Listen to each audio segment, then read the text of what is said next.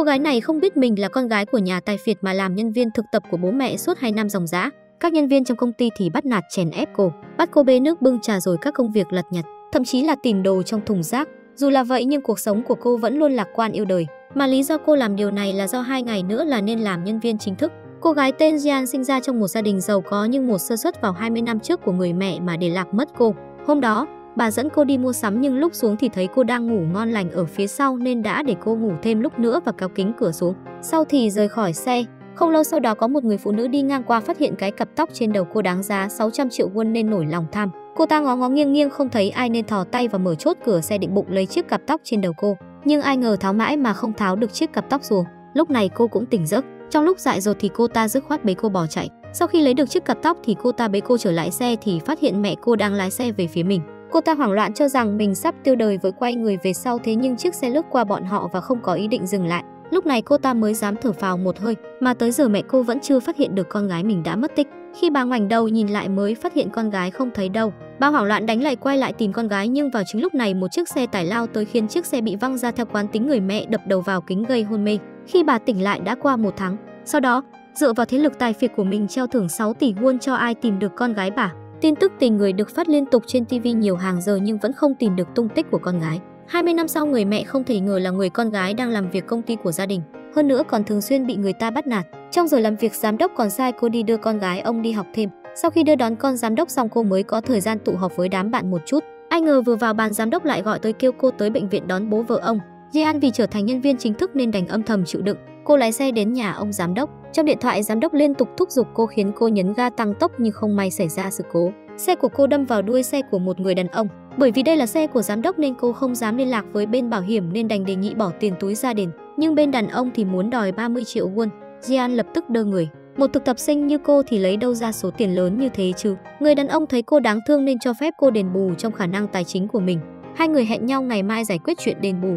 Nhưng Jian lại không biết người đàn ông này chính là con trai của chủ tịch công ty mà cô đang thực tập. Người đàn ông tên Jo Kyung là người thừa kế của tập đoàn ATS. Sau khi Jian tới nơi, vợ giám đốc liền tổng xì vả cô một trận rồi sai cô chuyển đầu lên xe. Sau khi nhìn chiếc xe rời đi thì cô ngẩng đầu lên nhìn bầu trời đầy sao. Trách ông trời sao đối xử mình thậm tệ như vậy. Bên này gia đình tại phiệt nhận được một bưu kiện. Khi phu nhân mở ra xem thì nhận được 2 chiếc bàn chải đánh răng và một bức thư. Nội dung bức thư kêu bà đi xét nghiệm ADN. Một trong 2 chiếc bàn chải là của con gái đã mất tích 25 năm của bà. Bà cho rằng đây lại là chiêu trò của bọn lừa đảo nên giận dữ ném chiếc hộp xuống đất. Lúc này có một số điện thoại lạ gửi ảnh tới. Bà mở ra xem thì đây chính là chiếc cặp tóc của con gái năm đó cùng với bức ảnh của 2 cô gái. Bà nhìn bức ảnh với tâm trạng kích động, mà người có trong bức ảnh chính là Jian và Jisoo. Bà vội vã lục tìm chiếc cặp tóc đối chiếu với bức ảnh thì cuối cùng xác định đây chính là chiếc cặp tóc của con gái bà đeo hôm mất tích. Nhìn cô con gái mà mình luôn tìm kiếm 25 năm qua, bà kích động đến mức ngất xỉu. Bên này, Jian đang rất cố gắng nhưng cuối cùng thì ôm về thất vọng.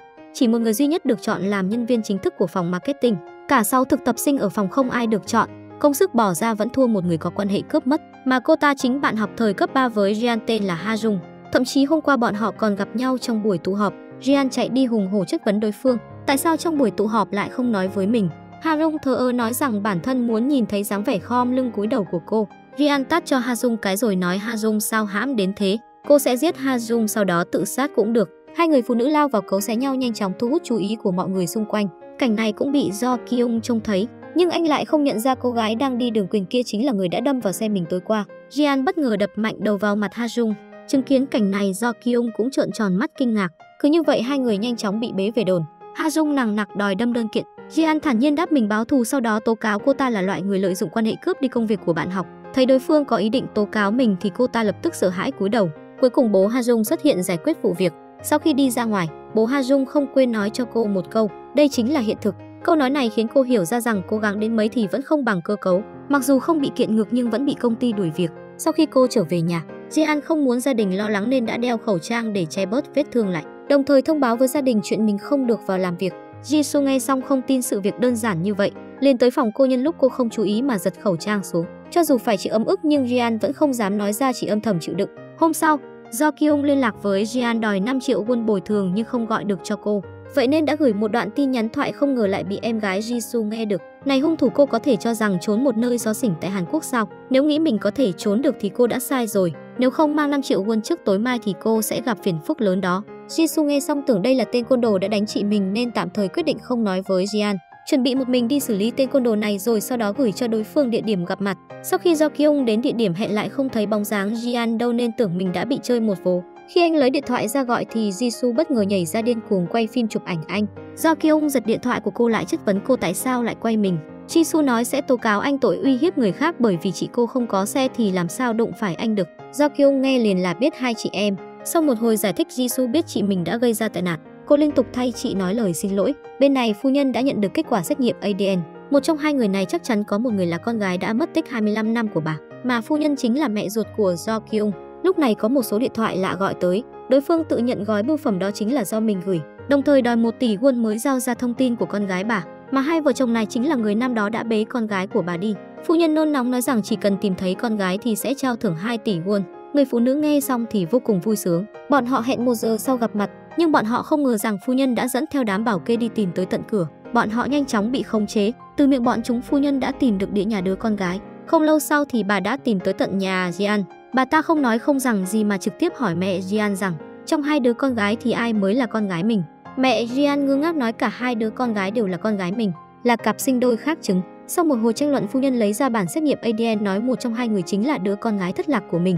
Chuyện đã đến nước này, mẹ Jian không thể giấu giếm thêm được nữa, chỉ đành thừa nhận Jian là đứa con gái mình nhặt được về. Là Jian sao? Đây là người mẹ vô tâm nhất S từng gặp. Ra ngoài mua sắm chỉ chọn đồ cho mình, hoàn toàn không để ý một trong hai đứa bé đã chạy ra đường.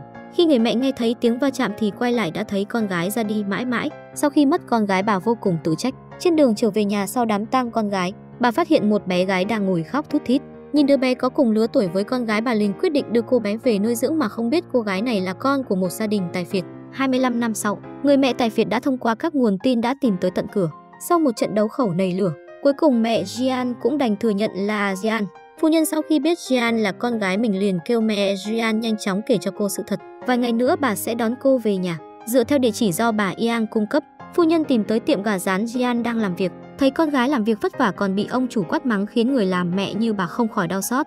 Vậy nên đã tìm gặp ông chủ tiệm gà rán. Sau đó đưa một tập tiền kêu ông ta đổi việc Jian và đưa một khoản tiền này. Ông chủ vừa quay lại liền thông báo cháu trai mình cần việc làm nên chỉ đành cho cô thôi việc, đồng thời đưa cô tiền lương của 1 tuần làm việc. Jian mở số tiền ra đếm, sau đó đưa ông chủ số tiền thừa. Ông chủ tham lam nhận lấy số tiền thừa đút vào túi áo. Nhận được lương, Jia chạy tới cửa hàng tiện lợi mua một gói cơm nắm và một chai nước loại rẻ tiền nhất. Lúc này bạn thân cũng gọi điện thoại tới. Trong cuộc nói chuyện bọn họ nhắc tới tiền nong khiến Jian chợt nhớ tới vụ tai nạn xe hôm đó. Cô còn chưa trả 5 triệu won tiền bồi thường. Jian hoảng hốt nói mình bận rồi cúp máy. Sau đó gọi điện thoại cho Do Kyung. Đầu dây bên kia Do Kyung kêu cô mau đền tiền sửa xe. Jian xin lỗi nói mình vừa mất đi công việc nên không có nhiều tiền như thế. Do Kyung bỗng nhiên hỏi cô có tiếng Nhật hay tiếng Anh gì không. Sau khi có được đáp án chắc chắn, anh liền kêu cô hãy ăn mặc chỉnh tề rồi mau chóng tới đây, đồng thời hứa sẽ trả cho cô mức lương cao nhất. Thì ra phiên dịch viên trong bữa tiệc của hội nhà giàu quốc tế do anh tổ chức bất ngờ gặp tai nạn. Jian cấp tốc chạy về nhà nhanh chóng thay quần áo. Lúc này mẹ muốn nói về chuyện thân thế của cô, nhưng lúc này trong đầu Jian chỉ nghĩ đến số tiền lương kia, hoàn toàn không để ý tới lời của mẹ. Sau khi thay quần áo liền vội vàng chạy ra khỏi nhà. Không lâu sau thì cô đã có mặt tại buổi tiệc. Buổi tối khi hoạt động bắt đầu, Jian trên khán đài dịch tiếng Anh Nhật một cách lưu loát. Dưới sự dẫn dắt của cô, buổi trình diễn ra một cách suôn sẻ. Do Kyung nhìn cô nở nụ cười hài lòng, ngay cả các quan khách phía dưới cũng gật đầu khen ngợi. Hoạt động diễn ra vô cùng thuận lợi. Lúc này Do Kyung bỗng nhiên nhận được một cuộc điện thoại. Em gái Seo Hyun thông báo đã tìm thấy cô em gái thất lạc 25 năm của anh, nhưng bố mẹ cũng vì chuyện này mà cãi nhau, kêu anh mau chóng về nhà. Do Kyung chào hỏi bạn bè vài câu rồi rời đi. Hoạt động kết thúc, Ryan một mình ở lại hiện trường ngây ngốc chờ Do Kyung đến. Cơm tối vẫn chưa được ăn cho tới khi mọi người dọn về gần hết vẫn không thấy bóng dáng Do Kyung đâu. Gọi điện thoại thì không thấy ai bắt máy. Ryan bắt đầu thấy sốt ruột. Trước khi tới đây để bắt xe đến kịp, cô đã tiêu hết số tiền trong túi, vậy nên cô chỉ đành đi bộ về nhà. Chuyện đen đủi liên tục ập tới. Ryan ướt sũng chạy tới trạm xe buýt. Lúc này một người đàn ông mặc áo mưa đi qua bắt chuyện với cô. Ryan vô cùng sợ hãi bởi người đàn ông này trông vô cùng không giống người tốt. Không cần đâu, chồng tôi sắp tới đón rồi. Người đàn ông nghe xong liền lên xe rời đi. Jian sau khi nhìn thấy anh ta đi xa vẫn không khỏi sợ hãi, vội nhắn tin vay tiền bạn, sau đó gọi taxi thì tổng đài thông báo hiện không có xe về Seoul. Cô lo sợ sẽ lại gặp người đàn ông vừa rồi, cô chỉ đành đội mưa đi về nhà. Lúc này người đàn ông kia bất ngờ quay lại. Khi ông ta đi lướt qua, cô đạp tới phía trước rồi dừng lại. Jian trông thấy liền sợ hãi lùi về sau. Ông ta dường như lôi ra thứ gì đó, thì ra là cô tự mình dọa mình. Sau đó ông ta đạp xe rời đi. Lúc này Jian sợ hãi bật khóc, thấy điện thoại chỉ còn 1% pin mà cô hoang mang không biết làm thế nào. Sau đó vội lấy máy gọi cho người đàn ông mà em gái Grad cũng là bạn đại học của cô. Jian nói với anh tình hình của mình. Du Hyuk vội vàng gác lại công việc đi tìm cô. Bên này do Kyung giải quyết xong việc gia đình mới trông thấy tin nhắn của Jian. Anh vội lái xe tới đón mà lúc này Du Hyuk cũng tới đón cô. Do Kyung trùng hợp tới nơi chứng kiến cảnh này cho rằng bạn trai Jian tới đón cô ấy nên không xuống xe. Jian về nhà với cơ thể mệt mỏi ngủ một mạch đến 11 giờ trưa. Người mẹ vào phòng gọi cô dậy, sau đó đưa cô một bộ quần áo mới, kêu cô trang điểm mặc quần áo gọn gàng. Jian mơ hồ không hiểu chuyện gì, sau đó đi theo mẹ đến một nhà hàng. Ban đầu cô còn tưởng mẹ đưa cô đi xem mắt nhưng mẹ nói đợi đến đấy rồi biết. Sau khi đến nhà hàng, bọn họ được giám đốc đưa đến một phòng VIP. Jian nhìn hai người ngồi bên trong ngơ ngác hỏi mẹ là ai thì bà Yang nói đây là bạn mình. Nhưng Jian hoàn toàn không biết người ngồi trước mặt là bố mẹ ruột mình, cũng chính là phu nhân và chủ tịch của tập đoàn ATS. Jian chào hỏi xong thì ngồi xuống với mẹ. Lúc này chủ tịch Choi gọi ra một món ăn ngon. Jian còn tưởng mẹ đang giới thiệu công việc cho mình. Chủ tịch Choi nhẹ nhàng kêu cô hãy nếm thử đồ ăn khi còn nóng. Jian ngơ ngác gật đầu, sau đó ăn một miếng lớn. Phu nhân Du nhìn tướng ăn như hổ đói của cô liền rưng rưng nước mắt. Chủ tịch Choi liền kêu giám đốc mang các món ăn của nhà hàng lên. Jian cả ngày chưa được ăn gì, chỉ cắm mặt vào ăn. Cháu không kén ăn nhỉ? Cháu không kén ăn đâu à, bởi vì món ăn ở đây quá ngon, cũng có thể là do ngày hôm qua cháu chưa ăn gì. Phu nhân Du nghe Jian nói cả ngày chưa ăn gì liền quay sang bà Yang với vẻ mặt không vui. Bà Yang giải thích con gái từ bé đã không kén ăn, còn nói ra rất nhiều ưu điểm của cô. Jian nghe thấy mẹ đang khen ngợi mình suýt chút nữa thì giặc cơm. Phu nhân Du thấy vậy liền kêu cô ăn chậm lại. Jian sau khi uống một ngụm nước nhớ lại lúc cô làm thực tập sinh ở công ty ATS đã nhìn thấy hai người trên cuốn tạp chí. Bọn họ chính là vợ chồng chủ tịch công ty ATS. Jian nhìn hai người đầy kinh ngạc, sau đó nhỏ tiếng hỏi mẹ sao lại quen được hai người này. Bà Yang trả lời là nhờ cô cả đó. Jian ngơ ngác không hiểu. Thực ra hai người họ chính là bố mẹ ruột của con. Hai người mong chờ cô nhìn họ. Nhưng Jian tưởng mình nghe nhầm, mẹ cô liền nhắc lại lần nữa thì cô mới quay sang nhìn hai người với ánh mắt khó tin. Nói xong liền quay người rời đi. Jian thấy mẹ bỏ đi thì cũng xách túi đuổi theo. Jian cúi đầu xin lỗi rồi vội vã rời đi. Hai người sau khi trở về nhà kể lại chuyện này với Do Kyung và con gái út. Do Kyung nói mình sẽ giúp bố mẹ thuyết phục em gái trở về nhà sống. Buổi tối Jian đứng đợi mẹ ở cổng. Bà Yang thấy cô ăn mặc mỏng manh lập tức đi tới mắng cô một trận, nhưng cô lại bày ra tư thế quyến rũ trêu chọc mẹ. Con gợi cảm không? Bà Yang lập tức nguôi giận. Jian nói với mẹ cho dù bản thân là thiên kim tiểu thư đi nữa thì không bao giờ rời khỏi ngôi nhà này. Nhưng bà Yang kêu cô mau trở về nhà của mình, như vậy mới hoàn thành giấc mơ ra nước ngoài du học mà cô luôn khao khát. Jian vui vẻ nói giữa chuyện du học và gia đình thì cô sẽ chọn gia đình. Cô ngả vào vai mẹ và nói con muốn ở bên cạnh mẹ. Về tới nhà, Jian nhìn người thân đã chung sống cùng mình suốt 25 năm qua quyết định từ bỏ cuộc sống giàu có, sau đó nói với mẹ sự lựa chọn của mình. Hôm sau, cô bắt đầu công việc nhân viên phục vụ bị người ta trèo đầu cưới cổ. Khi cô giúp khách hàng mang đồ vào trong xe lại bị một chiếc xe chắn đường. Cô nhắc nhở chiếc xe lùi về sau một chút nhưng người trong xe lại nói mình không biết lái xe. Jian chỉ đành lách qua khoảng trống hẹp. Lúc này chuông điện thoại bỗng reo lên, cô tưởng là do Kyung gọi đến trả tiền lương hôm trước. Cô bực mình nói đúng là đồ điên. Không ngờ bà cô trong xe nghe được câu này liền hùng hổ xuống xe. Bà ta cho rằng Jian chửi mình. Jian liền giải thích là có một người liên tục nhắn tin quấy rầy cô. Cô chỉ đang nói người gửi tin nhắn đó mà thôi. Đối phương đưa tay muốn xem điện thoại của cô. Khi Jian chuẩn bị lấy điện thoại ra thì bà ta trực tiếp cướp lấy điện thoại. Jian muốn nói gì đó nhưng lại không dám. Lúc này con gái bà ta cũng giám đốc khách sạn đi tới. Em trai Jian trùng hợp chứng kiến cảnh này, quỳ xuống cúi đầu xin lỗi cho tôi. Jian không biết nên phải làm sao, liên tục cúi đầu xin lỗi. Quản lý nghe vậy liền biết đây là khách VIP, vội kêu Jian quỳ xuống xin lỗi đối phương. Jian căng thẳng nắm chặt tay, nghĩ tới hoàn cảnh gia đình, cuối cùng vẫn lựa chọn cúi đầu. Em trai nhìn thấy định giúp chị mình nhưng nhìn lại thẻ nhân viên do dự mà quay vào trong. Người phụ nữ vẫn chưa chịu buông tha cho Jian, hỏi cô có biết tại sao phải quỳ không. Jian chỉ biết nói lời xin lỗi. Lúc này người tới hóng chuyện một lúc càng đông, ai nấy đều thấy mẹ con bà kia đều quá đáng. Nhìn chị gái quỳ dưới đất, em trai thấy đau khổ. Xong chuyện, Jian như người mất hồn trở về làm việc, không ngờ bị giám đốc gỡ thẻ nhân viên xuống rồi đưa cô một khoản tiền thông báo cô đã bị đuổi việc. Jian bật cười, nụ cười ẩn chứa sự thất vọng, sự bất công của cô đối với cuộc sống. Buổi tối trên đường về nhà vì không muốn người nhà phát hiện, cô cố gắng giữ nụ cười trên môi. Lúc này Do Kyung bất ngờ tìm tới cô. Jian vội trốn sang một bên. Do Kyung vội giải thích hôm đó không phải anh cố ý quỵt tiền lương của cô, nhưng thái độ bất cần đời của cô đã chọc giận anh. Vừa gặp đã đòi cô tiền sửa xe, yêu cầu cô mau chóng trả hết số tiền đó cho mình. Jian lập tức lo sợ nhìn dáng vẻ căng thẳng nắm chặt tay của cô. Do Kyung lại nói mình không cần tiền của cô mà chỉ muốn cô hiểu rõ không có điều kiện thì đừng có tính khí nóng nảy như vậy. Nói xong liền lái xe rời đi. Sau khi bị sỉ nhục, Jian liền không thể khống chế nổi cảm xúc nữa. Cô ấm ức ngồi xuống đất khóc lớn. Jian không biết tiếp tục chịu ấm ức vì chuyện tiền bạc nữa. Cuối cùng đã quyết định gọi cho mẹ ruột. Có thể cho con vay 20 triệu won được không? Hôm nay, Jian làm một bữa sáng vô cùng thịnh soạn. Cô nói chuyện mình quyết định quay về nhà mẹ đẻ với mọi người. Con quyết định về nhà mẹ đẻ, nhưng em gái và em trai tỏ ra rất bất ngờ. Người mẹ giải thích về xuất thân thật sự của Jian. Em gái phản đối cách làm của chị nhưng em trai nghĩ đến cảnh chị gái phải quỳ trước mặt người khác. Cậu tỏ ra rất tán thành chị gái về nhà mẹ đẻ giàu có. Bên này phu nhân cũng nhận được điện thoại của mẹ Jian nói với họ Ryan sắp về nhà. Do Kyung rất mong được gặp em gái của mình nhưng cô con gái Seo Hyun có chút lo lắng vì sự đột ngột trở về của chị gái. Bên này Jian cũng nhận được tiền mẹ ruột chuyển cho. Do Kyung đang chuẩn bị lựa chọn quần áo để chào đón đứa em gái mình chưa từng gặp. Đúng lúc này anh nhận được điện thoại của Jian. Jian nói mình sẽ trả tiền lại cho anh. Hai người hẹn nửa tiếng sau gặp mặt nhưng do Kyung không muốn gặp cô.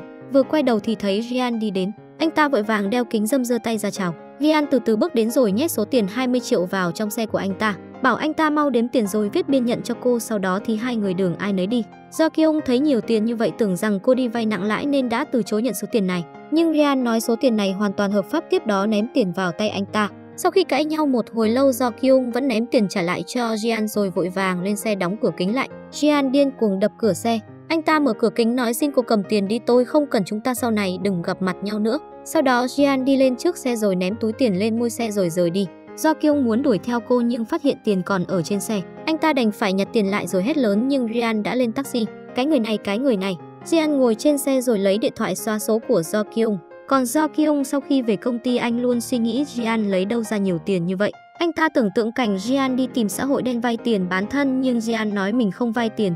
Anh ta lại nghĩ Jian đi làm những công việc không chính đáng nhưng với thân hình đó của cô cũng không thể. Thậm chí còn nghĩ đến chuyện Jian đi bán thận. Thôi khỏi suy nghĩ nữa thì thư ký nhắc anh đến giờ đi họp. Do Kyung hỏi thư ký bây giờ bắt anh kiếm 20 triệu won một ngày thì anh làm như thế nào. Thư ký nói sẽ tìm bố mẹ giúp đỡ. Lúc này Do Kyung mới tỉnh ngộ. Đồng thời lúc này mẹ Jian đi xe đến gặp bố cô. Bà nói tất cả những chuyện xảy ra gần đây với ông ta. Người bố không tin chuyện này.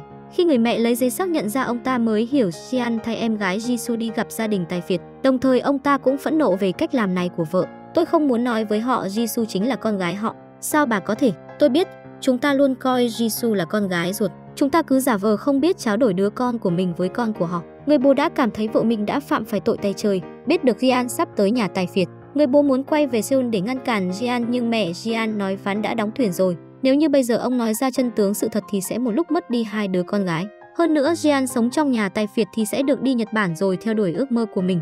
Nghe xong những điều này người bố chỉ biết im lặng. Ông đành phải giả vờ như chưa biết chuyện gì. Giấu bao lâu thì giấu bấy lâu. Nhưng họ không biết rằng điều này sẽ khiến Jian rất tổn thương.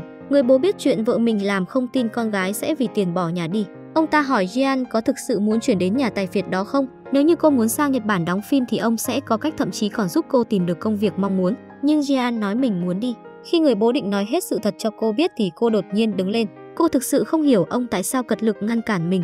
Lẽ nào bố không muốn cô có cuộc sống tốt hơn sao? Tại sao cô không phải con gái của nhà giàu có? Bố mẹ cô thực sự là chủ tịch và phu nhân của tập đoàn tài phiệt. Tại sao con không thể đến nhà họ ở chứ? Con chỉ muốn hỏi là tại sao lúc đầu bố mẹ lại bế cô ra khỏi họ. Người bố nghe xong những lời từ tận đáy lòng của con gái bản thân ông cũng không biết nên trả lời thế nào. Ông đành phải nuốt những lời muốn nói vào bên trong. Jian chạy vào một con hẻm, cô bật khóc nức nở. Bởi vì nỗi tủi nhục trong lòng cô không một ai biết. Lúc này em gái đến tìm và hỏi cô, lý do cô muốn rời đi là vì nhà tài phiệt kia lắm tiền nhiều của sao? Chị không thể làm như vậy sao? Đương nhiên là không được. Tại sao? Họ là bố mẹ ruột của chị mà. Chị chỉ muốn về nhà của mình thôi. Chị làm tổn thương bố mẹ.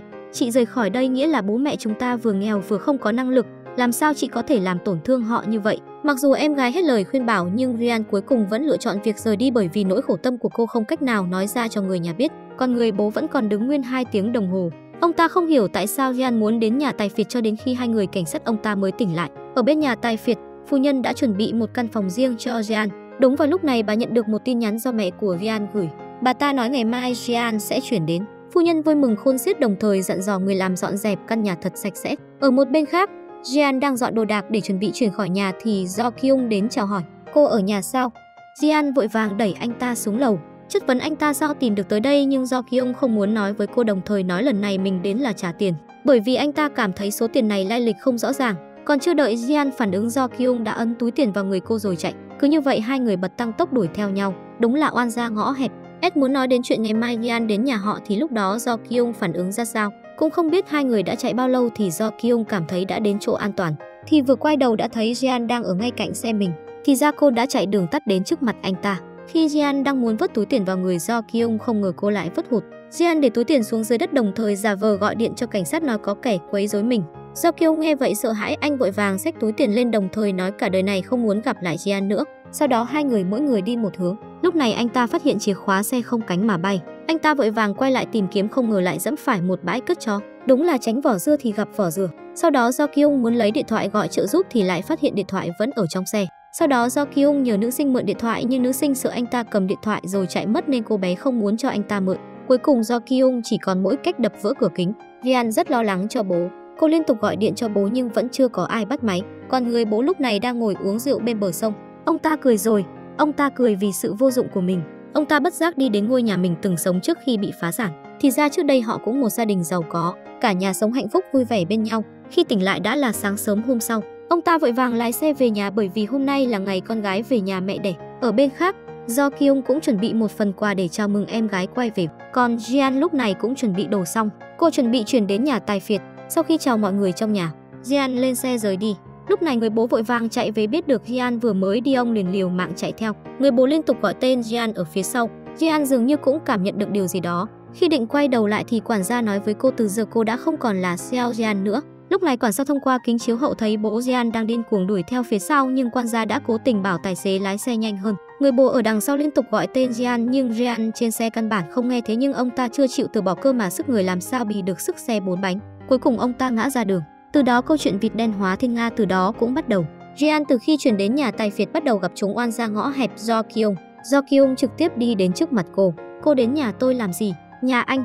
Cô làm cách gì để tìm được nhà tôi? Điều này khiến Jian sững sờ, còn do Kyung cho rằng cô đã theo dõi anh để đến đây nên anh mới lớn tiếng chỉ trích cô. Lúc này Jian nhớ tới những gì anh ta nói trước đây. Tuyệt đối đừng gặp lại, cô không thể gặp lại anh ta nữa.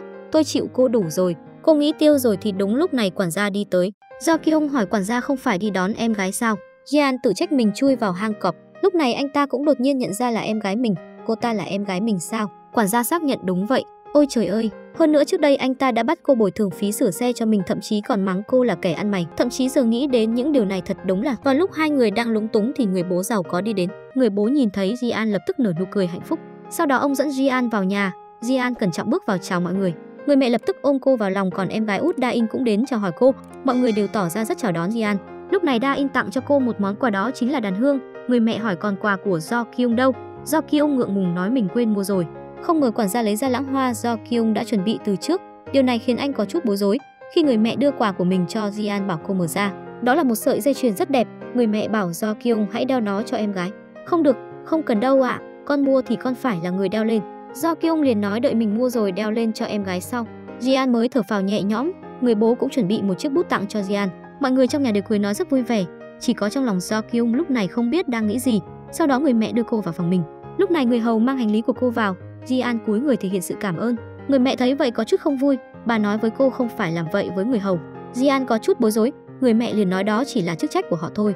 Sau đó đến giờ ăn cơm, Jian nhìn thấy giấy ăn trước mắt cô không biết nên sử dụng thế nào. Khi cô nhìn thấy mọi người đều lấy giấy ăn đặt lên đùi cô cũng vội vàng học theo. Vào lúc mọi người cùng nhau nâng ly chúc mừng cô trở về, chuyện xấu hổ lại xuất hiện. Mọi người đều cầm ly rượu sâm panh, còn cô lại cầm ly nước. Sau khi vội vàng đổi lại ly rượu, người bố một lần nữa nói chào đón cô về nhà. Kết quả Jian trực tiếp đứng lên để cụng ly với bố. Trời ạ, đúng là chỉ muốn độ thổ. Jian lại lần nữa không cẩn thận cô làm rơi dao nĩa xuống đất. Cô muốn cúi người để nhặt thì do Kyung bảo cô đừng động đậy. Đồng thời anh đi đến phía sau Jian bảo cô đứng lên. Jian không hiểu, sau đó miễn cưỡng đứng lên. Lúc này do Kyung lấy ra sợi dây chuyền từ trong túi áo. Anh không quan tâm Việt Nam có đồng ý hay không, cố tình đeo lên cổ cô. Điều này khiến Jian xấu hổ đứng im tại chỗ. Mọi người đều khen cô đeo rất đẹp. Người mẹ cũng nói thêm một câu, nếu như trang điểm thêm một chút thì càng đẹp hơn. Nói làm là làm, phu nhân đưa Jian đi spa, làm một kiểu tóc mới. Trải qua hơn mấy tiếng đồng hồ thì trở thành bộ dạng này, beautiful. Một chữ đẹp khiến người ta suýt xoa. Người nhà nhìn thấy đều khen cô, cảm giác như cô đã biến thành một người khác vậy. Ngay cả do Kyung nhìn thấy cũng khen không ngớt. Nhưng Jian vẫn cảm thấy có gì đó không quen. Không lâu sau người bố lại đưa cho cô 100 triệu tiền tiêu vặt. Đây chính là câu chuyện vịt con xấu xí biến thành thiên nga ở hiện thực.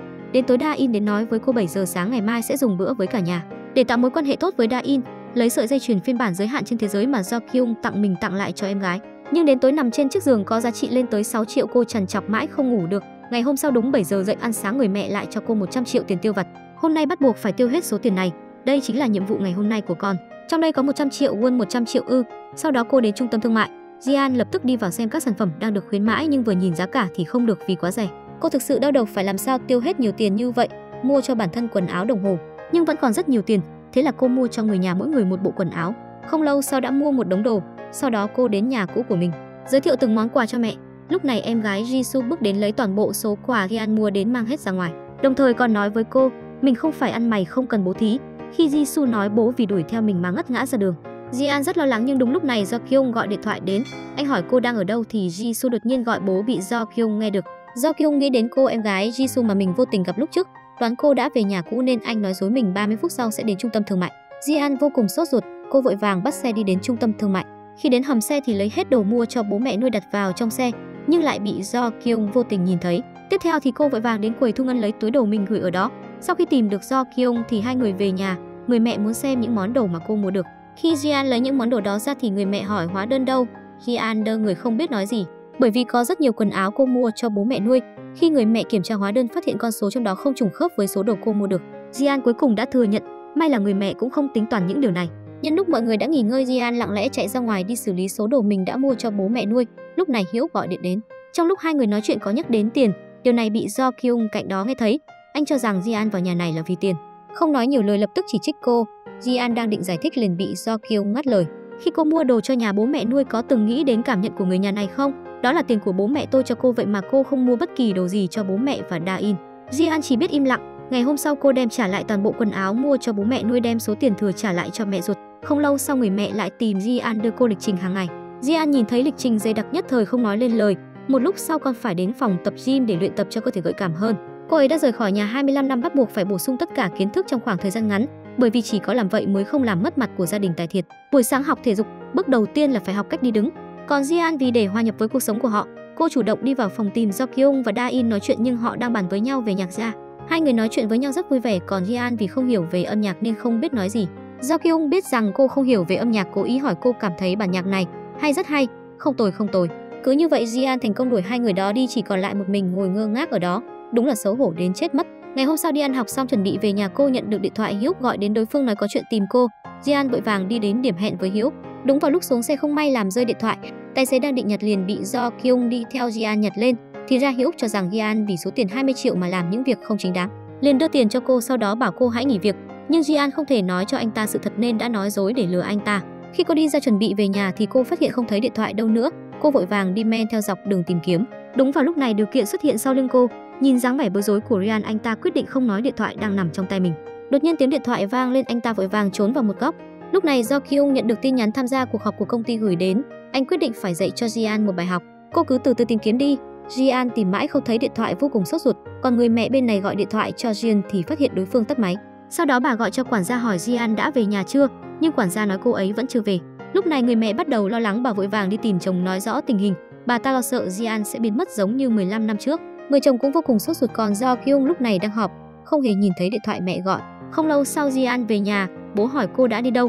Người mẹ đột nhiên xông vào không nói lời nào, lập tức ôm chặt Ryan. Bà ta rất sợ sẽ mất con gái một lần nữa. Khi biết con gái làm mất điện thoại nên mới không nghe, bà ta liền nói với cô dù cho điện thoại bị mất cũng phải đi học. Ryan đành phải liên tục nói xin lỗi. Đúng vào lúc này Do Kyung quay về. Mặc dù chứng kiến cảnh này nhưng anh ta không hề đứng ra giải thích. Người mẹ sợ hãi sẽ để lạc mất Ryan lần nữa nên lập tức cấm cô ra ngoài một mình. Từ nay về sau tự do của Ryan đã không còn. Do Kyung quay về phòng lấy điện thoại của Ryan ra nhưng không hề trả điện thoại cho cô mà cất vào ngăn kéo. Lúc này anh trai của Ryan là Jitae để nâng cao doanh số bán hàng, anh đang phát tờ rơi trên đường. Đến tối lại nhìn thấy bạn gái đi xem mắt với một người đàn ông khác, anh lập tức kéo Iuhi lại. Sau khi khiến người đàn ông xem mắt với cô rời đi, anh liền cãi nhau một trận với Iuhi. Thì ra Jitae chỉ muốn yêu không muốn cưới, vì vậy Iuhi mới quyết định đi xem mắt. Iuhi đang muốn quay người rời đi thì lại bị Jitae lập tức kéo cô lại. Đúng lúc này người bố đi ngang qua. Lúc này mọi người cánh tay quanh cũng ngày càng nhiều. Jitae cuối cùng nói ra lý do anh không muốn kết hôn. Anh là con trưởng của một gia đình nghèo, anh không có hy vọng vào hôn nhân, vì vậy sẽ không kết hôn. Lý do anh không bao giờ muốn kết hôn là vì không muốn con anh phải chịu cảnh nghèo như bố nó. Vì vậy anh không kết hôn, anh sẽ không kết hôn. Người bố nghe thấy lời của con trai thì ông lại tự trách mình. Ông ta biết rằng bởi vì công việc kinh doanh của mình thất bại đã hại con trai không có tiền còn không thể kết hôn. Jitae quyết định từ bỏ Iuhi. Anh đem chiếc túi rơi xuống đất nhặt lên đặt vào tay cô, sau đó quay người bước đi. Iuhi nhìn thấy anh rời đi, cô yêu Jitae nhưng không thể chấp nhận sự nghèo túng của anh. Cuối cùng hai người đi về hai hướng khác nhau. Nếu như là bạn có sẵn sàng chấp nhận một người đàn ông đẹp trai nhưng nghèo nàn không? Làm con gái của gia đình tài phiệt thì khổ sở đến mức nào? Vì phạm lỗi mà bị cấm túc không được ra ngoài. Thậm chí đến khi bản thân mình bị ốm, Jean cũng không dám nói với người nhà. Jean đau lòng khóc cả một đêm. Hôm nay Jisoo gọi điện thoại đến cho cô. Trong điện thoại truyền đến tiếng khóc của Jisoo. Jean sau khi nghe thấy thế liền chạy như bay tới chỗ cô. Không bao lâu sau thì đã đến nơi nhưng lại phát hiện ra Jisoo đã uống say mềm. Sau khi biết được Jisoo bởi vì tỏ tình với nam thần thất bại nên cô mới uống say như vậy. Cô đau lòng ôm lấy con bé rồi đưa Jisoo về nhà. Mẹ dặn dò cô lần sau nếu như không có việc gì thì đừng nên về đây. Ji-an liền giải thích là do Jisoo uống say cho nên mới đưa con bé về nhà. Vào lúc Ji-an đang định gọi taxi để về nhà, cô ấy liền nhìn thấy bố đang về nhà. Cô liền nấp vào một góc lén nhìn bố từ xa, cô không biết làm thế nào để đối diện với bố. Cùng lúc đó người mẹ tài thiệt biết được Ji-an dám tự tiện quay về nhà mẹ nuôi. Bà ta liền sai người làm mang những đồ mà cô ấy mang tới vứt hết đi. Cô em gái cũng nhân nước đục thả câu để nói Ji-an mấy câu. Đúng là con cái nhà nghèo thì không được dạy dỗ đàng hoàng mà. Chính vào lúc Ji-an vừa hay về tới nhà, sau khi biết mình có lỗi, cô ấy liền cúi người xin lỗi mẹ. Thế nhưng tất nhiên cô ấy vẫn không tránh khỏi việc bị giáo huấn một trận. Sau khi cô quay về phòng liền phát hiện tất cả đồ của mình đã không thấy đâu nữa, đến quần áo cũng đã bị vứt hết đi. Cô ấy tìm tới chỗ quản gia để hỏi rõ chuyện này. Bà ta liền nói đó là mệnh lệnh của phu nhân, tất cả đồ của cô đã bị vứt vào thùng rác rồi. Ji-an sau khi nghe xong thì ấm ức rồi khóc đến nơi, đó là kỷ niệm duy nhất của cô với gia đình. Ji-an lập tức chạy tới thùng rác để tìm đồ. Tìm suốt 1 tiếng đồng hồ nhưng chẳng thể tìm được gì hết, cô ấy khóc rồi. Đây là lần đầu tiên cô khóc sau khi tới gia đình tài thiệt này. Ji-an ngồi cuộn tròn trên giường, nhìn căn phòng lạ lẫm trước mặt mà cảm thấy vô cùng cô đơn lạc lõng. Cô ấy tới phòng bếp muốn uống chút rượu để giải khuây, nhưng lại phát hiện một chai rượu cũng không có. Thế là cô ấy lén lút chạy ra ngoài, trèo lên tường để trốn ra ngoài mua rượu, nhưng lại bị Do Kyung phát hiện, dọa cho cô ấy suýt chút nữa thì ngã xuống đất. Cô cho rằng Do Kyung sẽ chỉ trích mình, không ngờ anh ấy liền lấy một con búp bê bằng gỗ đưa cho cô.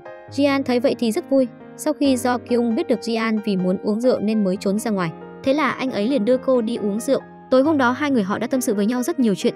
Hai người họ quyết định sẽ quên đi tất cả những chuyện không vui trước đây. Lúc Ji-an cầm theo búp bê gỗ đi, ngủ liền phát hiện những chú búp bê gỗ của gia đình họ được để ở trên bàn đầu giường không thiếu một con. Ji-an liền chạy lên phía trước ôm lấy chúng vào lòng. Đối với những người khác đây chỉ là những chú búp bê bình thường mà thôi, nhưng đối với Ji-an mà nói đây là những thứ vô cùng quan trọng với cô. Ngày hôm sau khi tất cả người làm đang dọn dẹp vệ sinh, thậm chí họ còn mời đến công ty dọn vệ sinh nổi tiếng nhất bởi vì họ đang chuẩn bị tiếp đón một nhân vật vô cùng quan trọng. Đó chính là ông ngoại của Ji-an, cũng chính là chủ tịch đi của tập đoàn. Trong gia đình tài phiệt này, ông ấy chính là người quyền lực nhất, mà sau khi ông ấy về nước thì chuyện muốn thực hiện nhất đó chính là gặp Ji-an. Ji-an lần đầu tiên gặp được ông ngoại thì cảm thấy có chút căng thẳng và sợ hãi. Ai mà biết được ông ngoại liền chủ động tiến lên phía trước ôm lấy Ji-an. Ji-an cũng vì thế mà bỏ xuống sự căng thẳng, cô cũng ôm chặt lấy ông ngoại. Da-in nhìn thấy thế thì vô cùng ghen tị. Mẹ của cô sau khi nhìn thấy cảnh ông cháu đoàn tụ thì vô cùng cảm động. Trong lúc ăn cơm, ông ngoại còn chủ động rót rượu cho Ji-an. Đây được coi là sự vinh hạnh vô cùng lớn đối với cô. Thậm chí ông còn gắp thức ăn cho cô, có thể nhìn ra ông ngoại rất thích cô cháu gái này. Hơn nữa còn sắp xếp cho cô ngày mai tới tập đoàn để làm việc. Ông muốn cô sớm ngày làm quen với môi trường làm việc của tập đoàn. Ngày hôm sau cô ấy đã có mặt ở dưới tầng của tập đoàn. Cô nghĩ tới những sự bất công trước đây, giúp người ta bê trà rót nước, thậm chí còn bị bắt đi đến chỗ thùng rác để nhặt chai lọ. Nhưng lần này quay lại, cô ấy lại dùng thân phận của người đứng đầu. Chúng ta chuẩn bị chào đón một người nhân viên vô cùng quan trọng. Chính vào lúc bọn họ đang bàn luận với nhau người ấy là ai, bỗng một loạt những tiếng bước chân đầy quyền lực bỗng chuyển đến. Lúc này hình như họ đều đang dùng cặp mắt vàng 24K để nhìn nhân vật quan trọng kia. Đặc biệt là đồng nghiệp của cô Ha Dung nhìn thấy trên người Ji-an từ trên xuống dưới đều là những thương hiệu nổi tiếng, mà khuyên tai của cô ấy cũng là loại vàng thần được thiết kế riêng. Ji-an trước mặt họ so với Ji-an từng chỉ mặc những bộ quần áo chợ rẻ tiền thì hoàn toàn khác biệt. Ha Dung sau khi bình tĩnh lại thì vô cùng tò mò với sự xuất hiện của Ji-an, nhưng với thân phận là một giám đốc lão làng thì ông ta thấy sự xuất hiện của Ji-an ở đây là không hề đơn giản. Thế là ông ấy liền bước lên trước chủ động chào hỏi với cô. Sự việc đã rõ, các đồng nghiệp liền bước tới chào hỏi với Ji-an. Chỉ có mình Ha Dung là tức tối rồi quay về chỗ ngồi. Ji-an quyết định sẽ đi pha cà phê cho mọi người. Sau đó cô ấy tới phòng trà mà lúc này Ha Dung cũng đi vào đó. Cô ta hỏi Ji-an khắp người mặc toàn là đồ hiệu là chuyện gì vậy, nhưng Ji-an không hề nói ra thân phận thật sự, mà nhắc tới kể từ lần trước cô ta lợi dụng quan hệ để cướp mất vị trí của mình thì họ đã không còn là bạn bè rồi. Ha Dung nghe thấy vậy thì không chút quan tâm mà quay người rời đi. Sau khi quay về vị trí, cô ta lại nói với mọi người rằng cuộc sống cá nhân của Ji-an không hề trong sạch, nếu không làm sao tự nhiên lại có thể mua được một đống đồ hiệu như thế chứ. Thế nhưng các đồng nghiệp lại nói đỡ Ji-an, bảo cô ta hãy giữ lại chút phúc đức cho con cháu đi. Trong lúc họp mọi người đều đang nói về những đề xuất để tổ chức kỷ niệm 40 năm thành lập công ty. Giám đốc hỏi Ha Dung xem tình hình đã tiến triển thế nào rồi, nhưng Ha Dung lại nói vẫn lên kế hoạch. Điều này khiến cho giám đốc vô cùng bất mãn. Nam đồng nghiệp liền nói trước đây có một kế hoạch do dự án đề xuất hay là để cô ấy tiếp tục làm. Lúc này Ji-an vô cùng kinh ngạc, ban đầu kế hoạch đó của cô đã bị công ty bãi bỏ, nhưng giám đốc lại giải thích đằng sau khi cô rời đi họ cảm thấy đề án của cô cũng rất ổn, thế nên đã dùng tên của Ha Dung để đề xuất lên trên. Còn Ji-an sau khi biết được đề án của mình được công ty lựa chọn thì vô cùng vui mừng. Tới tối mọi người liền hỏi Ji-an ngày đầu đi làm cảm thấy thế nào. Ji-an liền nói lúc đầu thì hơi ngại ngùng nhưng về sau thì tốt hơn nhiều rồi. Hơn nữa cô còn nói với mọi người về chuyện mình sẽ phụ trách tổ chức buổi tiệc kỷ niệm 14 năm thành lập công ty. Mà mẹ cô vừa nghe thấy thế thì liền hỏi sao công ty lại ra một việc lớn như thế cho cô. Ji-an giải thích rằng trước đây đã từng có thời gian thực tập tại đây, nhưng do Kyung lại nói dự án này sao lại không phải là tên của em. Ji-an liền nói bởi vì lúc trước cô từng bị công ty đuổi việc cho nên lúc giám đốc đề xuất lên trên đã dùng tên của người khác. Lúc này mẹ cô liền bảo cô mau lên nhà nghỉ ngơi đi. Đợi sau khi đi ăn rời đi, mẹ nói với Do Kyung rằng hãy giúp đỡ khi ăn hoàn thành nhiệm vụ lần này thật tốt. Do Kyung liền nói rằng anh sẽ cố gắng hết sức. Ngày hôm sau lúc đi làm mọi người đều đang lan truyền thông tin Do Kyung lên làm phó chủ tịch. Lúc này Ha Dung liền kiêu ngạo mà nói rằng mình đã từng gặp Do Kyung, thậm chí anh ấy còn cùng bố của cô ta chơi golf với nhau. Các đồng nghiệp nghe xong thì vô cùng ngưỡng mộ, mà Gian, người vốn là em gái của phó chủ tịch, lại đang lặng lẽ ngồi nghe cô ta chém gió. Ngày hôm nay cuối cùng cũng đã đến, ai sẽ là người được chọn đây để phụ trách dự án tổ chức buổi thực hiện thành lập công ty đây? Giám đốc bảo hai người họ nhắm mắt lại, mọi người lần lượt bầu phiếu. Sau khi lựa chọn xong, mọi người bảo họ hãy mở mắt ra. Jun Ha Dung, Seo Jian. Lúc này Ha Dung tâm cơ liền nói liệu có phải đã có gì nhầm lẫn hay không. Giám đốc liền lấy kế hoạch của cô ta ra mà nói rằng kế hoạch của cô hoàn toàn vượt qua dự toán của công ty. Chính vì vậy mà Jian đã giành được thắng lợi. Cùng lúc đó mẹ của cô đang tham dự một buổi hẹn vô cùng quan trọng. Hai vị phu nhân trước mặt là người mà bà ấy cần tạo quan hệ. Thế nhưng không ngờ rằng đối thủ suốt 20 năm nay của bà ấy sau khi biết được chuyện này thì không mời mà đến. Điều này khiến bà ta rất không hài lòng nhưng cũng chỉ đành chấp nhận. Trong lúc ăn cơm, Mi-ung Hye cố tình bắt chuyện với các phu nhân và phớt lờ sự tồn tại của bà ta. Không ngờ rằng bà ta trực tiếp nói ra chuyện Mi-ung Hye tìm thấy con gái cho mọi người biết. Điều này khiến cho bà ấy vô cùng kinh ngạc.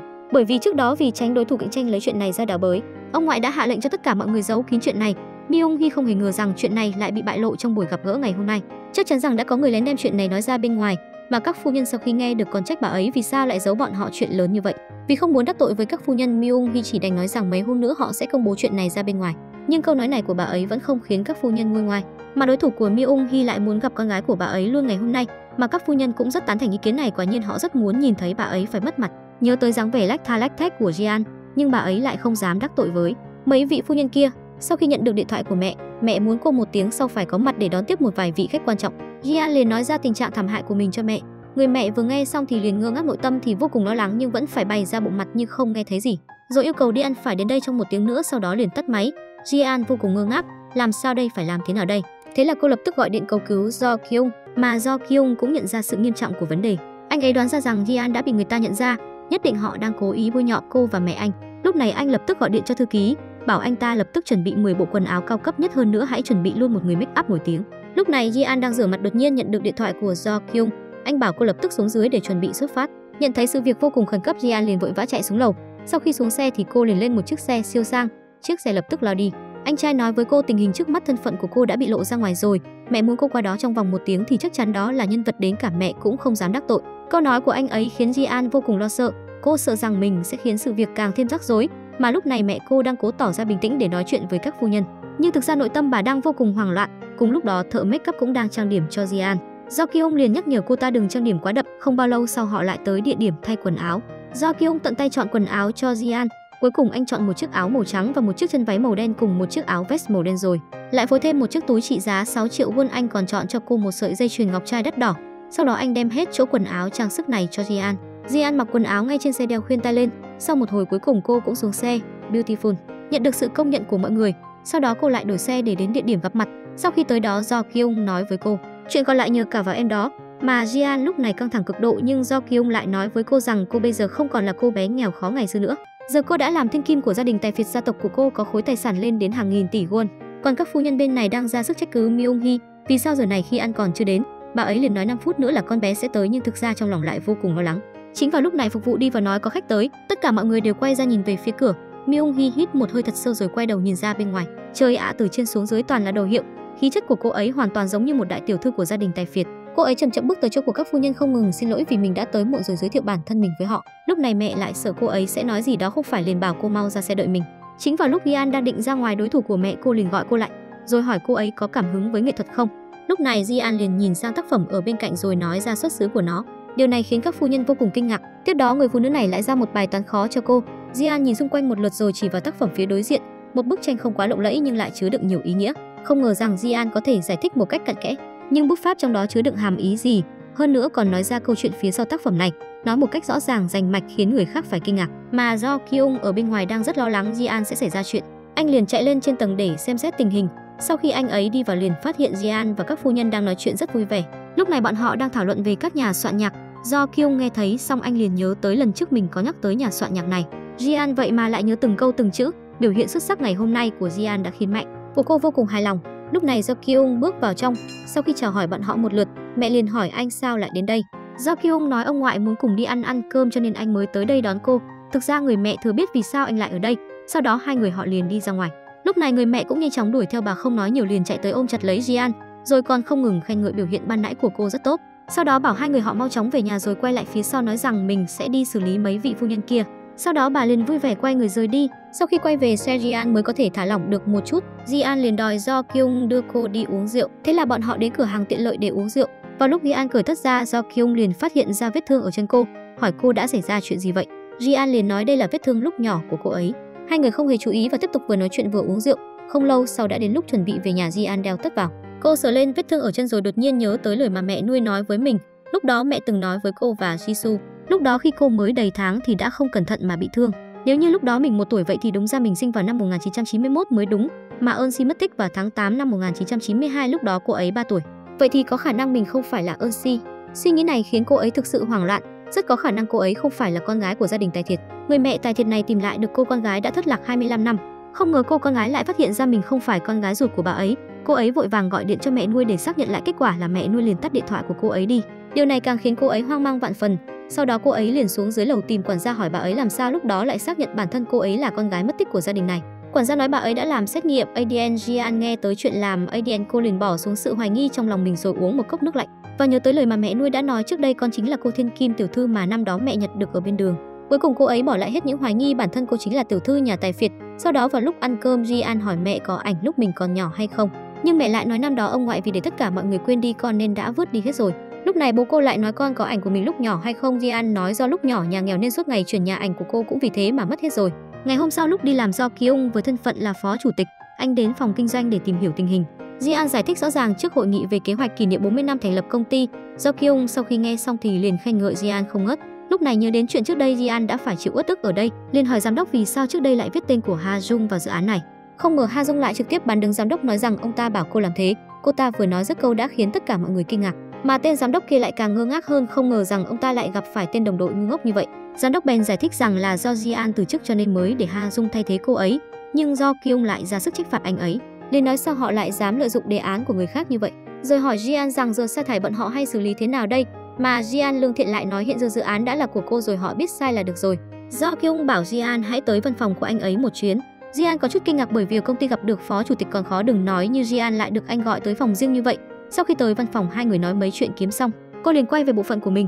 Bọn họ trực tiếp bao vây quanh Ji-an, đều cố ý đối tốt với cô để tạo mối quan hệ thay đổi hoàn toàn thái độ so với trước đây. Và lúc Ji-an đến phòng trà pha cà phê, giám đốc liền đặc biệt đưa cho cô ấy một tờ phiếu quà tặng, còn nói dối rằng đây là phúc lợi dành cho nhân viên. Ji-an cầm theo tấm phiếu quà tặng về nhà bố mẹ nuôi nhưng trong nhà lại không một bóng người. Cô chuẩn bị viết một tờ giấy rồi rời đi, đột nhiên nhớ tới lời của người bố Tài Phiệt về ảnh lúc nhỏ của mình. Thế là cô liền lấy cuốn album ảnh trong nhà ra xem có tấm ảnh nào của mình trong đó không. Không thì một tấm ảnh chụp chung cũng được, nhưng khi vừa mở cuốn album ra thì cô lại phát hiện không hề có tấm ảnh nào của mình trong đây cả. Ji-an cảm thấy rất kỳ lạ, thế là vào lúc tan làm cô ấy đã gọi điện thoại cho Jisoo để hỏi về chuyện ảnh của mình. Jisoo nói mẹ thường xuyên nhìn ảnh của cô ấy mà khóc. Điều này càng khiến Ji-an hoài nghi về thân phận của mình. Vì để làm rõ chuyện năm ấy, cô ấy tìm tới anh trai nói năm đó mẹ đã ở mấy tháng ở nhà bà ngoại. Sau khi quay về thì liền phát hiện Jisoo đã thay đổi. Mẹ nói với anh ấy rằng là do Jisoo lớn nên mới thay đổi như vậy. Ji-an nghe xong thì vô cùng hoang mang. Cô lập tức chạy tới phòng net để tìm tin tức liên quan đến vụ mất tích. Cuối cùng cũng đã tìm thấy ảnh của Eunsi. Bởi vì bức ảnh quá mờ nên cô ấy không thể phán đoán được đó có phải bản thân mình không. Thế là cô ấy lại lần nữa tới nhà mình bắt đầu lục tung mọi ngóc ngách để tìm ảnh của mình. Không bao lâu sau cô ấy tìm thấy bức ảnh của Jisoo ở trong một chiếc hộp. Cô ấy vội vàng lấy bức ảnh của Jisoo và bức ảnh trên mạng ra đối chiếu, cuối cùng phát hiện ra bản thân mình quả nhiên không phải là Thiên Kim tiểu thư. Em gái mới là cô gái mất tích năm nào. Một gia đình Tài Phiệt thưởng 6 tỷ cho ai tìm được cô con gái. 25 năm sau cuối cùng cũng tìm được cô nhưng lại không biết đây chỉ là đứa con giả mà thôi. Sau khi Ji-an biết được chân tướng sự việc, Ji-an không thể chấp nhận nổi việc mẹ muốn mình được đi du học mà đã lừa dối thân phận để cô đi nhận thay. Ji-an hiểu sự đáng sợ của gia đình Tài Phiệt đó, điều này sẽ đem lại hậu quả cho cả đời họ. Con phải làm sao đây? Bố mẹ ơi, con phải làm sao đây? Lúc cô đang đau buồn thì công ty gọi điện đến, họ yêu cầu cô về ngay lập tức. Thì ra là chú của Do Kyung không hài lòng với bản kế hoạch của cô nên ông ta đang nổi trận lôi đình. Ji-an đến công ty, giám đốc kêu cô mau xử lý phương án chi tiết, chậm nhất là chiều mai phải nộp. Thế rồi Ji-an phải làm tăng ca đến tận đêm muộn. Trong đầu cô vẫn suy nghĩ về việc mình là Thiên Kim giả, không tài nào tập trung tinh thần đi viết kế hoạch. Hết cách bản kế hoạch vẫn phải làm. Ji-an bận quay cuồng đến 3 giờ sáng mới về đến nhà. Lê lết từng bước chân, Ji-an hy vọng con đường này sẽ không có điểm dừng, vì giờ cô thật sự sợ hãi khi trở về ngôi nhà giàu có đó. Đã đến cửa nhà nhưng cô lại không dám vào. Lúc Ji-an quay lưng định đi thì Do Kyung gọi cô lại. Anh hỏi sao cô về rồi lại muốn đi. Cô đáp mình muốn hóng tí gió rồi hoang mang chạy vào phòng mình. Về đến phòng nhìn căn phòng vốn thuộc về Jisoo, Ji-an bật cười, một nụ cười bất lực trước cuộc sống. Cô đã đến công ty rồi. Người bố liền khen tính cách của Ji-an giống y hệt mẹ, đều là những người phụ nữ mạnh mẽ yêu công việc. Ji-an lúc này đang vùi mình trong bản kế hoạch. Cô lao công bước vào mà cũng giật cả mình vì giờ này đâu có ai đâu. Chưa Do Kyung hẹn Ji-an đi ăn nhưng cô lại nói dối rằng mình đặt cơm rồi. Giờ cô rất sợ tiếp xúc với bất kể người nào trong gia đình tài phiệt đó. Jian thậm chí còn không dám dùng thẻ mà người mẹ giàu có đưa cho, không có tiền khi ăn chỉ đánh ăn linh tinh bên vệ đường. Cô đang nhìn bức ảnh của Jisoo thì Jisoo gọi điện đến. Nghe thấy giọng của Jisoo, Jian càng muốn khóc hơn nữa. Jisoo nói tay bố bị thương rồi. Jian không kìm được bật khóc, cô nói dối vài câu rồi tắt máy. Jian nhớ đến ngày trước bố không muốn mình đến nhà giàu có đó. Cô còn trách ông không muốn cô sống tốt hơn. Giờ mới biết thì ra ông muốn tốt cho cô. Lúc này do Kyung lái xe đi qua thấy một mình Jian nên không làm phiền cô nữa. Buổi chiều Jian nộp bản kế hoạch cho giám đốc. Giám đốc rất vui sướng. Ông đưa bản kế hoạch đó cho Do Kyung còn tự khen mình rằng đã tạo áp lực lớn cho Jian nên bản kế hoạch mới nhanh chóng hoàn thành đến vậy. Giờ Do Kyung mới hiểu sao Jian lại mệt thế rồi. Giám đốc đang chờ đợi một câu khen thưởng thì Do Kyung lại mắng mỏ ông ta xối xả. Lúc này Jian đang hít thở không khí, cô quyết định hôm nay sẽ nói sự thật cho người mẹ giàu có biết. Đến tối trở về nhà, Jian đang định nói ra thì một người phụ nữ giàu có mặt mày xa cầm chạy vào. Bà quỳ trước mặt người mẹ giàu có, thì ra đây là người tiết lộ tin tức của Jian. Người mẹ giàu có muốn trừng phạt bà ta nên cắt việc của cả chồng lẫn con trai bà ta, thậm chí còn không có công ty nào dám nhận bọn họ nữa. Nhưng người đàn bà này có cầu xin thế nào đi nữa thì người mẹ giàu có vẫn không lung lay. Bà nói thêm nếu dám lừa bà một lần nữa thì sẽ phải gánh hậu quả tàn khốc hơn. Jian nhìn người phụ nữ bị lôi ra ngoài, lời định nói liền nuốt xuống luôn. Jian sợ hãi rời đi, lên đến tầng đa in thấy cô mặt trắng to, tưởng Jian sợ cảnh khi nãy của mẹ nên an ủi cô đây chỉ là sự trừng phạt nhẹ thôi, mẹ ghét nhất ai lừa dối mình. Trước đây có người nói xấu Do Kyung và rồi cả gia tộc nhà họ tiêu đời luôn. Ôi mẹ ơi, đây có phải lời an ủi đâu cơ chứ. Jian càng sợ hãi hơn nữa, cô sợ hãi chạy ra ngoài. Cô không biết phải đối diện với cái nhà giàu có đó như thế nào, mình có nên nói sự thật ra không. Cô trở về nhà định hỏi mẹ tại sao phải nói dối, tại sao lại đem mình và Jisoo đuổi cho nhau. Người mẹ im bặt, lúc này người bố cũng bước vào. Jian thấy ông cô liền trách lúc đó bố sao không nói với mình. Cô nói ngày nào mình cũng rất đau khổ. Cô còn chẳng dám dùng thẻ ngân hàng mà bọn họ đưa cho nữa, càng không dám ngủ trên chiếc giường đó. Đi với con đi nói sự thật với bọn họ rồi ăn năn xin tha. Một lúc sau bọn họ đến nhà tài phiệt, người mẹ giàu có rất bất ngờ trước sự xuất hiện của bọn họ. Bà ta hỏi hai người đến có chuyện gì. Con gái của hai người không phải Jian, Jisoo mới là con gái hai người. Lời đó như sét đánh ngang tai. Bọn họ còn của mình nghe nhầm nên yêu cầu ông ấy giải thích thêm lần nữa. Người bố giàu có tiến đến túm cổ áo ông ấy chất vấn tại sao phải làm thế, nói là do ý của mình. Bà cũng quỳ xuống cầu xin. Và rồi người anh vì thế mà mất việc, còn hai ông bà Tae-su và Mi-jung thì quỳ ở đó cầu xin. Lúc này ông Tae-su dường như cũng cảm nhận được gì đó. Jian cũng không dám ở lại ngôi nhà này nữa. Cô đến công viên mà trước khi hay đi cùng bố, ngửa đầu lên lại thấy bố đang ngồi ở chiếc ghế cũ. Jian vô cùng bất ngờ nhưng cô lại không dám tiến đến. Cô chỉ có thể nhìn từ xa, sau đó cô lại đi đến công ty. Thấy sắp đến ngày chúc mừng, Jian liền âm thầm quyết định. Lúc làm việc cô nói với giám đốc ngày chúc mừng mình muốn vài nhân lực. Giám đốc nói đúng là cần những người này thật. Thế cô cần ai? Tôi cần Juna. Juna? Sao cơ? Mọi người đều vô cùng bất ngờ. Jian nói ngoài mình ra thì chỉ có Juna hiểu kế hoạch này. Nguyên nhân làm thế là vì Jian muốn mau chóng rời khỏi công ty này. Cô không muốn vì mình mà lễ kỷ niệm 40 năm của tập đoàn xảy ra vấn đề. Cô quyết định để Juna tham gia, đồng thời muốn Juna chấp nhận cho dù không có mình thì cũng phải đảm bảo hoạt động diễn ra suôn sẻ. Juna liền gật đầu. Đến tối Jian bước đi như người mất hồn, định đến cửa hàng tiện lợi mua đồ ăn linh tinh cho bữa tối thì Do Kyung đã kéo cô lại. Cô sợ giật cả mình. Do Kyung không nói gì cả, anh chỉ nói cô nhanh lên xe đi. Trong xe Jian chưa từng thấy Do Kyung lạnh lùng như vậy. Cô tưởng mình bị phát hiện rồi nên đã lo lắng siết tay. Xuống xe Do Kyung cũng không đợi cô. Jian về đến nhà, cả nhà đều đang đợi cô. Đợi cô ngồi xuống, người mẹ giàu có nói hỏi gì cũng phải trả lời thành thật. Jian đã sẵn sàng cho điều xấu nhất xảy ra rồi. Ông nội giàu có sau khi biết chuyện thì liền yêu cầu mở họp báo để công khai thân phận thật của tiểu thư Jian. Do Kyung vội gọi điện cho Jian, anh nói hôm nay sẽ công khai thân phận của cô. Jian vô cùng sợ hãi bởi cô đã biết mình là tiểu thư giả mà thôi. Nếu như chuyện này được công bố thì sẽ ảnh hưởng chí mạng đến gia đình giàu có đó. Phải làm sao đây? Một cuộc họp báo đã chuẩn bị sẵn sàng. Ông nội giàu có đang định thông báo thân phận thật sự của Jian thì cô đột nhiên xuất hiện ngắt lời ông. Cô muốn mình có cơ hội phát biểu. Được sự đồng ý của ông nội, cô bước đến bục phát biểu. Cô bắt đầu kể mình và Do Kyung gặp nhau như nào, từ cuộc rửa xe đến làm part time ở hội trường và một loạt các sự kiện ly kỳ. Để chứng minh tính thật của sự việc, cô còn mời nhân viên có mặt tại hội trường hôm đó đến. Sau đó cô giơ tấm ảnh lên giải thích đây là lúc cô xin tiền lương part time của Do Kyung. Thậm chí cô còn đưa điện thoại ra cho mọi người xem đoạn nói chuyện tiền nong đó. Có người hỏi làm thế nào để chứng minh đây là tài khoản của cô. Jian đã chuẩn bị từ trước nên cô đưa số liệu chứng minh đã in từ trước. Sau khi so sánh xác định cùng một số, cô còn đưa số liệu mình tìm được cho mọi người xem. Ông nội giàu có tự hào nhìn Jian. Sau khi kết thúc, Do Kyung mời bộ phận thị trường đi ăn nhưng Jian lại nói dối mình có việc nên không đi được. Và rồi một mình cô tăng ca đến rất muộn, không ngờ đã đến 1 giờ sáng. Cô đến cửa hàng tiện lợi uống rượu vì lúc này chỉ có rượu mới có thể làm tê dại thần kinh để cô không nghĩ đến chuyện mình là thiên kim giả nữa. Lúc này Do Kyung bước đến vì để cảm ơn Jian chuyện ngày hôm nay. Anh định ôm cô một cái nhưng lại bị cô đẩy ra. Cô thật sự không chịu được sự dày vò như này nữa. Cô liền lật bài ngửa với Do Kyung. Jian nói mình không phải em gái của anh, là mẹ cô đánh tráo cô và Jisoo. Anh nói mẹ mình làm việc rất cẩn thận, đã xét nghiệm cả ADN nữa, chắc chắn là do em uống nhiều thôi. Jian nói đúng là làm ADN rồi nhưng vết thương ở chân cô chính là minh chứng rõ ràng nhất. Do Kyung thấy sự việc quá mơ hồ nên anh tức giận trở về nhà, anh định hỏi bố mẹ cho rõ ngọn ngành. Jian cầu xin anh đừng nói cho mọi người biết chân tướng. Vì cô sợ người mẹ giàu có sẽ gây hại đến bố mẹ mình, thậm chí sẽ để cả nhà cô thất nghiệp. Cô muốn Do Kyung cho mình cơ hội để cô hoàn thành lễ kỷ niệm của công ty và bù đắp cho lỗi lầm này. Nếu làm thế có lẽ sẽ xin được sự tha thứ của bọn họ. Dù sao đã sống cùng nhau lâu như vậy, Do Kyung cũng mềm lòng. Lúc này người mẹ giàu có gọi điện đến Ji-an, mở máy mà không biết nói gì. Do Kyung lấy điện thoại của cô rồi bịa lý do cô về muộn. Anh vứt cô ở lại rồi một mình trở về. Về đến nhà, Do Kyung đi nghĩ lại mọi ký ức của mình và Ji-an lần đầu gặp mặt. Lần đầu mình giới thiệu là anh trai cô đánh nhau với trộm. Anh không thể chấp nhận nổi việc Ji-an không phải em gái mình. Ji-an trở về phòng nhìn chiếc giường giá 6 tỷ này. Cô không dám nằm lên để ngủ, cô bất lực bò ở mép giường. 5 giờ sáng đồng hồ reo, cô vội tỉnh dậy. Cô không dám ở thêm một phút nào cả. Sau khi tắm rửa bước ra, cô vô tình chạm mặt Do Kyung. Anh biết cô sợ gặp mọi người nên nói cô ở trong phòng đợi bố mẹ đi rồi hãng ra ngoài. Sau đó lúc ăn cơm, Do Kyung nói với mọi người Ji-an làm việc mệt quá nên để cô ngủ thêm một lát. Đến khi bố mẹ đi, Do Kyung mở cửa phòng Ji-an thấy Ji-an nằm co ro ở mép giường. Mặc dù không phải em mình nhưng anh cũng cảm thấy rất đau lòng.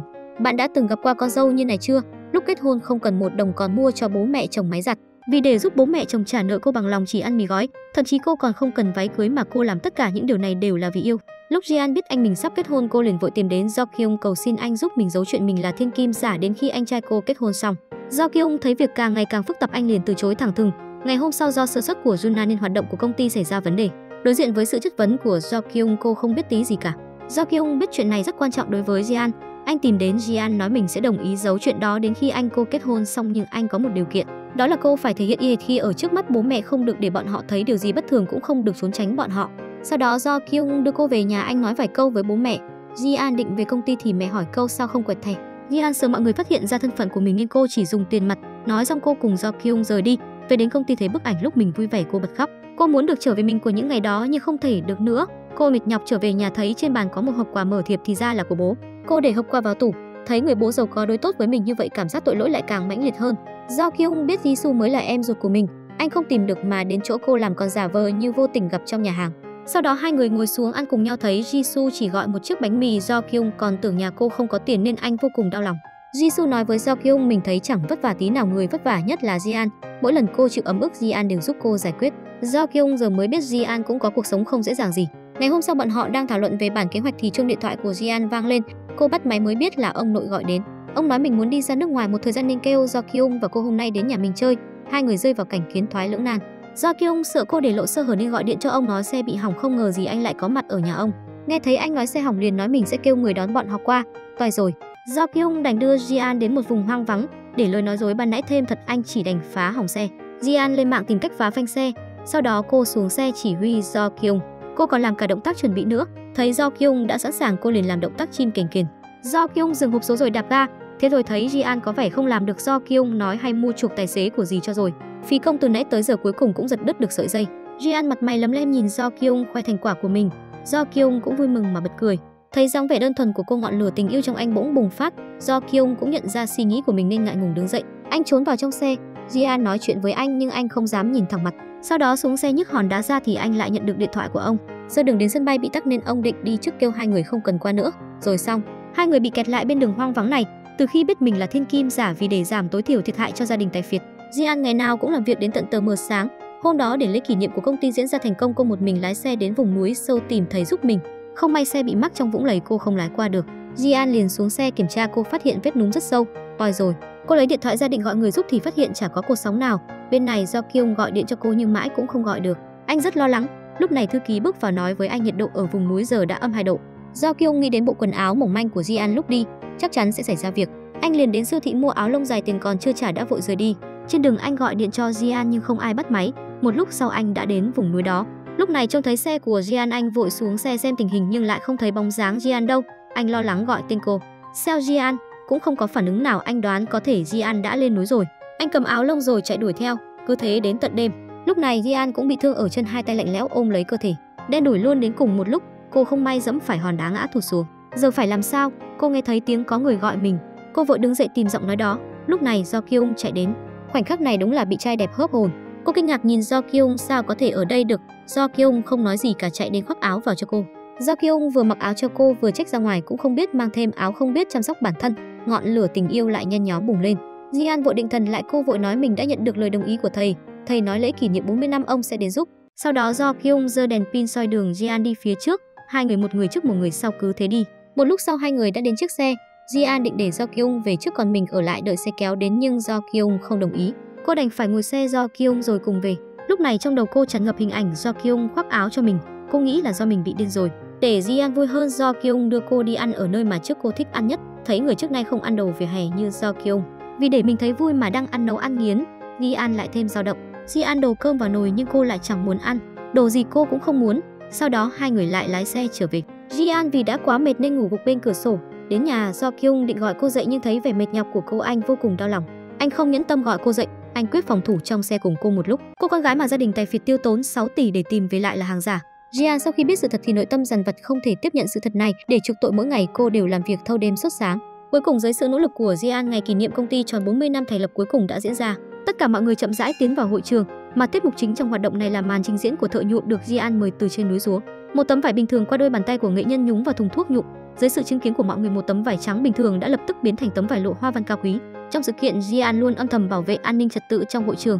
Từ đằng xa, Do Kyung vẫn luôn dõi theo cô. Khi Do Kyung tới hậu trường kiểm tra phải nhuộm đã khô hay chưa, anh lại phát hiện sản phẩm mới quan trọng lần này đã biến mất. Do Kyung vội gọi điện thoại thông báo với Jian. Cô vội vã gọi điện cho đối phương nhưng không được. Tình thế vô cùng cấp, nếu không tìm được tấm vải thì sự kiện mà cô và mọi người đã dày công chuẩn bị suốt mấy tháng nay sẽ tan thành mây khói. Bên này tin tức cũng đã chuyển tới tay các lãnh đạo cấp cao. Chuyện xui rủi liên tiếp ập tới. Vải mới được phía công ty đối tác điều tới do bị kẹt xe nên không thể tới đúng giờ. Mà lúc này Jian cũng biến mất, mọi người có mặt nơm nớp lo sợ. Khi sự kiện sắp bắt đầu thì Jian bất ngờ cầm một tấm vải đi tới. Thì ra khi nãy cô nhớ lại chuyến lên núi, khi đó thợ nhuộm đã đưa cho cô một tấm vải. Cô vội lái chiếc xe chở hàng đậu ngoài cửa, đội mũ bảo hiểm rồi vặn ga 120 km/h phóng một mạch về nhà lấy vải. Do Kyung sau khi biết chuyện thì vô cùng kinh ngạc. Nhìn vết thương trên chân cô, anh đã hiểu ra tất cả. Cuối cùng dưới màn trình diễn của các người mẫu, sự kiện đã diễn ra thành công mỹ mãn. Chủ tịch cũng rất hài lòng với sự kiện lần này, ông liền thưởng nóng cho bọn họ 100 triệu won. Bà No cũng rất hài lòng với Jian nhưng cô lại luôn cúi vì áy náy. Buổi tối mọi người cùng nhau tụ tập ăn mừng. Jian chịu áp lực trong một thời gian dài cũng đã uống vài ly. Sau khi bữa tiệc kết thúc, Do Kyung kêu Jian đứng đó chờ mình. Sau đó anh bắt taxi cho những người uống say về trước. Khi Do Kyung quay lại thì đã không thấy Jian đâu nữa. Khi anh chuẩn bị rời đi bỗng trông thấy cô ngồi dưới đất. Cảnh này khiến anh có chút đau lòng. Do Kyung đi tới trước rồi quỳ xuống bên cạnh Jian. Bởi vì sau hôm nay cô sẽ rời khỏi công ty, đồng thời sẽ nói với hai vợ chồng chủ tịch chuyện mình không phải con gái ruột của bọn họ. Nghĩ tới đây Jian không khỏi sợ hãi. Nhìn cô gái kiên cường hiểu chuyện trước mặt, Do Kyung không kìm được mà đưa tay lên xoa đầu cô. Anh biết bản thân mình đã bị Jian thu hút. Jian cũng biết rõ bọn họ sẽ không có tương lai. Do Kyung lau nước mắt cho cô nén đau, nói với cô một câu: chúng ta đừng gặp nhau nữa, vĩnh viễn không gặp lại nhau. Nhưng cuối cùng vẫn đặt một nụ hôn lên môi cô. Đột nhiên ánh đèn xe chiếu tới đã đưa bọn họ trở về hiện thực nghiệt ngã. Thì ra là thư ký tới đón bọn họ trở về. Trong mắt thư ký hai người là anh em ruột, trông thấy cảnh này anh ta cũng không dám tin vào mắt mình. Trên xe Do Kyung giải thích mình đã uống quá chén. Bên này chủ tịch Choi nhận được một bức thư, trong thư viết Jian không phải con gái ruột của bọn họ. Tới đây ông bỗng nhớ lại những biểu hiện bất thường dạo gần đây của Jian. Thế là ông lặng lẽ tới phòng Jian lấy tóc của cô và đồ dùng của mình rồi tới bệnh viện làm xét nghiệm ADN, nhờ cả vào anh. Được rồi, hôm sau khi đi làm để hóa giải sự ngại ngùng tối qua, Do Kyung đứng trước cửa xe luyện tập chào hỏi Jian nhiều lần. Trong thang máy chào buổi sáng Jian, không ngờ cửa thang máy mở ra, vừa trông thấy Jian, Do Kyung bất ngờ giật mình lùi về sau nhưng cô lại tỏ ra chưa có chuyện gì. Jian chào hỏi anh một cách rất tự nhiên, cả hai đều nói tối qua mình uống quá chén, sáng ra đã quên hết mọi chuyện tối qua. Do Kyung luôn nhớ tới vết thương trên chân Jian nên anh đã chuẩn bị thuốc mang tới công ty đưa cho cô. Jian nhận thuốc nói lời cảm ơn, sau đó cô lạnh lùng ra khỏi thang máy. Khi mọi người thảo luận về sự kiện hôm qua trong buổi họp, bỗng phát hiện Ha Jung xuất hiện ở nơi phơi vải. Lúc này mọi người mới biết cô ta chính là kẻ đã trộm mất tấm vải. Lúc này Ha Jung cũng bước vào lý lẽ hùng hồn nói hôm nay mình tới là để đưa đơn thôi việc. Do Kyung tức giận nói ai cho phép cô thôi việc. Ha Jung trông thấy Do Kyung như vậy thì rén ngay lập tức. Giám đốc lôi bức ảnh ra hỏi đây có phải cô không? Nhưng cô ta sống chết không chịu thừa nhận. Cuối cùng dưới sự bức ép của mọi người, Ha Jung đã thừa nhận hành động trơ trẽn của mình. Cô ta nói là do bản thân đố kỵ với Jian vì muốn hủy hoại cô ấy nên mới làm vậy. Dựa vào đâu mà Jian vừa quay lại đã được giao trọng trách. Jian nghe những lời này thì cũng bắt đầu cảm thấy áy náy. Ha Jung hùng hổ nói mình sẽ đền bù tổn thất của công ty. Do Kyung thẳng thắn nói tổn thất công ty cô chắc chắn sẽ phải đền bù nhưng phường trộm cắp như cô phải để cảnh sát giải quyết. Ha Jung nghe xong lập tức hoảng sợ. Lúc này người của bộ phận pháp lý bước vào rồi đưa cô ta tới đồn cảnh sát về tội trộm cắp của công. Ha Jung lúc này mới biết sợ, vội nói bố mình là chủ tịch Jun nhưng vẫn không nhận được sự tha thứ của mọi người. Hôm sau khi thu dọn tàn cuộc của sự kiện, Do Kyung không thể rời mắt khỏi Jian. Anh âm thầm theo dõi cô làm việc rồi bất giác nở nụ cười ngây ngốc. Thế nhưng sau đó Do Kyung và thư ký đã ra ngoài nói chuyện. Bên này Jian trông thấy trên đầu cô bé có một chiếc bàn là đang rung lắc. Thấy chiếc bàn là sắp rơi xuống, Jian vội vàng lao tới rồi lấy tay đỡ chiếc bàn là nóng thì mới cứu được bé gái thoát khỏi nguy hiểm, mà tay Jian cũng bị bỏng nặng. Khi Jian xả nước lạnh vào vết bỏng, bỗng cô nhận được cuộc điện thoại của Da-in. Ban nãy khi Da-in ngồi bên đường đã bị một người phụ nữ nhận là Tiểu Tam sau đó đánh cô một trận. Da-in không dám về nhà cô ấy, chỉ biết nhờ Jian tới giúp đỡ. Lúc này Do Kyung cũng gọi điện tới Da-in sợ anh trai sẽ biết chuyện, cô ta vội cướp điện thoại của Jian rồi cúp máy. Sau đó Jian đưa cô tới trung tâm thương mại chọn quần áo. Bên này Do Kyung không liên lạc được cho Jian, anh liền tới hội trường tìm cô. Mới biết chuyện tai cô bị bỏng, Do Kyung vội chạy tới phòng y tế nhưng vẫn không thấy bóng dáng cô đâu. Tưởng cô đã tới bệnh viện lớn nên Do Kyung đã kêu thư ký liên hệ tới tất cả bệnh viện gần đây hỏi xem có ai bị bỏng bàn là không. Còn mình thì chạy tới các bệnh viện lớn nhỏ tìm kiếm. Tôi đã liên hệ với các bệnh viện gần đây nhưng cũng không tìm được. Điều này khiến Do Kyung không khỏi nôn nóng. Anh bỗng trông thấy Jian bước ra khỏi taxi. Cô tưởng kết thúc hoạt động đã xảy ra vấn đề nên vô cùng lo lắng. Anh ngờ lại bị Do Kyung cở trách, sau đó kéo bàn tay bị bỏng của cô lên xem. Jian vội nói chỉ bị thương ngoài da mà thôi, đồng thời giải thích ban nãy mình ra ngoài giải quyết chút chuyện. Lúc này Do Kyung mới cảm thấy thái độ của mình có hơi lố. Anh quay đầu xung quanh thấy nhiều người như vậy. Lúc này Jian cảm thấy gì đó. Do Kyung cũng thấy vậy. Hai người ngượng ngùng đi về hai hướng khác nhau. Jian trốn vào một góc. Cô cuối cùng cũng xác nhận tình cảm của mình nhưng cô không thể, bởi cô lo lắng gia đình Tài Phiệt sẽ làm hại gia đình mình. Buổi tối trong lúc dùng bữa, Da-in nhận được một tấm ảnh, mở ra xem phát hiện đó là ảnh thân mật của mình và tài xế. Điều này khiến cô vô cùng sợ hãi. Da-in vội nói mình cảm thấy hơi khó chịu, cô liền chạy lên phòng. Làm thế nào đây, nếu để mẹ biết được chuyện mình và tài xế lén lút vụng trộm thì chắc chắn bà sẽ không tha cho cô. Lúc này điện thoại bỗng đổ chuông, Da-in vội nghe điện thoại. Đối phương nói mình là vợ của tài xế, đồng thời cô ta đòi 6 tỷ tiền bị miệng nếu không sẽ phát tán đống ảnh lên mạng.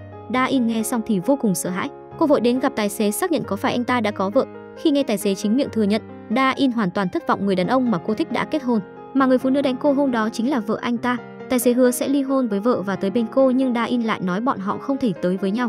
Bên này Jian đã giao lại công việc cho giám đốc bởi vì cô sắp từ chức rồi. Khi cô ra ngoài bỗng phát hiện ra Do Kyung đi vào. Jian liền vội vàng lẩn tránh. Do Kyung lại tưởng cô có chuyện gì gấp, nhưng khi đợi thang máy anh lại thấy bóng lưng Jian phản trên kính. Khi anh định đi tới chào hỏi thì như đã hiểu ra chuyện gì đó. Nhận thấy Jian chắc chắn đã phát hiện ra chuyện mình thích cô nên mới cố ý lẩn tránh. Thế là anh chỉ đành lùi về sau. Điều này khiến anh vô cùng lo sợ. Do Kyung hoang mang trở về phòng làm việc. Anh kêu thư ký sắp xếp lịch trình làm việc dày đặc cho mình. Anh muốn lấy công việc bận rộn để quên đi tình cảm của mình. Trong một sự kiện khác của công ty, Do Kyung trông thấy dáng vẻ như người mất hồn của Jian. Anh không biết bản thân nên đối diện với đoạn tình cảm này như thế nào. Khi anh quay đầu lại bỗng trông thấy Jisoo đang vẫy tay về phía mình. Jian trông thấy em gái liền vội vã trốn tránh. Lúc này Do Kyung lại không thấy Jian đâu, anh liền lúng túng không biết đối diện với cô em gái này thế nào. Chỉ đành nói dối Jian đang ra ngoài xử lý công việc rất lâu nữa mới trở về, sau đó tiễn Jisoo ra cửa. Bên này Jian kể lại mọi chuyện với bạn thân. Cô đau lòng nói bản thân không dám đối diện với em gái Jisoo. Nếu Jisoo biết chuyện mình đã lấy đi cuộc sống của cô thì chuyện gì sẽ xảy ra đây? Lúc này bà No cũng gọi điện tới Jian, do dự một hồi cuối cùng vẫn bắt máy. Người mẹ Tài Thiệt nói đợi đến khi sự kiện kết thúc sẽ mời Jian và mẹ nuôi của cô đi ăn. Jian nghe tới đây Jian lập tức hoảng loạn. Cô biết mình không thể tiếp tục che giấu được nữa nên quyết định tối nay sẽ nói ra hết mọi chuyện. Jian nhân lúc mọi người đã tan làm, cô lặng lẽ đặt đơn thôi việc lên bàn giám đốc. Mặc dù không đỡ rời xa công ty và các đồng nghiệp nhưng cô buộc phải làm như vậy. Sau đó Jian gọi điện xin lỗi Do Kyung, hy vọng hai người có thể gặp nhau lần cuối. Do Kyung lập tức đồng ý. Khi Jian tới điểm hẹn thì bắt đầu hoang mang. Xin hãy giúp tôi, hãy ở bên cạnh tôi. Khi tôi nói ra sự thật với bố mẹ, đây là sự thỉnh cầu cuối cùng của tôi. Cô sợ đối diện với bố mẹ Tài Phiệt, không mong Do Kyung có thể nói đỡ giúp mình, chỉ hy vọng anh có thể bên cạnh mình tối nay. Nhưng Do Kyung lại tưởng Jian sắp tỏ tình mình nên không đợi cô nói xong đã cắt ngang lời. Tại sao lại nhìn tôi với ánh mắt đó? Cô là cái thá gì chứ? Bởi vì tôi hôn cô sao? Đúng vậy, tôi thích cô nên mới hôn cô, vậy thì đã sao? Hôn môi thôi mà tôi có thể hôn cô hàng trăm lần, thậm chí còn có thể lên giường. Jian không dám tin Do Kyung có thể nói ra những lời này, cô bật khóc, nước mắt lặng lẽ lăn trên gò má. Cô không thể nói ra những ấm ức trong lòng. Do Kyung nói với cô rằng anh sẽ kết hôn với người con gái được bố mẹ chỉ định, kêu Jian đừng ôm hy vọng với mình. Nói xong anh liền lạnh lùng rời đi để lại một mình Jian ấm ức bật khóc. Cuối cùng vẫn không có cơ hội giải thích lý do mình hẹn gặp anh ra ngoài. Lần này thì An đau xót bước đi. Lúc này người mẹ Tài Phiệt gửi tin nhắn tới. Bà nói mọi người đang chờ cô về. Jian lau khô nước mắt. Cô chuẩn bị một mình trở về chống chọi với giông bão. Cô đứng trước cửa căn nhà vốn không thuộc về mình. Sau khi gửi tin nhắn cho tất cả mọi người, cô liền tắt nguồn điện thoại. Vừa vào nhà, chủ tịch Choi vứt báo cáo xét nghiệm ADN trước mặt Jian. Ông chất vấn cô rốt cuộc là ai lại dám giả danh con gái mình. Jian chưa kịp nói ra tất cả sự thật thì bất ngờ bị chuyển sang thế bị động, khiến cô bối rối không biết giải thích thế nào. Khi bà No xem báo cáo xét nghiệm, bên trên viết quan hệ huyết thống 0,001%. Điều này chứng minh Jian không phải con gái họ. Con vốn định hôm nay sẽ nói với mọi người sự thật. Nói như vậy là cô đã sớm biết. Chủ tịch Choi lập tức hiểu ra cô đã biết chuyện mình không phải con gái ruột của họ từ lâu nhưng vẫn luôn che giấu thân phận. Jian sợ hãi quỳ xuống đất, nhưng bây giờ dù cho Jian có giải thích thế nào thì đối với bọn họ chỉ là lời giảo biện mà thôi. Thậm chí họ còn đuổi Jian ra khỏi nhà giữa đêm. Cô ngẩng đầu nhìn về phía cầu thang, hy vọng Do Kyung có thể xuất hiện giúp mình vào lúc này nhưng chẳng có ai cả. Chủ tịch Choi lúc này đã căm ghét cô tới đỉnh điểm, kêu cô mau cút khỏi đây. Lúc này bà No vẫn không tin sự thật là Jian không phải con gái mình, cho tới khi chính miệng cô thừa nhận bà mới buộc phải tin. Quản gia gang, mau ném cô ta ra ngoài. Jian vô cùng sợ hãi và hoảng loạn chạy ra ngoài. Ra tới cổng cô lặng chặn đứng không vững, sau đó cô ngã nhào ra đất. Khoảnh khắc này cô cảm thấy bản thân vô cùng lạc lõng, khó khăn lắm mới đứng lên được, kết quả lại ngã xuống. Không lâu sau, chủ tịch Choi hùng hổ tới nhà ông Seo. Ji-tae và Sun U nghe thấy tiếng cãi vã vội chạy xuống lầu. Chủ tịch cho chỉ trích bọn họ sao lại dám làm ra chuyện tráo đổi con cái này, đây là chuyện con người có thể làm sao. Ông Seo chỉ biết cúi đầu xin lỗi, thậm chí chủ tịch còn cho rằng bọn họ chính là kẻ đã trộm con gái mình vào 25 năm trước. Lúc này bà Seo bất ngờ trở về vội thừa nhận đây là chuyện mình gây ra, không liên quan gì tới chồng con cả. Chủ tịch Choi hận không thể tống bọn họ vào tù, nhưng hiện tại ông không thể làm vậy bởi ông phải tìm lại con gái ruột của mình. Nhìn theo ánh mắt của ông Seo, chủ tịch Choi nhìn về phía Jisoo khiến cô không khỏi bối rối. Cô không thể chấp nhận nổi sự thật tàn khốc này, sau đó chân trần chạy khỏi nhà. Hai người bố thấy vậy liền vội vã đuổi theo. Lúc này Rian đang dựa vào tường lê bước trở về nhà. Do Kyung trùng hợp lái xe ngang qua, anh đã trông thấy cô qua gương chiếu hậu. Khi anh định dừng xe lại nhớ lại lời mẹ nói bố mình đã tới nhà Jian tính sổ. Vì đã đồng ý sẽ bảo vệ gia đình họ, anh liền lái xe một mạch tới nhà của họ. Bên này vì Jisoo chạy quá nhanh, một lúc sau đã không thấy cô đâu nữa. Chủ tịch Choi không tìm được con gái, ông liền trút giận lên người ông Seo. Cảnh này đã bị Jian trở về chứng kiến được thấy bố mình bị đánh ngã ra đất. Cô sợ hãi bị chặt miệng lại. Lúc này do Kyung mới đuổi tới nhưng anh lại không trông thấy Jian đang bỏ chạy. Đồng thời Ji-tae cũng chạy tới trông thấy cảnh tượng trước mắt, anh cũng không biết phải làm thế nào. Do Kyung vội đi tới ngăn bố lại, nói với ông rằng người nhà bọn họ đang nhìn. Lúc này chủ tịch Choi mới phản ứng lại, vì không muốn ông Seo mất hình tượng trước mặt các con, ông liền phẫn nộ rời đi. Bên này Ji-an như người mất hồn vội vàng bỏ trốn, cô thật sự không biết phải làm thế nào. Cô thậm chí còn cảm thấy sợ hãi với thế giới này. Trên xe do Kyung gọi điện nhưng lại không liên lạc được. Lúc này anh mới nhớ lại chuyện cô hẹn gặp mình trước đó, thì ra là muốn nhờ anh của mình tới giải thích sự thật với bố mẹ, không ngờ anh lại hiểu nhầm cô. Ji-an không còn nơi để đi, chỉ biết ngồi quỵ bên đường, thu người ôm chặt đầu gối, dáng vẻ đáng thương tới xót xa. Cô quyết định nói lời tạm biệt với thế giới này. Lúc này bà Seo cũng tới nhà chủ tịch cho xin lỗi, nhưng đổi lại chỉ là những lời chửi rủa, thậm chí còn uy hiếp sẽ khiến Ji-an cả đời này phải sống trong đau khổ, vĩnh viễn không tìm được việc làm. Bà Seo nghe xong lập tức quỳ xuống, bà cầu xin hãy trừng phạt lên người mình, đừng liên lụy tới các con của bà, nhưng bà Nô đã quyết phải khiến gia đình họ đau khổ. Lúc này bà Seo mới hiểu ra quyết định khi đó của mình đã mang lại tổn thương cho con gái. Về tới nhà bà vội nói lại chuyện này với chồng. Ông Seo nghe tin gia đình tài thiệt muốn trừng phạt con gái mình, hai tay bất giác run lên bần bật. Ông vội chạy tới công ty cầu xin bọn họ hãy tha thứ cho Ji-an, bản thân tình nguyện thay con gái chịu phạt, đồng thời nói Ji-an không có ý định che giấu cả đời. Bởi vì trước khi nói cho bọn họ sự thật, cô đã kêu bố mẹ tới sở cảnh sát đầu thú. Lúc này chủ tịch Choi mới nhớ lại những lời Ji-an nói tối hôm đó. Chủ tịch xin nghe con nói, con đã kêu bố mẹ ngày mai tới giờ cảnh sát đầu thú. Lúc này cơn giận của ông mới nguôi ngoai phần nào. Ông Seo hứa sau khi tìm được Ji-an thì bọn họ sẽ chủ động đi đầu thú.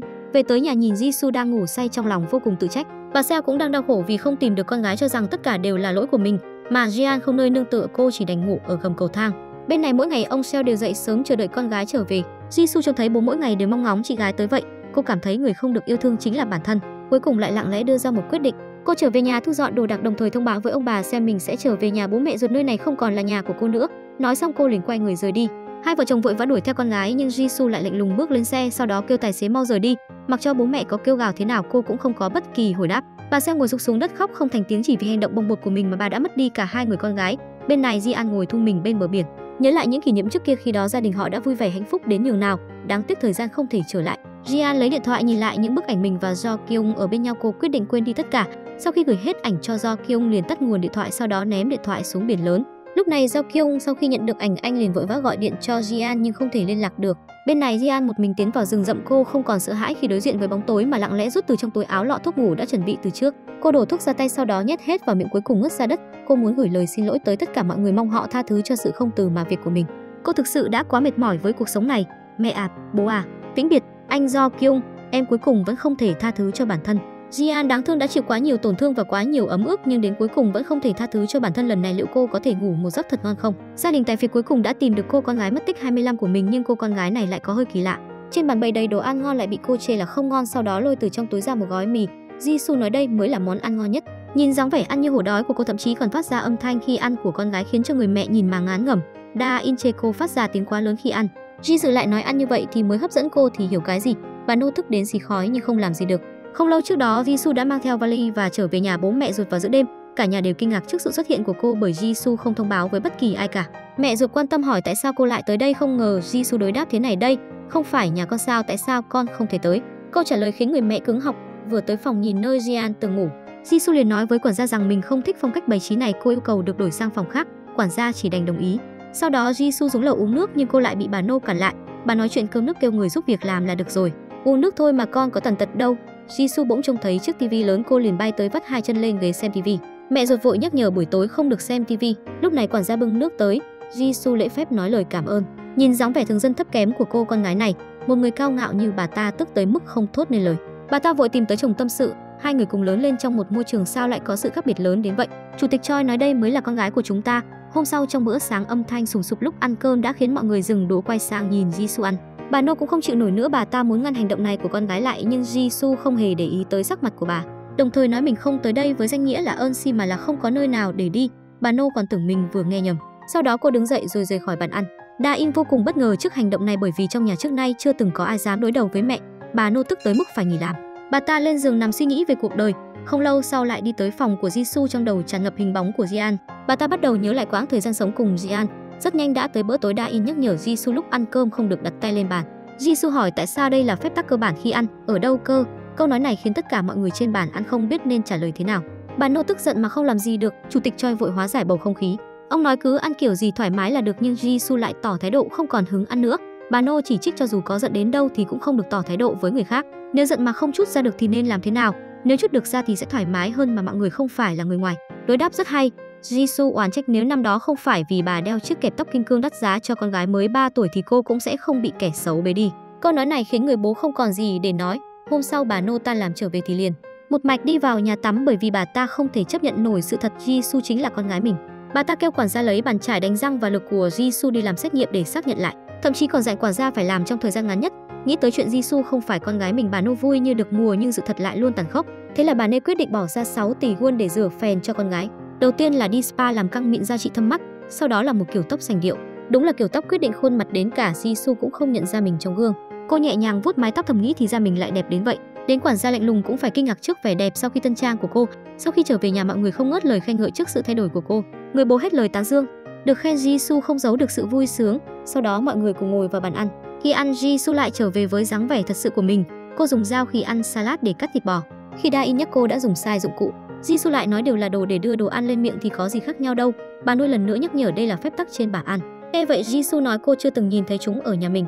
Nói xong lại quay sang nhìn một hàng người giúp việc đang đứng bên cạnh. Jisoo không nhịn được mà bật cười. Giao Kyung vội nhắc nhở em gái không được cười đùa trong bữa ăn. Jisoo ngoài miệng nói mình biết rồi nhưng cô vẫn không nhịn được mà bật cười, sau đó lại tiếp tục ăn. Bỗng cô kêu người giúp việc giúp mình lấy một chút tương, còn chê bít tết không ngon bằng thịt nướng. Người bố thấy con gái ngây ngô như vậy, ông cũng phải bật cười. Còn bà No bên cạnh thì tức tới ói máu. Mỗi ngày bà đều cho Jisoo 30 triệu won tiền tiêu vặt. Ban đầu cô còn tưởng bà nói nhầm một số không cho tới khi đến tiền mới phát hiện là thật. Người mẹ nói học tiêu tiền là bài học đầu tiên của cô. Jisoo nói không thành vấn đề, sau đó rời khỏi nhà. Nhìn dáng vẻ hào hứng của cô, bà No cho rằng cô chắc chắn sẽ tiêu tiền mạnh tay hơn Ji-an. Ai ngờ Jisoo không tới trung tâm mua sắm mà cô tới các gian hàng ở chợ mua rất nhiều quần áo giảm giá. Tay xách túi lớn túi nhỏ, giày dép, quần áo, thậm chí còn tạt qua lề đường ăn xuyên bẩn. Khi cô chuẩn bị rời đi, phát hiện bên đường có hoạt động quyên góp, vậy nên Jisoo đã thẳng tay quyên góp 29.999.000 won còn lại. Bên này cả nhà đang đợi cô trở về mong được xem chiến tích của cô ngày hôm nay.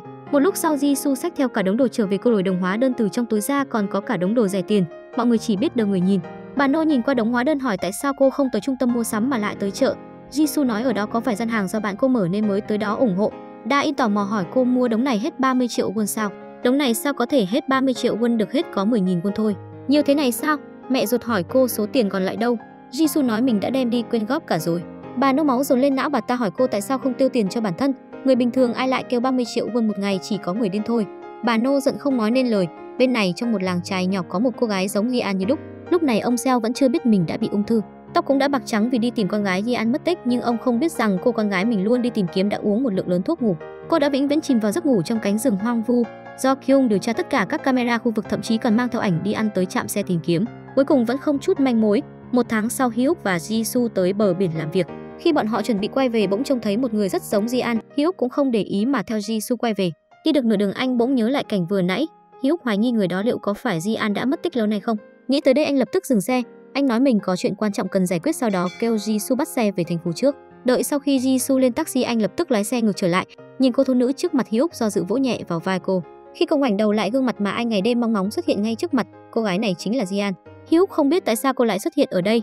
Ji-an sau khi thấy anh, cô liền quay người bỏ đi, không ngờ lại vấp phải chiếc thùng ngã ra.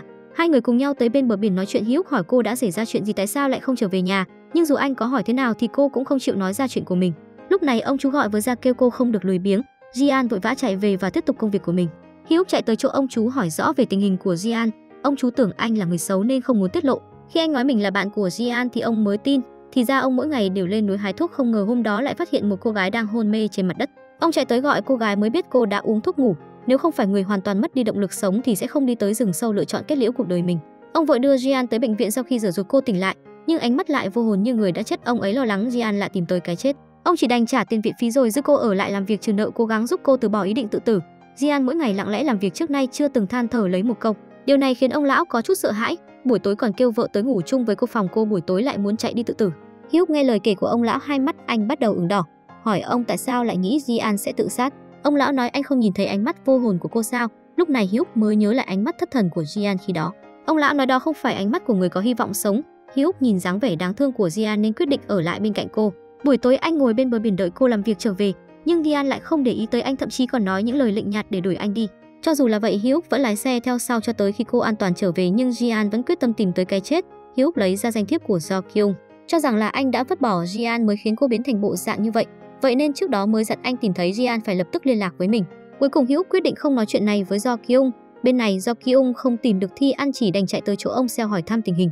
Sau khi biết tin Jian đã rất lâu không về nhà thì anh thất vọng một mình đi trên đường. Nhớ lại hôm đó rõ ràng đã thấy cô đi về hướng nhà, nhưng tại sao lại không trở về? Đột nhiên anh nghĩ tới cô chắc chắn đã chứng kiến cảnh bố mình bị đánh, vì không chấp nhận nổi sự việc cũng vì quá áy náy nên mới chọn cách biến mất khỏi thế giới này. Bên này Jian thấy bà thím đã ngủ say, cô liền lặng lẽ mở cửa ra ngoài, nhảy qua bức tường. Cô chuẩn bị rời khỏi đây thấy trong túi chỉ còn 10 won, cô vội vàng đuổi theo xe buýt, bởi vì cô đã không còn dũng khí tiếp tục sống. Khi cô chuẩn bị lên xe thì một ánh đèn đã ngăn cô lại. Thì ra Hyuk vẫn luôn âm thầm đi theo canh chừng cô. Anh vội xuống xe lôi Jian lại rồi kêu tài xế lái xe rời đi. Hyuk không rõ đầu đuôi ngọn ngành, nhưng người đàn ông đó không xứng để cô làm vậy, khiến Jian ngơ ngác không biết trả lời thế nào. Hai người ngồi bên đường. Jian kể hết mọi chuyện với Hyuk. Cô hận bản thân khi đó vì tiền tài mà vứt bỏ bố mẹ đã yêu thương nuôi dưỡng cô suốt 28 năm qua. Vậy nên cô muốn lấy cái chết để chuộc tội. Jian kêu Hyuk đừng để ý tới mình. Nói xong liền đưa cho anh chiếc khăn rồi một mình trở về. Hôm sau Hyuk cũng thay bộ quần áo lao động tới làm việc cùng cô. Hành động này khiến Jian có hơi bất ngờ. Mục đích nói với Hyuk sự thật là muốn anh không bám theo mình nữa, không ngờ lại thành ra thế này. Thấy Hyuk bỗng xuất hiện bên cạnh mình, Jian chán nản bỏ đi. Cô để lại Hyuk ngại ngùng tại chỗ. Bên này Do Kyung nhìn ảnh của Jian một cách trầm tư. Lúc này thư ký chạy vào báo tin đã tìm được vị trí điện thoại của Jian. Anh kêu thư ký mau gửi vị trí của cô cho mình, nói xong anh liền nhanh chóng rời đi. Jian trong lúc làm việc đã suy nghĩ rất nhiều. Cuối cùng cô quyết định cùng Hyuk trở về thành phố. Lúc này Do Kyung cũng tới tìm Jian. Cô kéo xe chậm chậm đi phía trước, với cách ăn mặc hiện tại của cô thì từ phía sau ít ai có thể nhận ra cô chính là Jian. Cuối cùng hai người vẫn đi lướt qua nhau. Hyuk lái xe đi tìm Jian. Cô đã đồng ý cùng anh về thành phố. Do Kyung tới nơi Jian làm việc, sau đó lấy điện thoại hỏi mọi người có biết cô gái này. Một bà thím nói cô đã thu dọn đồ đạc chuẩn bị rời đi. Rồi còn nói cô có số đào hoa được nhiều đàn ông tới tìm như vậy, thậm chí còn đố nhau ai mới là bạn trai cô. Trước khi đi ông lão đưa cho Jian một số tiền, nhưng cô lại không muốn nhận tiền của ông. Ông lão nói đây là tiền công của cô, sau đó nhét tiền vào tay Jian. Cô biết ông lão luôn cố ý giữ mình ở lại đây. Ông lão nghe xong cũng rất bất ngờ. Jian hỏi ông tại sao lại giúp đỡ mình. Tới đây ông lão vén tay áo để lộ ra những vết sẹo trên cổ tay. Ông nói mình và Jian đều có những trải nghiệm giống nhau. Bà thím đưa áo khoác cho Jian. Sau khi cảm ơn hai vợ chồng xong, Jian đã lên xe cùng Hyuk trở về. Mà Do Kyung trên đường trở về vô tình trông thấy xe của Hyuk. Anh lập tức lái xe đuổi theo, phát hiện Jian đang ngồi trong xe. Anh kích động tới đỏ mắt, trực tiếp tăng tốc gạt đầu xe. Sau đó xuống xe từng bước tiến về phía Jian. Anh mở cửa xe nói: "Sao Jian mau xuống xe."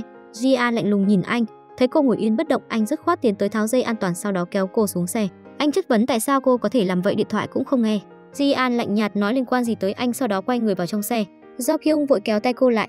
Hyuk bước tới nói mình sẽ chăm sóc tốt cho cô, vậy nên anh hãy yên tâm. Cứ như vậy Jian lạnh lùng bước lên xe, dáng vẻ như chưa từng quen biết Do Kyung. Anh nhìn chiếc xe đi xa dần, anh lòng đau như cắt, nước mắt đầm đìa, chỉ biết đứng nhìn, sau đó lái xe đi theo phía sau.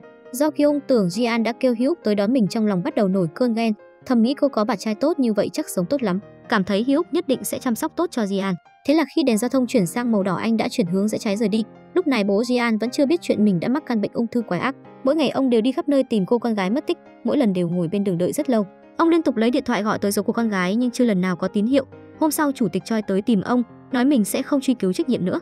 Cảm ơn ông đã chăm sóc Jisoo suốt thời gian qua và bảo ông nói với Jian rằng tất cả đã là quá khứ. Lúc này ông Seo mới nói Jian giờ vẫn chưa về nhà. Điều này khiến chủ tịch Choi vô cùng kinh ngạc, bởi vì cô đã mất tích 1 tháng rồi. Khi ông Seo ra khỏi thang máy trùng hợp bị Do Kyung trông thấy, anh nghi hoặc không biết tại sao ông Seo lại có mặt ở đây. Anh liền đi tới thăm dò. Lúc này ông Seo không còn chút sức lực, cộng thêm cơn đau dạ dày quằn quại khiến ông ngất ra đất. Do Kyung thấy vậy vội vàng chạy tới giúp đỡ, sau đó đưa ông tới bệnh viện. Bác sĩ nói do ông thiếu dinh dưỡng và bị áp lực quá lớn mới khiến ông ngất xỉu, còn nguyên nhân cần phải kiểm tra thêm. Thư ký thông báo với Do Kyung tình hình, đồng thời nói ông không muốn về nhà mà muốn tới đồn cảnh sát. Do Kyung nghe xong nghi ngờ tại sao ông lại tới đó, thế là cũng chạy theo ông tới đồn cảnh sát. Bắt gặp ông đang hỏi cảnh sát dạo gần đây có thấy thi thể của cô gái trẻ nào không. Thì ra một thời gian dài không tìm được Jian, ông đã nghĩ tới trường hợp xấu nhất. Thấy vậy Do Kyung quyết định nói ra sự thật. Anh đi tới nói với ông Seo rằng mình mấy ngày trước đã trông thấy Jian cô sống rất tốt, khuyên ông đừng quá lo lắng. Ông Seo nghe xong kinh ngạc suýt ngất đi. Do Kyung muốn đưa ông về nhà nhưng lại bị ông từ chối. Nói xong ông liền một mình lảo đảo rời đi. Sau đó ông lại tới trạm xe buýt đợi con gái. Do Kyung không yên tâm chỉ lặng lẽ quan sát ông từ xa.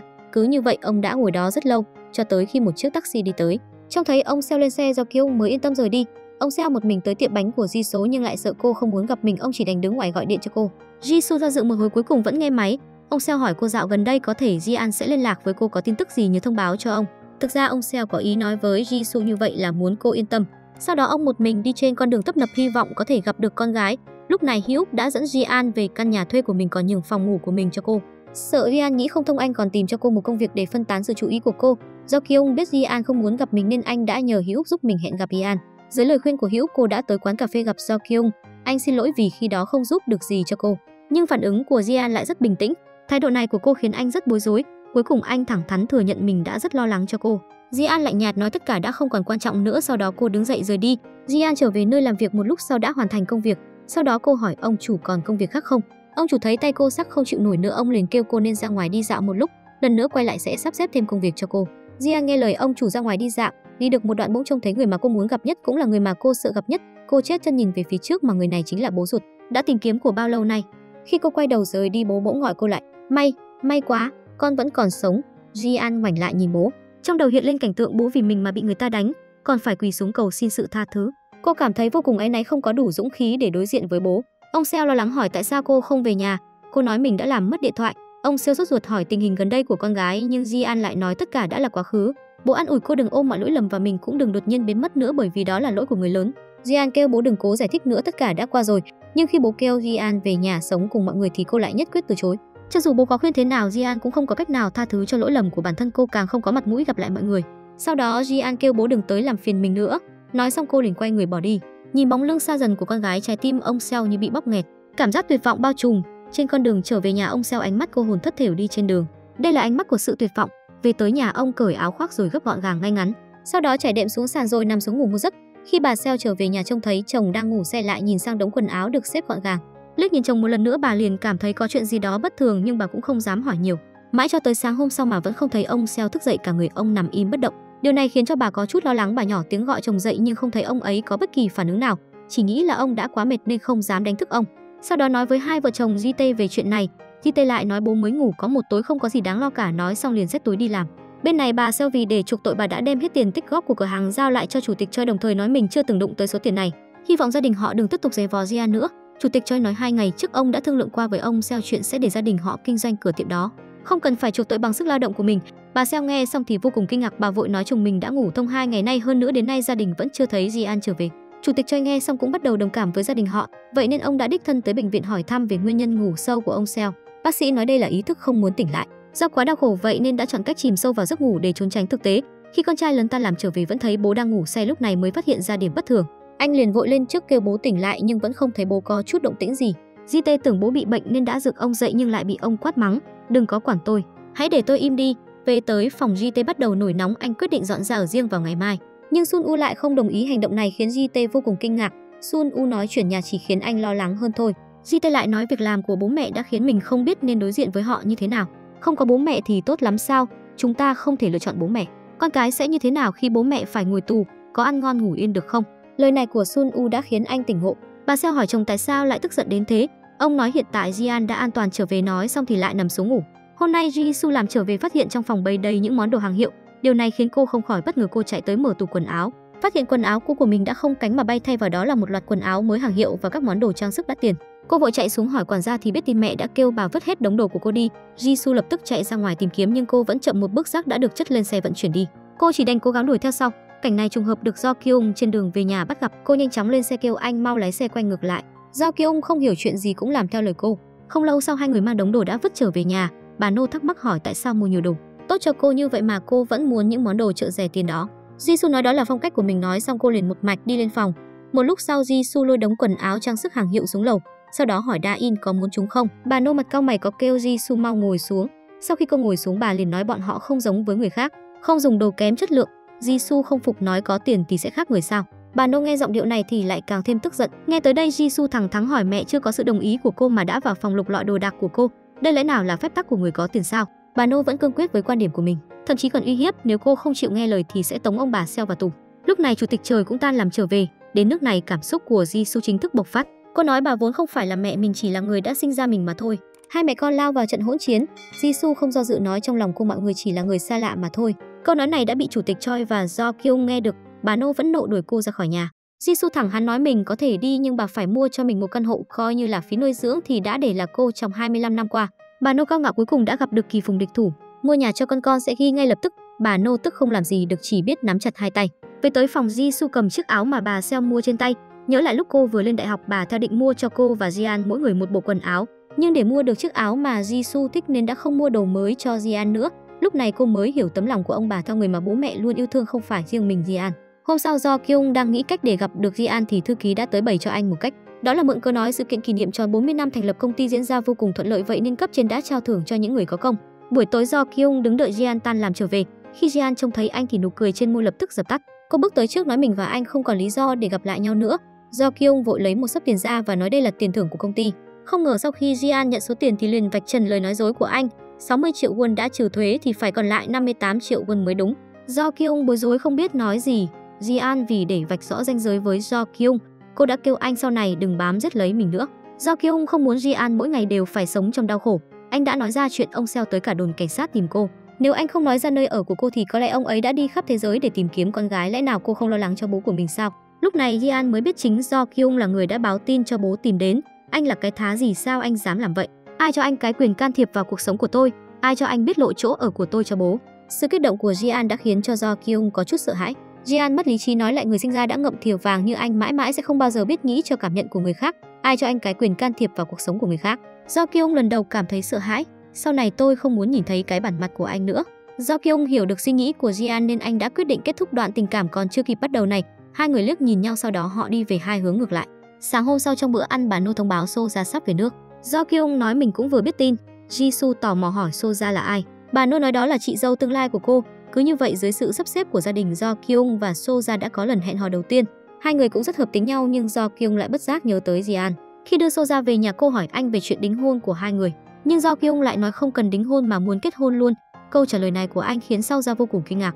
Hôm sau hai người đã cùng nhau tới sân trượt tuyết. Trên đường trở về, Soja thẳng thắn nói trong lòng Do Kyung đã có người con gái mà anh yêu thương. Nghe tới đây, Do Kyung bối rối không nói lên lời.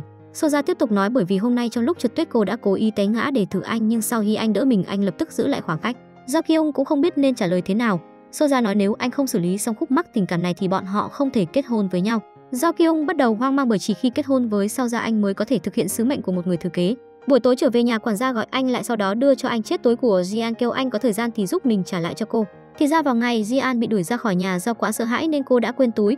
Hôm sau anh lại chạy tới tìm Jian, sau đó trả lại túi cho cô.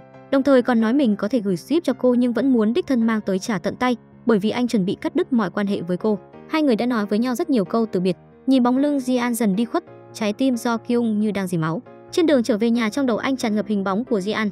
Anh không thể tập trung lái xe. Lúc này một chiếc xe tải lao đến. Vào thời khắc ngàn cân treo sợi tóc, anh bỗng nhớ tới người quan trọng nhất của đời mình. Trong đầu anh bất giác hiện lên hình ảnh của Jian và điều hạnh phúc nhỏ nhoi khi ở bên cạnh cô. Trong khoảnh khắc sinh tử này, anh cuối cùng đã hiểu được lòng mình. Không biết từ khi nào Jian đã trở thành người quan trọng trong lòng anh. Anh nhanh tay bẻ lái, may mắn thoát khỏi lưỡi hái tử thần. Sau khi chiếc xe dừng lại, anh mới biết bản thân không thể giống thiếu gì Jian. Anh trở về nhà trông thấy bố mẹ đang đợi mình. Chủ tịch cho thông báo hai gia tộc đã quyết định tháng sau sẽ tổ chức lễ vẫn luôn cho anh và Soja. Do Kyung sau khi đã xác định được tình cảm của mình, anh trực tiếp nói mình không muốn kết hôn với Soja, không muốn chấp nhận cuộc hôn nhân không có tình yêu này. Bà Nô nói chuyện này không phải do anh quyết định bởi cuộc hôn nhân này có liên quan tới sự tồn tại và phát triển của công ty. Hôm sau anh hẹn Soja ra ngoài dùng bữa, anh nói với cô rằng mình vẫn còn rất yêu cô gái đó, vậy nên không thể kết hôn với cô như đã định. Mà thái độ của Soja lại bình tĩnh đến lạ, bởi vì cô cũng không yêu Do Kyung, bọn họ đều là vật hy sinh của gia tộc. Bên này bố mẹ Tài Kiệt cũng thông báo với Jisoo, họ nói rằng đã tới lúc cô phải công khai thân phận trong hoạt động sắp tới của công ty. Thậm chí còn bắt cô trang điểm thành Jian, bởi vì trước đó đã có vài vị chủ tịch từng trông thấy Jian, để không bị phát hiện họ chỉ có thể làm như vậy. Jisoo đã rất khó khăn trong việc sống với thân phận ơn xin, nay lại phải đứng lên bục phát biểu trong một sự kiện long trọng như vậy. Lúc này ông ngoại cũng gọi điện thoại tới khuyên bảo cháu gái. Jisoo cuối cùng chỉ đành miễn cưỡng đồng ý. Hôm sau cô bắt đầu học các lễ nghi, mà những chuyện này chỉ để chuẩn bị cho bài phát biểu trong ngày kỷ niệm mà thôi. Ngày diễn ra sự kiện rất nhanh đã tới. Các lãnh đạo cấp cao đều đã ngồi vào vị trí chủ tịch. Bên này Jisoo cũng đã trang điểm thành Jian. Nhìn dáng vẻ xa lạ của mình trước gương, Jisoo bỗng cảm thấy sợ hãi với cuộc sống này. Quản gia bên cạnh không quên nhắc nhở khi cô giới thiệu bản thân, cứ coi như đang giới thiệu một người phụ nữ khác là được. Trên khán đài, ông ngoại đang tự hào phát biểu về lịch sử huy hoàng của tập đoàn. Bầu không khí bên dưới cũng bắt đầu nóng lên. Lúc này Jisoo đã đứng ở ngoài cửa nghe bài thuyết trình đầy tự tin của ông ngoại lại khiến cô càng thêm căng thẳng. Ông trịnh trọng thông báo với tất cả mọi người rằng hôm nay sẽ giới thiệu một nhân vật quan trọng. Quản gia chậm chậm mở cửa. Jisoo vừa lo lắng vừa sợ hãi chuyện đã tới nước này, cô chỉ có thể dũng cảm bước vào. Jisoo bước từng bước đi tới cánh cửa, cô liếc nhìn bên trong hội trường, sao lại có nhiều người tới vậy? Jisoo lúng túng không biết phải làm sao, cuối cùng cô lại chọn cách bỏ chạy. Thấy mọi người trong hội trường sắp cười vào mặt mình trong cái khó bỗng ló cái khôn. Người quan trọng mà tôi muốn giới thiệu ngày hôm nay là tất cả quý vị có mặt tại đây. Đúng là gừng càng già càng cay, 10 điểm ứng xử. Mọi người phía dưới vui vẻ vỗ tay tán dương nhưng vẫn bị vài người tình ý nhìn ra. Jisoo hoảng loạn chạy trên đường, cô như người mất hồn vội bắt taxi về nhà bố mẹ nuôi. Nhưng vừa xuống xe cô đã bị quản gia dẫn người tới bắt về. Lúc này Jisoo vô cùng sợ hãi. Mặc kệ cô có muốn hay không, bọn họ trực tiếp lôi cô vào xe. Bên này ông ngoại đang nổi trận lôi đình, mọi người không ai dám ho he nửa lời. Lúc này Jisoo bị vệ sinh áp tải về, nhìn cả nhà đang tập trung trong phòng khách, cô càng thêm hoảng loạn. Ngồi xuống bị ông ngoại quát. Ông ngoại hỏi tại sao cô lại bỏ chạy, tại sao lại làm gia đình mất mặt. Ông nói là một thành viên trong tập đoàn thì sự đánh đổi là lẽ đương nhiên. Thế nhưng Jisoo lại dám làm trái lời ông trước đám đông. Jisoo khóc lóc giải thích là do mình sợ trở thành cái bóng của Jian. Ông ngoại cho rằng cô đang kiếm cớ để che đậy sự yếu đuối của mình. Ông ngoại tài thiệt hoàn toàn thất vọng về Jisoo, liền kêu con gái mau tống của cô ra nước ngoài. Lúc này Jisoo mới hiểu ra chị gái Jian đã khổ sở đến nhường nào khi sinh sống trong gia đình này. Buổi tối có trốn trong chân khóc không thành tiếng, cô rất muốn quay về với bố mẹ nuôi, bởi vì trong căn nhà này vốn không có tình yêu. Hôm sau Jisoo chuẩn bị đi làm, cô vừa mở cửa liền trông thấy bà nô đứng trước cửa. Jisoo sợ hãi lùi về sau. Chuyện cô bỏ trốn hôm đó đã hoàn toàn chọc giận bà. Vừa bước vào bà đã trách mắng Jisoo chưa có lệnh của mình thì cô không được phép bước ra khỏi căn phòng này.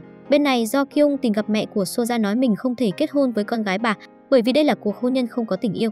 Do Kyung vì để có thể theo đuổi Jian, anh đã bắt đầu học cách sống của cô. Anh thử ăn ly mì giá 200 won nhưng cho dù là làm như vậy thì thái độ của Jian đối với anh vẫn rất lạnh nhạt. Anh quay lại rồi. Em phải nói tại sao anh lại quay lại chứ? Jian chẳng thèm để ý tới lời anh nói. Cô ăn xong tô mì liền quay lưng bỏ đi. Do Kyung cứ luôn đi theo mình như vậy. Jian bất lực hỏi tại sao anh lại làm vậy? Bởi vì anh nhớ em. Jian hỏi anh sẽ tiếp tục làm như thế này mãi sao? Đúng vậy, nhưng tôi không thích như vậy. Jian tưởng anh bị điên rồi, không nói không rằng trực tiếp bỏ đi. Do Kyung liên tục đi theo giải thích chuyện trước kia đều là hiểu lầm. Nhưng cho dù là vậy thì Jian cũng không thể quên được chuyện tối hôm đó. Cô thậm chí còn mắng anh là đồ ích kỷ nhưng Do Kyung lại chỉ cười. Điều này lại khiến cô ngơ ngác không hiểu. Cái tính khi đó của em trở lại rồi. Do Kyung nói mình phải đi làm, hẹn gặp lại cô sau. Nói xong anh liền vui vẻ rời đi. Không lâu sau cô quay lại làm việc. Hôm nay đối tượng kết hôn của Do Kyung bỗng tìm tới cô. Cô muốn xem Jian rốt cuộc là người thế nào mà lại có thể khiến Do Kyung quay lưng lại với gia tộc. Soja mượn cơm muốn đặt hàng để nói chuyện với Jian. Jian liền vui vẻ đồng ý lời mời của khách hàng. Hai người trong lúc ăn cơm, Jian hỏi cô muốn đặt làm loại đèn như thế nào. Soja nói muốn đặt làm đèn đôi dùng trong lễ đính hôn. Jian nói mình sẽ thiết kế một bản cho cô xem qua. Sau đó cô lấy giấy bút bắt đầu thiết kế. Soja lặng lẽ ngồi nhìn Jian. Một lúc sau bản thiết kế đã ra đời. Soja nhìn ngắm bản vẽ rồi quay sang hỏi Jian, cô có thể giúp mình khắc tên hai vợ chồng không? Jian kêu cô đọc tên cho mình. Ma Soja, Choi Do Kyung. Lúc này Jian mới biết đối phương không thiện chí giới đặt làm đèn mà cố ý tới giao oai với cô. Jian kêu đối phương đừng ở đây tốn công vô ích bởi vì cô và Do Kyung không có quan hệ gì cả. Cô nói xong liền thẳng tay xé bản thiết kế. Soja hỏi Jian cảm thấy thế nào khi trông thấy mình, có cảm thấy tự ti không? Jian hỏi Soja tại sao lại để ý tới mình như vậy? Bởi vì cô nhà giàu lại xinh đẹp nên tôi phải cảm thấy tự ti khi đứng trước cô sao? Sau đó nhắc lại một lần nữa rằng mình và Do Kyung không có bất kỳ quan hệ nào. Nói xong cô liền đứng dậy bỏ đi, để lại Soja ngồi ngượng ngùng ở đó, nhưng không ngờ Soja lại bắt đầu bám theo Jian. Jian hỏi lễ đính hôn sẽ diễn ra vào khi nào. Soja nói bọn họ đã định ngày cưới rồi. Khi Jian nghe xong thì cây bút trên tay cô lập tức rơi xuống. Soja được nước lấn tới. Cô yêu cầu Jian làm xong thật sớm và hãy mang tới văn phòng làm việc của Do Kyung. Jian nói sẽ có nhân viên chuyên giao hàng mang đến, nhưng Soja lại muốn cô là người mang tới để chứng minh cô và Do Kyung không có bất kỳ quan hệ gì. Jian đành miễn cưỡng đồng ý, nhưng cô lại không biết rằng Soja đang ngầm các thành cho hai người. Thì ra 2 hôm trước Do Kyung đã tới nhờ cô cùng mình hủy bỏ hôn ước giữa hai bên gia đình. Soja liền vui vẻ đồng ý bởi vì cô cũng đã có người mà mình thích. Hai người đã hẹn hò với nhau trong một thời gian dài, vậy nên lần này cô tới là để dò Jian có thật sự thích Do Kyung không. Cuối cùng cô đã có kết quả mà mình mong muốn. Không lâu sau, tin tức Do Kyung không muốn kết hôn với Sora đã nhanh chóng truyền tới tai ông ngoại. Ông đoán anh đã có cô gái mình yêu liền kêu con gái mau chóng tìm ra người đó là ai. Hôm sau Do Kyung trở lại công ty, anh phát hiện mọi người đang xì xào bàn tán chuyện gì đó. Tới gần quan sát anh mới biết mình đã bị giáng chức tới làm việc tại thành phố khác. Vừa nhìn Do Kyung liền đoán ra đây là chiêu trò của ông ngoại. Trước khi bị chuyển đi anh muốn tới gặp Jian một lần. Trên đường tới gặp Jian, trái tim anh đập rộn ràng. Bên này Jian đang hăng say làm việc, nhìn cô lúc này vô cùng vui vẻ. Do Kyung tới nơi trông thấy cảnh này anh cũng bất giác nở nụ cười hạnh phúc. Bỗng anh nhìn bản thân qua gương chiếu hậu, nhớ lại lời khuyên của một người bạn, sẽ có lúc cậu cảm thấy mệt mỏi đau khổ sau đó lại mỉm cười. Nhìn thấy Jian vui vẻ, trong đầu anh bỗng lóe lên một suy nghĩ táo bạo. Sau khi trở về công ty, anh lập tức đi gặp bố mẹ. Anh nói mình muốn rút khỏi tập đoàn và không muốn trở thành người thừa kế gì cả. Bố mẹ tròn mắt kinh ngạc trước hành động này của con trai. Sau đó Do Kyung lại lấy ra đơn xin thôi việc đặt lên bàn. Sau khi thôi việc tại công ty gia đình, anh liền trở về nhà thu dọn hành lý. Tới nơi đã thấy ông ngoại đang ngồi trong phòng đợi mình. Ông nói Do Kyung có thể đi nhưng không được đem theo bất kỳ món đồ nào cả. Vậy nên Do Kyung đã giao lại chìa khóa nhà và thẻ ngân hàng đồng hồ cùng tất cả đồ đạc trên người đều giao hết lại. Lúc này ông mới cho Do Kyung rời đi. Do Kyung có chút hoang mang không hiểu, sau đó anh vội quay đầu rời đi. Sau khi ra khỏi nhà, trên người Do Kyung không có nổi một cái áo khoác. Anh run rẩy đi trên đường, nhưng dù sao thì đây cũng là sự lựa chọn của mình. Vậy nên anh đã quyết định phải làm cho tới cùng. Do Kyung đem số tiền ít ỏi còn lại của mình đi mua rất nhiều quần áo mới. Sau đó anh lại tới khách sạn cao cấp rồi thuê một căn phòng đắt đỏ. Một người đã quen tiêu xài hoang phí như anh chưa biết những ngày tháng sau này sẽ vất vả đến nhường nào. Bên này ông ngoại đang giận mọi người trong nhà không được đứng ra giúp đỡ Do Kyung, nếu không thì sẽ bị đuổi ra khỏi nhà. Hôm sau Do Kyung bắt xe đến tìm bạn bè giúp đỡ, khi xuống xe lại tiện tay đưa cho tài xế 100 won. Sau khi tới công ty của bạn, anh hy vọng đối phương có thể cho mình vay chút tiền, đồng thời nói trên người mình chỉ còn đúng 400.000 won. Người bạn nghe vậy thì bật cười, anh ta khuyên Do Kyung mau về nhà xin lỗi gia đình. Do Kyung nghiêm túc kêu đối phương đừng có cười nữa, mau đưa tiền ra đây. Nhưng người bạn lại thông báo với anh một tin rằng ông ngoại đã gọi điện cho tất cả mọi người cảnh cáo không được giúp đỡ anh, tạm biệt bạn với chả bè. Nhớ về nhà sớm đấy. Hết cách, Do Kyung chỉ đành tới nơi làm việc của Jian. Anh muốn vào trong nhưng lại sợ cô phát hiện chuyện mình bỏ nhà ra đi. Khi anh quay đầu bỏ đi lại chạm mặt Jian khiến cho Do Kyung giật bắn mình. Trông thấy anh ăn mặc phong phanh lại nhớ tới thông báo của tập đoàn S. Cô cho rằng anh tới để chào từ biệt mình rồi tới một nơi khác làm việc, nên cô đã đề nghị mời anh đi ăn trưa. Do Kyung nghe xong thì vô cùng kinh ngạc. Jian giơ túi đồ trong tay lên nói mình phải đi cất đồ trước đã. Trong lúc đợi Jian, Do Kyung đau đầu suy nghĩ lát nữa sẽ đi ăn ở đâu. Khi Jian quay lại, Do Kyung đề nghị tới bên đường ăn xiên bẩn. Jian xong thì không khỏi kinh ngạc. Anh đề nghị cùng nhau đi xe buýt. Jian không dám tin vào tai mình. Do Kyung vội nói hôm nay anh muốn trải nghiệm cảm giác ngồi trên xe buýt. Lần đầu được ngồi xe buýt, Do Kyung cảm thấy mọi thứ xung quanh đều rất mới mẻ. Sau đó hai người tới một quán ăn lề đường. Thấy Do Kyung này thường kén ăn, nay lại ăn như bị bỏ đói lâu năm, khiến cho Jian không khỏi nghi ngờ. Hai người sau khi dùng bữa xong thì liền đi tới trạm xe nói lời chào biệt. Do Kyung nhìn theo bóng lưng của Jian dần đi khuất, trong lòng anh có chút luyến tiếc. Trên xe, Jian nhớ tới chuyện Do Kyung sắp phải chuyển tới thành phố khác, nước mắt cô bất giác rơi xuống.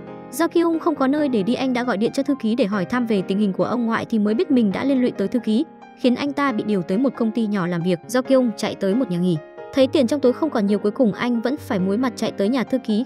Tới nơi mới phát hiện thư ký đang đợi mình ở cổng, bởi vì anh ấy rất hiểu Do Kyung là người coi trọng thể diện tới mức nào.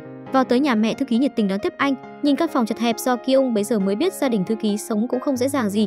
Buổi tối Do Kyung trằn trọc mãi không ngủ được. Sáng hôm sau thức dậy, mẹ thư ký đứng đợi ở cửa từ sớm, vừa nghe thấy tiếng động thì bà liền mang đồ ăn vào.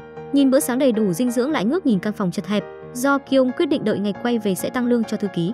Sau khi anh đánh răng rửa mặt bước ra, vô tình lại trông thấy mẹ của thư ký đang ăn đồ thừa của mình. Để không làm ảnh hưởng tới gia đình thư ký, anh để lại một nửa số tiền mà mình đang có, sau đó mang theo 200.000 won rời khỏi nhà thư ký để kiếm tiền. Do Kyung đã tới phòng tập gym để làm việc. Cứ như vậy, Do Kyung từ bé đã ngậm thìa vàng, lần đầu tiên trải nghiệm công việc chân tay cực khổ. Lau ghế, nhặt rác, chùi cửa kính làm không ngơi chân ngơi tay. Anh mệt không thở ra hơi. Kết thúc một ngày làm việc, Do Kyung đếm số tiền mình vừa kiếm được cộng thêm 200.000 won trong túi cũng chỉ được 700.000 won. Thậm chí nó còn không bằng một bữa ăn của mình trước kia. Bên này Jian đang ngồi ăn cùng đồng nghiệp, nhìn bát canh kim chi đậu phụ, cô lại nhớ tới Do Kyung, tâm trạng bỗng chốc trùng xuống. Trên đường về nhà, Jian nói với Hyuk về chuyện Do Kyung đã rời đi, nói mãi. Hình ảnh của Do Kyung bỗng tràn ngập trong tâm trí. Cảm ơn anh đã lên núi tìm em, cảm ơn anh đã cho em được chứng kiến hôn lễ của anh trai. Nhưng lại nhớ tới khoảng cách thân phận khác biệt của hai người. Jian ngoài miệng nói không muốn gặp lại Do Kyung, nhưng cô lại không tìm được mà bật khóc. Nhưng khi Jian vừa về tới nhà, cô lại phát hiện Do Kyung vốn đang ở nước ngoài mà nay lại đang ngồi ở phòng khách vẫy tay chào cô. Nhìn biểu cảm kinh ngạc của Jian, chủ trọ nói trong những ngày tới bọn họ sẽ ở cùng Do Kyung. Hóa ra ban nãy Do Kyung ăn xong bữa tối thì đã không còn nơi nào để đi nữa. Anh ấy chỉ đành mặt dày tới chỗ ở của Jian. Tại đây Do Kyung vô tình biết được Jian và Hyuk cùng một nhà trọ.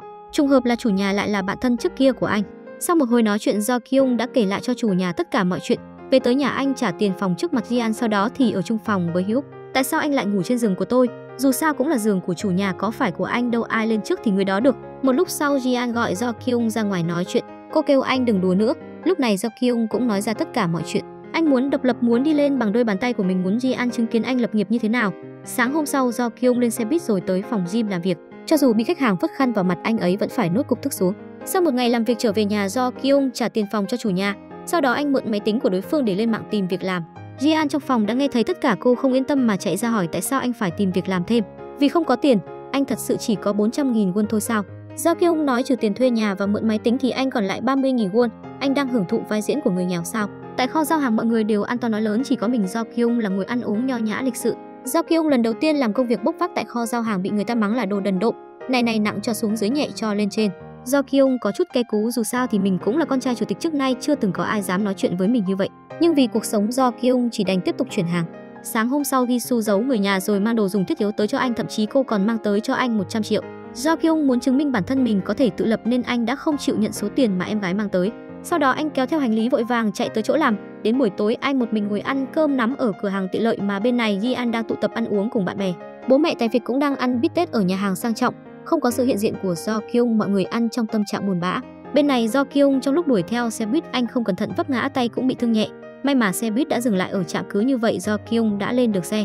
Nhưng mùi mồ hôi trên người anh khiến mọi người xung quanh ghét bỏ. Do Kyung ngửi quần áo của mình, anh ngượng ngùng kéo áo ngăn không cho mùi hôi lan ra. Khi mọi người ăn nhậu trở về, họ bắt gặp Do Kyung mặt mày nhem nhuốc đi tới trước cửa. Anh vẫy tay chào mọi người qua quýt rồi vội vã vào trong. Ji-an nhìn dáng vẻ nhếch nhác của anh trong lòng không khỏi chua xót. Về tới phòng, Do Kyung nhanh chóng giặt quần áo.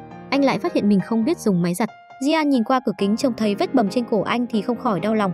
Cô đi tới dạy anh cách sử dụng máy giặt. Không lâu sau cô lại tìm tới Do Kyung khuyên anh mau trở về nhà, nhưng còn chưa kịp mở lời cô đã bị anh thẳng thừng từ chối, đồng thời còn nói ra lý do mình không thể về nhà.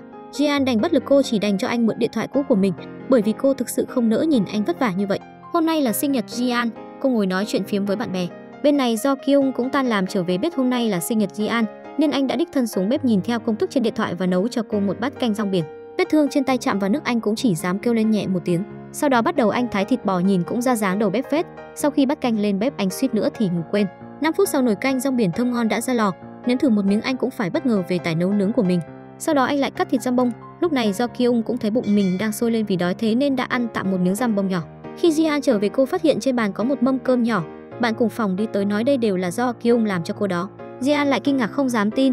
Đối phương tiếp tục nói mặc dù tay Do Kyung bị thương nhưng vẫn xuống bếp nấu cơm suốt 2 tiếng. Lúc này cô mới nhớ tới vết bầm trên cổ Giao Thu còn cả mùi mồ hôi nồng nặc. Ji-an đã hiểu ra tất cả mọi chuyện, cô vội vàng chạy đi tìm Do Kyung. Trông thấy anh đang đứng đợi xe buýt chuẩn bị tới chỗ làm, cảnh này khiến Ji-an vô cùng đau lòng. Cô chạy tới xem vết thương trên tay anh, hỏi đã xảy ra chuyện gì. Do Kyung xòe bàn tay ra, bên trong là quà sinh nhật mà anh chuẩn bị cho cô. Ji-an lúc này mới biết anh đi làm thêm là để kiếm tiền mua quà cho mình. Thì ra Do Kyung luôn nhớ tới ngày sinh nhật của Ji-an. Vài ngày trước trên đường đi làm trông thấy một sợi dây chuyền rất đẹp nhưng vì giá quá đắt, anh chỉ đành làm việc kiếm tiền từ sáng tới đêm muộn. Ji-an đau lòng quay người rời đi. Do Kyung vội chạy theo cô. Ji-an liền kêu anh mau trở về với cuộc sống vốn có của mình, đừng vì cô mà chịu khổ cực như vậy. Nhìn dáng vẻ gấp gáp của Ji-an, anh nhân cơ hội hỏi có phải cô cũng thích anh không? Đúng vậy, em thích anh. Ji-an à, sao em có thể không để ý tới anh chứ? Sau khi biết Ji-an cũng thích mình, anh bỗng vui vẻ như một đứa trẻ. Lúc ăn cơm anh cũng phải ăn cùng cô mới chịu. Lúc bôi thuốc cũng phải nhờ Ji-an bôi cho. Thậm chí khi rửa bát cũng phải có Ji-an đứng cạnh mình, anh như sợ cô sẽ biến mất khỏi tầm nhìn của anh. Sáng hôm sau, trong khi Ji-an chuẩn bị đi làm, Do Kyung đã ngồi đợi cô ở cầu thang từ sớm, đồng thời vay cô 200.000 won đi đăng ký công ty. Ji-an rút hẳn 400.000 won đưa cho anh, nhưng Do Kyung không cần nhiều như vậy. Anh lại trả tiền thừa cho cô, cảnh này giống hệt như chồng xin tiền vợ vậy. Khi Ji-an ra khỏi cửa, cô bỗng dừng lại, ngoảnh đầu trông thấy Do Kyung như cái đuôi bám theo mình. Anh giải thích công ty mình tới đăng ký cùng đường đi làm với cô. Ji-an giả vờ tin, sau đó tiếp tục bước đi. Cứ như vậy hai người đi cách nhau một khoảng, cuối cùng đã tới nơi. Do Kyung sau khi đưa Ji-an tới chỗ làm cũng chuẩn bị rời đi. Ji-an bỗng ngoảnh lại trông thấy cả vạt của Do Kyung bị lệch. Ji-an đành bất lực đi tới bên cạnh. Hôm nay anh có việc quan trọng đấy. Như này thật tốt. Xong việc, Ji-an đi tới chỗ làm để lại Do Kyung đang chìm đắm trong hạnh phúc. Sau một ngày bận rộn, anh cuối cùng đã đăng ký được tên công ty. Tiếp theo đó là mở rộng nghiệp vụ. Mặc dù bị bảo vệ cản lại nhưng anh vẫn mặt dày đưa danh thiếp cho các nhà đầu tư. Tối đến anh lại chạy tới chỗ làm thêm. Sáng sớm hôm sau, ông ngoại đã tới nhà của Do Kyung. Ông khẳng định việc Do Kyung kiên quyết từ hôn là vì anh đã có người mình thích, liền lệnh quản gia đi lấy camera hành trình trong xe của Do Kyung. Nhưng khi quản gia vào trong xe thì lại không thấy thẻ nhớ đâu. Ông ngoại cảm thấy đứa cháu trai này cũng khôn ngoan không kém cạnh mình. Nhưng điều ông không ngờ tới là chủ tịch Choi đã đi trước một bước, khiến ông Nô càng thêm chắc chắn chuyện Do Kyung thay tâm đổi tính hoàn toàn liên quan tới cô gái đó. Bà Nô thì tìm gặp thư ký của con trai, nhưng thư ký lại nói sau khi Do Kyung đi thì hai người chưa từng liên lạc với nhau. Điều này càng khiến bà ta thêm nghi ngờ. Bỗng bà trông thấy chủ tiệm bánh bà Jisoo đang làm việc, nhớ lại trước đó từng thấy cô trốn trong phòng khóc lóc, liền đoán Jisoo và anh đang yêu nhau, vậy nên đã tới nơi làm việc của Jisoo. Trùng hợp trông thấy ba người bước ra cùng nhau. Sau khi mọi người đi khỏi, Jisoo hỏi mẹ tại sao lại tới đây. Bà Nô nói dối rằng mình tới thăm cô, nhưng Jisoo chắc chắn không tin. Sau khi ra khỏi tiệm bánh của Jisoo, bà ta không quên xách theo một túi bánh trở về. Trên đường về nhà, bà ta lại vô tình trông thấy Ji-an. Thấy bà bước xuống xe, Ji-an luống cuống lùi về sau. Bà Nô chậm chậm bước tới trước, quan tâm hỏi han Ji-an. Vốn định tiếp tục quan tâm hỏi thăm về cô, bỗng nhớ ra Ji-an không phải con gái mình thì lập tức thay đổi sắc mặt nói: sao cô lại có thể sống nhếch nhác thế này? Tới cửa hàng của mẹ làm việc có phải hơn không? Lúc này Ji-an mới biết chuyện mẹ mình vẫn chưa trở lại cửa hàng. Bà Nô kêu cô hãy tìm một công việc tốt mà làm, vì Jisoo nên sau này bọn họ sẽ không làm khó gia đình cô nữa. Nói xong bà liền lên xe rời đi, để lại Ji-an đi trên đường như người mất hồn. Cô chạy tới một góc thở dốc, cô vẫn còn sợ hãi khi đối diện với bà Nô và gia đình họ. Về đến nhà, bà Nô không khỏi phiền não về chuyện con trai mình đã dám bỏ nhà ra đi vì một người phụ nữ. Bà nhớ lại gần đây Do Kyung đều quanh quẩn ở nhà và công ty, không thì bận lo tổ chức sự kiện kỷ niệm của công ty, mà khoảng thời gian đó người bên cạnh anh chỉ có mình Ji-an. Nghĩ tới đây bà No cũng đoán ra được phần nào. Sau khi phát hiện mọi chuyện, bà No hùng hổ tới nhà Ji-an, khiến ông Seo sợ hãi trước sự xuất hiện đột ngột của đối phương, sợ bà ta sẽ làm hại Ji-an lần nữa. Sau một hồi truy hỏi, bà mới biết tin Ji-an vẫn chưa về nhà. Hôm sau qua điều tra, bà ta đã tìm được tiệm cà phê của bạn Ji-an. Bà nói dối mình có chuyện muốn tìm Ji-an, vậy nên bản thân đã gọi điện thông báo với Ji-an. Sau khi biết tin, cô quyết định không thể cứ mãi trốn tránh thế này được. Cuối cùng cô cũng đồng ý tới tiệm cà phê gặp bà No. Vừa mở miệng, bà đã chất vấn Ji-an tại sao lại quyến rũ con trai mình, không được làm con gái mình nên muốn dựa vào Do Kyung để bước vào nhà tài phiệt sao. Ji-an vừa định giải thích thì lại bị bà ta ngắt lời, nói tất cả đều là âm mưu của gia đình cô. Đối diện với những lời buộc tội vô lý của bà No, Ji-an quyết định không nhượng bộ nữa. Cô thẳng thắn nói mình và Do Kyung không có bất kỳ quan hệ gì cả. Còn về việc tại sao anh lại bỏ nhà đi thì bà nên tìm con trai hỏi cho rõ, chứ không phải là tới tìm mình để chất vấn. Hành động này khiến bà No ngây người, trước nay chưa ai dám làm thế với mình. Ji-an tiếp tục giải thích bản thân chưa từng nghĩ sẽ quay lại làm việc trong công ty đó, bởi vì cuộc sống của gia đình tài phiệt khiến cô cảm thấy vô cùng chán ghét và ghê tởm. Bà No nghe xong thì đứng hình mất một hồi lâu. Từ khoảnh khắc này, Ji-an không còn sợ hãi khi đối diện với bà ta nữa, mà cuộc đối thoại của bọn họ lại khiến cô bạn bên cạnh sợ run bần bật. Sau khi bà No đi khỏi, Ji-an loạng cho đứng không vững nữa. Trên xe, bà No vẫn không hiểu Ji-an từ khi nào lại mạnh mẽ đến thế. Sau khi trở về công ty, bà lập tức kể lại chuyện này với chồng, nhưng ông lại không hề lo lắng, thậm chí còn nói bản thân tin vào lời Ji-an nói. Bà No ngơ ngác không hiểu. Chủ tịch Choi nói Ji-an là người thấu tình đạt lý, cô chắc chắn sẽ có cách khiến Do Kyung trở về nhà, nhưng bà No lại nhất quyết không tin. Bên này bạn thân Ji-an hẹn em trai ra nói chuyện, sau đó kể với cậu về chuyện của Ji-an. Hyuk biết bà No là người không từ thủ đoạn, anh sợ Ji-an sẽ một lần nữa lại chịu tổn thương nên anh đã kể lại chuyện này cho Do Kyung. Do Kyung nghe xong thì vô cùng lo lắng, anh vội chạy đi tìm Ji-an. Anh hỏi cô hôm nay mẹ anh tới tìm sao lại không gọi điện báo cho anh biết. Ji-an cũng biết Do Kyung sợ mình sẽ chịu tổn thương, cô liền nói không muốn ảnh hưởng tới kế hoạch lập nghiệp của anh. Do Kyung kêu cô đừng quá lo lắng, đợi khi anh có sự nghiệp ổn định sẽ đủ sức chống lại gia đình. Hôm sau, để ngăn người nhà làm tổn thương Ji-an, Do Kyung đã chủ động về nhà. Anh nói với mẹ tình cảm mình dành cho Ji-an chỉ là mối tình đơn phương, kêu bà đừng tiếp tục làm khó cô ấy nữa, việc mình làm không liên quan tới Ji-an. Không có Ji-an thì con có làm chuyện này không? Bà No trách con trai vì một cô gái mà từ bỏ tất cả liệu có đáng. Sau đó thuật lại lời của Ji-an rằng cô không muốn bước chân vào giới tài phiệt, cũng không muốn phát sinh bất cứ tình cảm nào với Do Kyung. Do Kyung mặc dù bất ngờ nhưng vẫn không tin. Anh tuyên bố bản thân muốn sống cuộc đời mình mong muốn, sau đó đứng dậy rời đi. Buổi trưa anh hẹn Ji-an ra nói chuyện, hỏi cô nói có phải là sự thật giữa cô và anh thật sự không có bất kỳ quan hệ gì. Ji-an lập tức thừa nhận. Do Kyung nói chuyện mình bỏ nhà ra đi và kế hoạch lập nghiệp đều là vì cô. Ji-an lại nói thì mình thích anh, nhưng hai người vốn là hai đường thẳng song song, mãi mãi không thể ở bên nhau. Do Kyung cố gắng thuyết phục Ji-an thì cô trực tiếp bày tỏ thái độ. Cô nói mình sẽ không bao giờ bước chân vào gia đình tài phiệt. Sau đó cô liền đứng dậy bỏ đi, để lại Do Kyung một mình lạc lõng. Ji-an bước ra ngoài, cô âm thầm nhìn về phía Do Kyung, hai mắt đã ướt lệ. Cô làm tất cả những chuyện này chỉ muốn anh quay lại cuộc sống vốn thuộc về mình, đồng thời thực hiện lời hứa với chủ tịch Choi. Cô sẽ cố gắng thuyết phục anh quay về công ty. Buổi tối, Do Kyung lại tìm gặp Ji-an. Anh hỏi nếu cô thực sự cho rằng gia đình là trở ngại lớn nhất giữa hai người thì sau này anh sẽ không tới làm phiền cô nữa, để Do Kyung sớm trở về nhà và không phải tiếp tục chịu khổ bên cạnh mình. Ji-an đã gật đầu thừa nhận. Do Kyung hoàn toàn thất vọng. Chúng ta kết thúc đi, tạm biệt. Ông sao không biết mình đã mắc căn bệnh ung thư quái ác, nhớ đến những cơn đau bụng quằn quại, thậm chí còn liên tục nôn ra máu. Ông sao cuối cùng mới biết mình đã mắc bệnh ung thư giống mẹ khi đó. Nghĩ tới các con sẽ ra sao khi mình mất đi, bỗng ông bật cười thành tiếng. Bởi trước đó ông đã mua bảo hiểm, nếu mình chết đi thì con cái sẽ nhận được một khoản tiền khổng lồ. Nghĩ tới đây ông cũng cảm thấy được an ủi phần nào. Ông lặng lẽ ngước nhìn bầu trời, cảm ơn ông trời vì đã giúp các con tôi có cuộc sống tốt hơn. Trên đường về nhà nghĩ tới chuyện mình chỉ còn lại 2 tháng để sống, lại nhìn khuôn mặt đầy nếp nhăn của mình qua cửa kính, ông quyết định sẽ sống cho bản thân vào những ngày cuối đời này. Thế là ông tới hiệu cắt tóc nhuộm lại tóc, sau đó tới trung tâm mua sắm chọn quần áo mới. Kiểu tóc và cách ăn mặc này giúp ông trông trẻ hơn rất nhiều tuổi. Sau khi trở về nhà, bà Seo thấy chồng nhuộm tóc và sắm quần áo mới thì cũng vui vẻ. Ông Seo nói gia đình họ tạm thời sẽ không chuyển nhà nữa. Nói xong liền đi vào phòng. Bà Seo cảm thấy kỳ lạ khi thấy chồng tối nay lại vui vẻ đến lạ thường. Sáng hôm sau, ông Seo sau khi vệ sinh cá nhân thì liền ngồi xuống trước gương chải đầu, sau đó lại bôi kem dưỡng da. Bà Seo không khỏi hoài nghi về hành động kỳ lạ này của chồng. Thấy vợ rời đi, ông mở tủ quần áo rồi lấy ra một chiếc vali. Ông lôi ra một bản hợp đồng bảo hiểm, sau đó mặc quần áo chỉnh tề rồi đi đến trước mộ bố mẹ. Ông quỳ xuống kể lại chuyện của mình. Mẹ ơi, con sắp được gặp mẹ rồi, con sẽ ngoan ngoãn nghe lời mẹ. Nhưng bây giờ con đang rất vui. Nếu con chết vì bệnh thì con của con sẽ không cảm thấy áy náy nữa. Buổi tối ông tới cửa hàng bán đàn guitar. Sau một hồi do dự, ông vẫn quyết định bước vào. Bên này bà Seo đã chuẩn bị một bàn ăn đợi ông về. Thậm chí bà còn ngồi xem lại ảnh hồi nhỏ của các con, không kìm được mà rơi nước mắt. Lúc này ông Seo cũng trở về nhà, thấy chồng cầm cây đàn trên tay, bà liền bước tới hỏi ông làm gì mà về muộn vậy. Tôi đã nấu một mâm cơm đợi ông về ăn cùng. Thấy vậy ông Seo chỉ lạnh lùng nói các con còn chưa về thì tôi về sớm làm gì. Đồng thời ông chất vấn tại sao lại nấu cơm cho một người sẽ không quay về. Mà không biết bà Seo vẫn luôn tự dằn vặt bản thân về chuyện đánh tráo con gái. Buổi tối đi ngủ bà trằn trọc không ngủ được.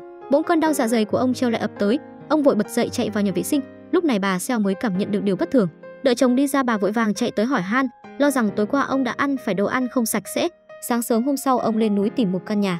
Ông không muốn làm phiền tới con cái một mình sống nốt thời gian còn lại ở đây. Sau một hồi lau dọn, căn phòng đã trở nên sạch sẽ. Ông Seo viết lại lời trăn trối lên tường. Xong việc, ông chuẩn bị về nhà thu dọn đồ đạc rời đi. Trên đường, ông bỗng cảm thấy hoa mắt chóng mặt, hai mắt liên tục đảo lòng trắng. Đàn guitar trên tay cũng rơi xuống đất, cuối cùng thì ngã xuống. Không lâu sau, Gian nhận được điện thoại từ bệnh viện. Biết tin bố bị ngất, cô lập tức chạy tới bệnh viện. Thấy bố từ chối cho bác sĩ làm xét nghiệm, cô liền chạy tới hỏi tình hình. Bác sĩ nói bố cô trên xe đã liên tục nôn ra máu. Gian nghe vậy thì vô cùng sợ hãi, nhưng bố cô lại kiên quyết nói mình không sao. Gian yêu cầu bác sĩ mau làm xét nghiệm cho bố. Lúc này bà Seo cũng chạy tới. Thấy vậy, ông mới ngoan ngoãn cho bác sĩ kiểm tra. Di Tê biết tin cũng vội vàng tới bệnh viện. Mọi người sốt ruột chờ đợi. Không lâu sau, bác sĩ đã làm xong các bước kiểm tra. Bác sĩ yêu cầu ông phải nhập viện gấp, nhưng ông lại lấy quần áo rồi chuẩn bị trở về nhà. Cho dù con cái có khuyên thế nào thì ông cũng không nghe. Sau khi trở về nhà, Gian hỏi bố trước khi ngất đã định mang quần áo đi đâu. Ông Seo nói dối mình chuẩn bị ra ngoài bồi dưỡng thêm kiến thức kinh doanh. Lúc này con trai lớn cũng trở về, anh vạch trần lời nói dối của bố. Anh đã hỏi vì công ty đơn hàng đó không có tên ông. Dưới sự truy hỏi của mọi người, ông Seo cuối cùng đã nói ra sự tình, nói mình đã mắc bệnh ung thư dạ dày. Ông muốn tìm nơi để chết. Nói xong, ông liền đứng dậy vào phòng. Câu trả lời của ông đã khiến các con cảm thấy vô cùng tự trách, nhưng họ cũng không biết phải làm gì cho bố. Buổi tối, Gian không về phòng thuê mà đã ở lại nhà, nhớ lại những lời ác ý với bố khi trước khiến cô bật khóc trong sự dằn vặt. Con trai lớn JT cũng lặng lẽ rơi nước mắt. Bà Seo lặng lẽ trốn vào nhà vệ sinh khóc không thành tiếng, cho rằng tất cả bi kịch là tại bà đã hoán đổi thân phận của Gian và Jisoo cho nhau. Nửa đêm, ông Seo nhân lúc mọi người ngủ say mà đã âm thầm để lại di chúc. Sau đó ông lại xách hành lý rời khỏi nhà. Sáng sớm hôm sau, Gian bị tiếng kêu của mẹ đánh thức. Bọn họ vội chạy ra ngoài, biết tin bố đã bỏ nhà đi. Gian vội lên xe đi tìm bố, mà lúc này ông Seo đã tới được căn nhà gỗ trong rừng. Ông chuẩn bị kết thúc cuộc đời mình tại đây. Rảnh rỗi, ông sẽ lôi đàn ra đánh. Khi cơn đau ập tới thì sẽ uống sẽ giảm đau để cầm cự, mà ông làm như vậy là vì không muốn báo hại con cái. Trong bệnh viện, cả nhà nôn nóng chờ đợi kết quả xét nghiệm. Sự căng thẳng hiện rõ trên nét mặt mỗi người, ai lấy đều nơm nớp lo sợ. Sau một hồi lâu chờ đợi, kết quả cuối cùng đã có, bố anh không mắc ung thư. Mọi người hoang mang không hiểu. Bác sĩ nói với bọn họ đây là ung thư trong tưởng tượng, bởi vì bản thân ông ấy không muốn sống nên mới nghĩ ra loại bệnh này. Gian nghe xong thì bịt miệng, cô chạy ra ngoài khóc lớn. Nhớ lại những lời cự tuyệt mình từng nói với bố khi trước, cô lại nhớ tới lời bố từng nói với mình: tôi không thể chọn cách sống nhưng có thể chọn cách chết. Cô cho rằng là tại mình nên bố mới không thích sống nữa. Sau đó bọn họ trở về nhà nhưng làm thế nào cũng không liên lạc được với bố. Bên này, ông Seo vẫn đang viết lại từng nguyện vọng mà đời này mình vẫn chưa thực hiện được. Không có chồng bên cạnh, bà Seo lo tới mất ăn mất ngủ. Bỗng bà nhớ lại lúc đi kiểm tra cùng Gian trước đó, có một số điện thoại đã gọi tới cho chồng. Vậy nên bà đã kêu con trai ngày mai hãy tới ủy ban khu phố hỏi thăm. Không lâu sau, ông Seo mở cửa ra hiên nhà ngồi ăn sáng. Bố ơi! Ngước lên trông thấy Gian và Ji-hun đi tới. Thì ra bọn họ đã tìm được địa chỉ của ông thông qua người của ủy ban khu phố. Ji-an vừa tới đã trêu bố: bố tưởng trốn ở đây thì bọn con sẽ không tìm thấy sao? Ông Seo không khỏi bất ngờ trước sự xuất hiện của các con. Bọn họ không khuyên bố về cùng mà đã giúp ông dọn dẹp căn nhà, sau đó thì rời đi. Ông Seo cũng cảm thấy hoài nghi, không biết các con đang muốn làm gì. Thì ra ba anh em đã bàn nhau, bởi vì bố cảm thấy vợ và các con đều không cần mình nên ông mới muốn chết. Việc bọn họ cần làm lúc này là khiến bố nhận ra bọn họ rất cần ông ấy, để ông nhận ra sự quan trọng của mình với các con. Vậy nên đây cũng là lý do bọn họ không khuyên ông về nhà. Người phụ nữ vô tình này mặc cho Do Kyung có gào thét thì Jian cũng không để ý đến anh. Trở về phòng, Jian lặng lẽ rơi nước mắt. Bên này, Do Kyung điên cuồng chạy trong thời tiết lạnh giá để trút bỏ sự ấm ức trong lòng. Dưới cơn mưa tuyết, nhớ tới lời Jian nói: xin lỗi, chúng ta không thể ở bên nhau. Do Kyung chạy tới khi gục ngã. Anh vẫn không hiểu tại sao Jian lại không thể chấp nhận mình. Lẽ nào chỉ vì anh là con trai nhà tài phiệt thôi sao? Lúc này, Jian trong phòng nghe thấy tiếng động bên ngoài, mở cửa nhìn trông thấy Do Kyung về nhà với cơ thể suy nhược. Buổi tối cô trằn trọc không ngủ được vì lo lắng cho Do Kyung, vậy nên cô đã mang nước và thuốc tới trước cửa phòng, gọi anh một tiếng, sau đó đặt thuốc và nước trên đất. Một lúc sau, cô lại mở cửa bước ra trông thấy nước và thuốc vẫn để dưới đất, nên cô đã đi tới bê khai nước lên. Jian lo lắng đứng sát cửa để nghe ngóng động tĩnh bên trong, phát hiện ra Do Kyung đang nói sảng, cô liền lặng lẽ đẩy cửa đi vào. Cô vội đặt tay lên trán, phát hiện anh đang sốt cao. Jian sợ hãi lay Do Kyung dậy. Jian mang một chậu nước nóng tới rồi cẩn thận chườm lên trán cho, sau đó đưa anh dậy uống thuốc. Xong việc, Jian vẫn chưa rời đi ngay mà tiếp tục giúp anh lau người. Nghe Do Kyung trong cơn mê vẫn luôn miệng nói lời yêu mình. Jian hai mắt đỏ hoe nhìn người đàn ông trước mặt. Dù rất muốn ở bên cạnh anh nhưng cô đã chết hụt một lần nên cô không muốn bi kịch lại tiếp diễn. Jian nhẹ nhàng đặt nụ hôn lên môi Do Kyung, coi như lời từ việc cuối cùng. Sau đó cô lặng lẽ đi ra khỏi phòng. Mà cảnh này đã bị bạn cùng nhà trông thấy. Hôm sau, Jian ân cần nấu cháo cho Do Kyung. Khi Hyuk tới hỏi cô sao hôm nay lại nấu cháo, thì cô lại nói bụng mình hơi khó chịu. Mà Do Kyung sau một đêm được Jian ân cần chăm sóc, cuối cùng anh đã tỉnh lại, thức dậy còn vận động một cách thoải mái. Khi Jian và Hyuk chuẩn bị đi làm, Do Kyung bỗng bước ra, thấy hai người họ đang đứng cạnh nhau, anh liền quay lưng bỏ đi. Thấy Do Kyung không nhớ chuyện tối qua, Jian mới thở phào nhẹ nhõm. Một lúc sau Do Kyung vệ sinh cá nhân xong và chuẩn bị đi làm, bạn cùng phòng đi tới hỏi anh chưa ăn cháo mà đã đi rồi sao? Thấy vậy bạn cùng phòng nói đây là cháo Ji-an nấu cho mọi người cùng ăn.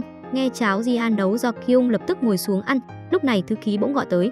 Do Kyung và thư ký hẹn sẽ gặp nhau vào buổi chiều hôm nay. Nói xong anh liền cúp máy. Chủ nhà thắc mắc hỏi tại sao anh lại phải ra ngoài làm việc kiếm tiền, không phải sắp về nhà rồi sao? Do Kyung nói ông ngoại đã chặn hết tất cả các hạng mục đầu tư, mục đích là muốn anh quay về công ty làm việc. Anh không muốn làm quân cờ trong tay ông nữa, nên cho dù có chia tay với Ji-an thì anh cũng không quay về ngôi nhà đó. Buổi chiều anh tới quán cà phê gặp thư ký. Thư ký thông báo mình muốn từ chức vì nơi anh ấy bị điều tới làm việc quá xa thành phố. Do Kyung lập tức hiểu ra ông ngoại vì không muốn thư ký giúp đỡ mình nên mới làm vậy. Thư ký biết hiện tại Do Kyung không có tiền nên đã kêu Do Kyung cùng mình đi làm thuê kiếm tiền. Công việc chính là vận chuyển băng. Đúng thật là người biết làm việc ở đây cũng bị chết cóng mất. Thư ký nói mặc dù lạnh nhưng lại kiếm được nhiều tiền. Vì để kiếm tiền, Do Kyung cuối cùng vẫn tiếp tục công việc này. Bên này Jisoo tới tìm em trai Ji-hoon giả làm bạn trai để chọc tức Hyuk, hơn nữa còn dùng tiền để mua chuộc em trai. Hai người đi trên đường trông thấy Hyuk liền hí hửng đi về phía anh. Hyuk cũng đã trông thấy dáng vẻ thân mật của bọn họ. Jisoo và Ji-hoon giả vờ đi tới chào hỏi. Hyuk giơ tay chào hỏi Ji-hoon. Đau chị ơi, chị sao? Thấy sắp bị vạch trần, Jisoo nhanh trí nói. Thấy sắp bị vạch trần thì hai người chuẩn bị chuồn đi. Hyuk vội kéo tay Jisoo lại nói có chuyện cần phải giải quyết với cô. Sau đó mặc cho cô có đồng ý hay không, Hyuk đã kéo cô tới quán cà phê gần đó. Jisoo khép nép như đứa trẻ vừa mắc lỗi. Dưới sự truy hỏi của Hyuk, cô cuối cùng đã nói ra nguyên nhân mình trốn tránh anh là vì biết anh đã có người mình thích. Hyuk quyết định nói ra tiếng lòng.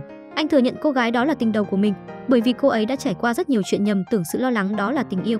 Cho tới khi Jisoo xuất hiện, người khiến anh rung động không phải cô gái đó mà chính là Jisoo. Được nam thần tỏ tình, Jisoo cuối cùng đã nở nụ cười. Bên này Do Kyung vẫn không thể hiểu nổi.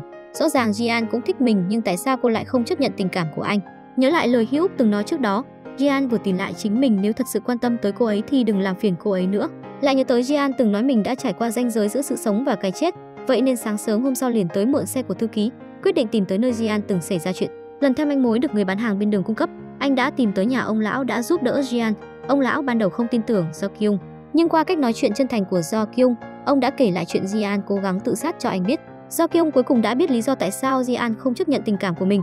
Anh cũng hiểu được gia đình tài phiệt của anh đã mang tới tổn thương sâu sắc cho cô.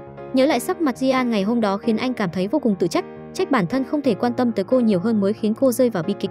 Ji-an, Do Kyung đau đớn tới nơi cô làm việc, anh lặng lẽ đứng nhìn cô và Hyuk vui vẻ bên nhau. Anh cũng không bước tới phá vỡ bầu không khí vui vẻ. Đợi Hyuk đi khỏi, Do Kyung mới tìm gặp Ji-an. Anh muốn được ôm cô một lần, nói xong liền bước tới ôm chặt Ji-an. Ji-an tưởng anh đã xảy ra chuyện gì đó nên cô cũng không phản kháng. Do Kyung nhẹ nhàng xoa đầu Ji-an, nói mình đã tới gặp ông lão đã cứu cô. Do Kyung rưng rưng nước mắt nói, trước khi có được cuộc sống tự do thì anh sẽ không ép Ji-an ở bên cạnh mình. Ji-an cúi đầu nói lời xin lỗi. Sau khi Do Kyung đi khỏi, Ji-an khóc nức trong đau khổ. Cô yêu anh nhưng tình yêu đó không vượt qua được khoảng cách thân phận giữa hai người, họ chỉ có thể cất giữ anh sâu trong trái tim. Sáng hôm sau hai người vô tình chạm mặt, bốn mắt nhìn nhau sau đó lướt qua như từng quen biết. Ngay cả khi làm việc thì cũng chỉ giống như đồng nghiệp bình thường. Hôm sau chủ nhà mời mọi người tới nhà tụ tập ăn uống. Ông ngoại Do Kyung bất ngờ xông vào. Sự xuất hiện của ông đã khiến Do Kyung và Ji-an vô cùng kinh hãi. Vừa tới đã ra lệnh trừ Ji-an và chủ nhà ra thì tất cả mọi người hãy tránh đi một chút. Mọi người vội thu dọn đồ đạc chuyển lên tầng. Do Kyung vội giải thích mình và Ji-an không có quan hệ gì cả, nhưng chủ tịch No không để ý tới lời anh nói. Ông kêu mọi người ngồi xuống nói chuyện, sau đó trực tiếp hỏi Ji-an, nghe nói cô không có hứng thú với tập đoàn của chúng tôi, mà là Do Kyung cứ luôn bám giết cô đúng không? Cô nói cả hai đã kết thúc và cô sẽ chuyển đi vào cuối tháng này. Ông ngoại thản nhiên nói cô không cần chuyển đi đâu cả, cứ ở lại đây là được. Ji-an biết ông ta đang cố ý sỉ nhục mình, nhưng vì nghĩ cho Do Kyung nên cô cũng không dám giải thích gì thêm. Ông ngoại kêu đối phương mau làm hợp đồng mua bán, chủ phòng kiên quyết không chịu bán. Thấy vậy ông ta lại rút ra một số tiền rồi ném lên bàn, nói mình sẽ trả gấp 10 lần giá trị của căn nhà. Chủ nhà trông thấy dáng vẻ căng thẳng sợ hãi của Ji-an thì anh đã quyết định công khai thân phận của mình. Để tôi giới thiệu một chút, hội trưởng No Giang Ho, tôi là cháu trai chủ tịch Lee Kang Ji. Chủ tịch No nghe xong thì vô cùng kinh ngạc. Ông ta không dám đắc tội với chủ nhà, chỉ đành dẫn theo thư ký rời đi. Ji-an để trút bỏ những uất ức trong lòng, cô đã chạy tới bên đường chơi game đập chuột, vừa đánh vừa mắng Tài Thiện đáng ghét. Tôi không đi đấy. Lúc này Do Kyung cũng đi tới, không nói không rằng mà cầm búa đập chuột. Sao có thể làm vậy với Ji-an? Như vậy Ji-an chắc chắn sẽ ghét tôi. Ji-an ngơ ngác nhìn anh. Bên này Jisoo đang bị mẹ ép ra nước ngoài du học. Trước khi đi cô muốn chào từ biệt bố mẹ nuôi một lần. Ông Seo sau khi biết tin liền tức tốc từ trên núi trở về nhà. Buổi tối ba người ngủ cùng nhau. Cuối cùng đã tới ngày Jisoo phải ra nước ngoài. Ji-an, Do Kyung và Hyuk nhận được tin thì liền chạy tới sân bay giữ chân Jisoo lại. Ji-an lái xe chở hàng, Do Kyung mượn xe của thư ký. Hyuk lái chiếc xe Su5 của mình vội vã tới sân bay. Ba người đuổi theo xe của Jisoo. Trên đường Ji-an nói với Do Kyung về chuyện Jisoo và Hyuk đang gặp nhau. Do Kyung biết tin thì không khỏi kinh ngạc. Lúc này Jisoo trong xe lặng lẽ rơi nước mắt. Bà No bên cạnh an ủi, một thời gian nữa sẽ tới đó thăm cô. Lúc này Jisoo mượn điện thoại của mẹ gọi điện cho anh trai Do Kyung, nhờ anh chuyển lời với Ji-an. rằng mình có lỗi với chị. Nếu thời gian có thể quay ngược trở lại thì đời này cô sẽ không bao giờ quay về nhà bố mẹ tài phiệt. Bà No nghe xong tức giận cướp lấy điện thoại. Do Kyung lo lắng cho em gái anh vội lái xe đuổi theo, đồng thời thông báo với mọi người rằng hiện tại Jisoo vẫn chưa tới sân bay. Lúc này Hyuk bất ngờ tăng tốc kêu mọi người phải nhanh lên. Ba người lao vút trên đường. Bỗng Do Kyung trông thấy xe của mẹ, anh lập tức thông báo với Jean. Hyuk nhận được tin thì lập tức nhấn ga đuổi theo. Bên này tài xế đã phát hiện có kẻ bám đuôi. Thư ký nhìn qua gương chiếu hậu liền nhận ra Jean. Bà No cho tài xế mau tăng tốc. Jisoo cũng bắt đầu hoang mang. Bọn họ chuẩn bị ép chiếc xe của Jisoo dừng lại. Xem phim tình cảm mà cứ ngỡ như phim hành động. Jisoo quay đầu lại phát hiện chị gái Jean đang lái xe phía sau. Jean nhìn em gái với ánh mắt an tâm, sau đó tăng tốc và gạt đầu chiếc xe phía trước. Cả 4 chiếc xe lập tức dừng lại. Lúc này Hyuk đẹp trai bước xuống. Jisoo không dám tin vào mắt mình, cô vội mở cửa xe chạy ra thì lại bị bà No chặn lại. Cô vội bước xuống xe thì liền bị mẹ cản lại. Jisoo đi theo anh. Như vậy cô cũng đã quyết định bỏ nhà để theo người yêu. Còn Jean là một trong những người tiếp tay cho bọn họ. Lúc này bà No lại nhìn thấy một người tiếp tay khác, nào người đó lại chính là Do Kyung. Nhưng vào lúc anh đang chuẩn bị rời đi, chiếc xe bỗng nhiên bị hỏng. Lúc này cảnh sát cũng đã đến hiện trường. Cứ như vậy hai người bị bắt vào đồn cảnh sát. Người mẹ vậy mà lại gọi cảnh sát tới bắt con trai ruột của mình. Do Kyung nói dối rằng mình đã làm rơi đồ trên xe của mẹ. Jean nói bởi đã làm xước xe của mình nên cô mới đuổi theo anh suốt dọc đường. Đối diện với lời giải thích gượng ép của hai người khiến cho cảnh sát vô cùng bất lực. Nhưng cuối cùng cũng không có chứng cứ thực tế, họ cũng đành phải thả hai người ra. Hai người nhớ lại tình cảnh lúc họ gặp nhau lần đầu. Chính là Jean đã đâm vào đuôi xe của Do Kyung. Lúc này hai người mới bắt đầu mối nhân duyên. Hai người vui vẻ nhớ lại tình cảnh lúc đó mà không biết rằng người mẹ ở trong xe đã nhìn thấy hết mọi thứ. Hai người vẫn đang ôn lại chuyện quá khứ. Bên này Hyuk và Jisoo đã trốn nơi an toàn. Jisoo lo rằng mẹ mình sẽ gây bất lợi cho Hyuk nên cô đã bảo Hyuk đưa cô quay về. Hyuk biết Jisoo đang lo lắng điều gì vậy nên đã bảo cô đừng sợ, tất cả đều có anh ở đây rồi. Quả nhiên không ngoài dự liệu, bà No đã phái một nhóm hộ vệ bao vây nhà bố mẹ nuôi và tiệm bánh nơi Jisoo làm thêm, thậm chí là cả căn nhà mà Jisoo và Hyuk đang thuê. Nhưng chủ nhà có gia thế hiển hách cũng không dễ gì mà chọc vào được. Anh ấy đã lập tức cho gọi cảnh sát đến nói rằng họ đỗ xe gây ảnh hưởng đến trật tự giao thông. Hộ vệ nhìn thấy tình hình không ổn thì chỉ đành bỏ ra về. Lúc này Hyuk đã đưa Jisoo về tới, chủ nhà liền nháy mắt với Hyuk. Hyuk lập tức đã hiểu liền nhanh chóng đưa Jisoo vào trong nhà. Jisoo sợ tới nỗi suýt nữa ngã xuống. Cô cảm thấy tất cả mọi thứ như đang mơ vậy. Jean và Do Kyung cũng về tới. Jisoo sau khi nhìn thấy họ thì liền ôm chặt lấy Jean. Sau khi mọi người ổn định lại tâm trạng, Jisoo nói bởi vì mẹ đã uy hiếp cô, nếu cô không xuất ngoại thì sẽ khiến Hyuk và cả nhà bố mẹ nuôi mất đi công việc. Cô không có lựa chọn nào khác nên mới đồng ý. Hyuk nhìn thấy Jisoo có chút mệt mỏi nên đã kêu Jean đưa Jisoo lên lầu nghỉ ngơi. Đợi hai người họ đi mất, Do Kyung hỏi Hyuk đang muốn làm gì. Vừa mới thích Jean bây giờ lại thích Jisoo, đến ngay cả Candy cũng không nhịn được cười. Hai người về đến phòng, trải qua một cuộc tâm sự, hai người cuối cùng đã hóa giải được hiểu lầm và quay mối quan hệ như trước đây. Sau khi ba người đàn ông này bàn bạc một hồi, vì để bà No không làm khó Jisoo nữa, Do Kyung quyết định sẽ về nhà một chuyến. Anh vừa ra khỏi cửa thì Jean liền chạy theo. Cô không nhẫn tâm để Do Kyung một mình bị mắng nên đã quyết định cùng anh đi để giải thích nguyên do. Sau khi họ về đến nhà tài phiệt, bà No lập tức kêu Jean cút ra ngoài. Lúc này Jean giống như một đứa trẻ làm sai chuyện vậy. May mà dưới sự khuyên ngăn của ông No, bà mới miễn cưỡng để Jean ngồi xuống. Nhưng Jean vẫn chưa giải thích được mấy câu thì bà No đã buông những lời lẽ sỉ nhục Jean. Do Kyung cũng giải thích giúp Jean, cuối cùng đã khiến bà No nổi điên lên. Tiếng hét này là sự tức giận của một người trung niên. Từ sau khi ông ở rể được 25 năm, mỗi ngày ông đều sống rất ti tiện và hèn mọn. Đối diện với sự tức giận của bố vợ, ông cũng chỉ đành nhẫn nhịn không dám lên tiếng. Nhưng từ chỗ của Jean và Do Kyung, ông mới biết được vợ mình là bà No vẫn luôn bức ép con gái. Vì hạnh phúc của con gái nên ông quyết định ông sẽ không nhẫn nhịn nữa mà sẽ nói ra bí mật 25 năm trước. Trong lúc cô ngoại tình đã đánh mất con gái, bây giờ cô còn dám ép nó nữa sao? Bà No vô cùng bất ngờ. Sau một trận kinh ngạc, bà đã đưa ra rất nhiều lời giảo biện. Vậy là ông Choi đã nói ra chân tướng năm đó. Lúc đó sau khi nhận được lá thư viết rằng Jean không phải là ơn si, ông liền nghi ngờ đó là bọn buôn người gửi tới. Thế nên ông đã đem sự nghi hoặc của mình nói cho bà No, không ngờ bà liền phủ định. Điều này đã hoàn toàn kích thích sự nghi ngờ của ông. Ngày hôm sau lúc bà No đi gặp bọn buôn người, ông liền đi theo sau. Đợi sau khi bà No rời đi, ông đã đưa cho hậu vệ một chút tiền liền biết được sự thật năm đó từ chỗ của họ. Năm đó lúc bà chuẩn bị trộm được chiếc kẹp tóc kim cương và ôm con gái quay về, không ngờ rằng bà đã hoảng hốt mà lái xe đi mất. Ông Choi trách móc bà đã làm ra việc đáng xấu hổ nên mới hoảng hốt bỏ chạy như vậy. Ông Choi phẫn nộ nói họ đã đem vứt Jisoo ở một nơi hoang vu hẻo lánh. Theo như địa điểm họ bỏ lại, ông đã tự mình điều tra mới biết rằng địa điểm lúc đó đã mưa to cả một ngày, đồng nghĩa với việc Jisoo đã phải dầm mưa cả ngày. Nói xong ông liền ném bức ảnh chụp lại địa điểm lúc đó. Bà No mơ hồ nhìn những bức ảnh. Chủ tịch cho tiếp tục nói, tối hôm mà Jisoo bị bỏ lại, chỗ đó đã xảy ra sạt lở, nếu không có ông bà theo cứu con gái mình chỉ sợ rằng là Jisoo đã không còn sống. Bà No kinh ngạc tới nỗi không nói nên lời. Ông Choi liền nói mình có thể quên đi chuyện bà đã làm trong quá khứ, nhưng sau này tuyệt đối đừng xem vào chuyện của Jisoo nữa, bởi vì bà đã hại nó một lần. Bà No chỉ đành bất lực đồng ý. Đợi ông Choi rời đi, bà ta ngồi xuống như người mất hồn. Thực ra bà không có ngoại tình về thể xác, chỉ là ngoại tình về mặt tinh thần mà thôi. Mà lúc này Jisoo vẫn còn đang lo lắng rằng mẹ sẽ đến bắt mình. Bỗng nhiên cô nhận được điện thoại của bố. Rất nhanh sau đó hai người đã hẹn gặp nhau. Ông Choi nói với Jisoo rằng ông đã giải quyết xong bên mẹ rồi, sau này không cần về nhà ở cũng được, cũng có thể tiếp tục ở lại tiệm bánh mì làm việc. Sau khi nghe xong, Jisoo rất vui mừng. Nhìn thấy Jisoo như vậy, ông cảm thấy rất có lỗi với con gái. Jisoo lập tức chạy đến nơi Hyuk làm việc và nói với anh chuyện này. Hai người vui mừng ôm lấy nhau mà không biết ông Choi đã nhìn thấy hết cảnh này. Nhìn thấy họ vui vẻ hạnh phúc như vậy, ông biết rằng tất cả những việc mình làm đều xứng đáng. Khi ông Choi về đến nhà, bà No nói với ông bà đã trả lại quán ăn cho bà Seo. Hơn nữa còn nói từ lúc họ kết hôn ông đã không còn quan tâm đến mình nữa, cưới bà cũng chỉ vì bà là con gái của công ty ETS. Nhưng ông Choi lại nói bà đã nói quá nhiều, sau đó liền đi mất, chỉ còn lại bà No một mình khóc trong uất ức. Cùng lúc đó Jian cũng chuyển về nhà sống.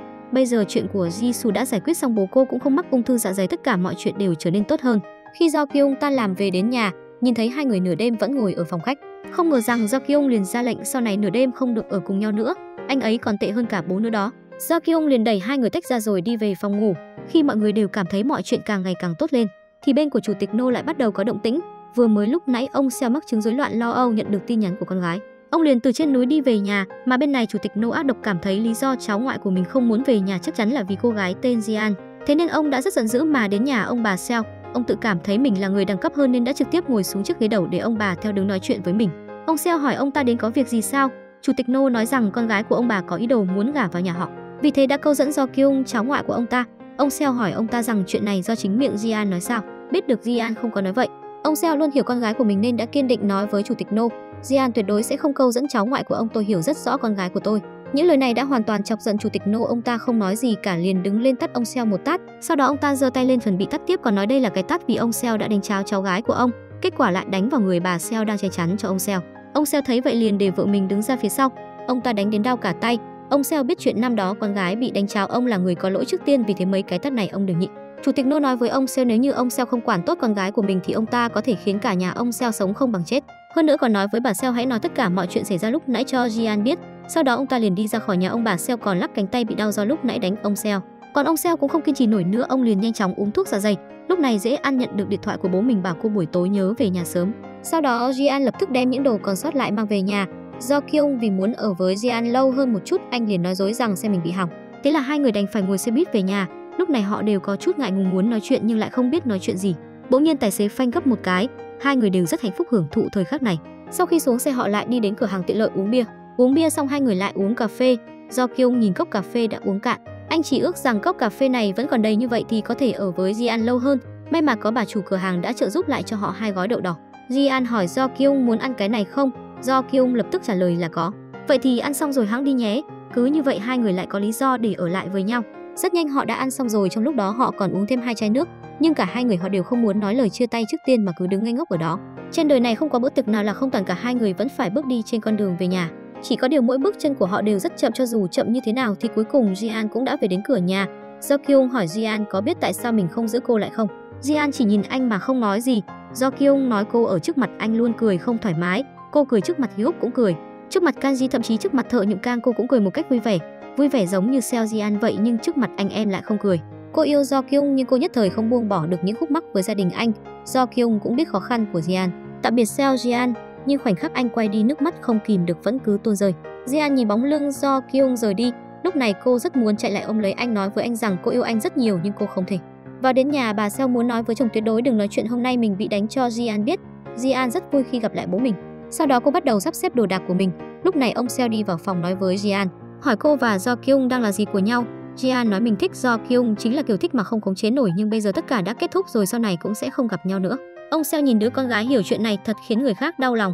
Ngày hôm sau khi Jisoo và Hyuk đang cùng nhau đi làm, vệ sĩ mà bà No phái tới vẫn luôn theo sát họ. Thiên kim tài phiệt Da-in với chàng trai nghèo Ji-hun đang bày một sạp nhỏ bên bờ đường, mà thiên kim tài phiệt đứng ở bên cạnh đã bị lạnh tới run bần bật. Ji-hun nhìn thấy cô ăn mặc như vậy liền nói sao em lại mặc ít như vậy, mau mặc cái áo khoác kia vào. Da-in đi tới giá treo quần áo, cô cởi áo khoác của mình ra. Khách liền hỏi cô chiếc áo này bao nhiêu tiền. Da-in vội vàng nói 50.000 won còn tặng kèm bông tai. Ji-hun cũng nhìn thấy cảnh này, cứ như vậy vị khách đã mua chiếc áo khoác đó. Hai người dẹp về quần áo sang một bên, sau đó chủ động đi ra đứng lên bán hàng. Cô lập tức giới thiệu quần áo cho chị gái bên cạnh. Lúc này khách hàng hỏi hai người là một cặp vợ chồng sao? Ôi trời, không phải đâu, cô ấy là người cộng tác với tôi mà thôi. Da-in nhìn anh với ánh mắt ghen tuông. Dưới sự phối hợp của hai người mà số quần áo đã được bán sạch. Sau đó Ji-hun lấy một phần tiền đưa cho Da-in. Da-in nhìn vào số tiền đó lập tức cười lên. Bất ngờ lúc này Ji-hun nắm lấy tay cô. Da-in lúc này có chút rung động. Sau đó Ji-hun tiến thêm một bước nói đây là một phần của công việc. Da-in nhìn Ji-hun giờ phút này tim cô lại đập thình thịch. Hôm sau Ji-hun lại bày hàng nhưng không có Da-in nên anh không bán được chiếc nào cả.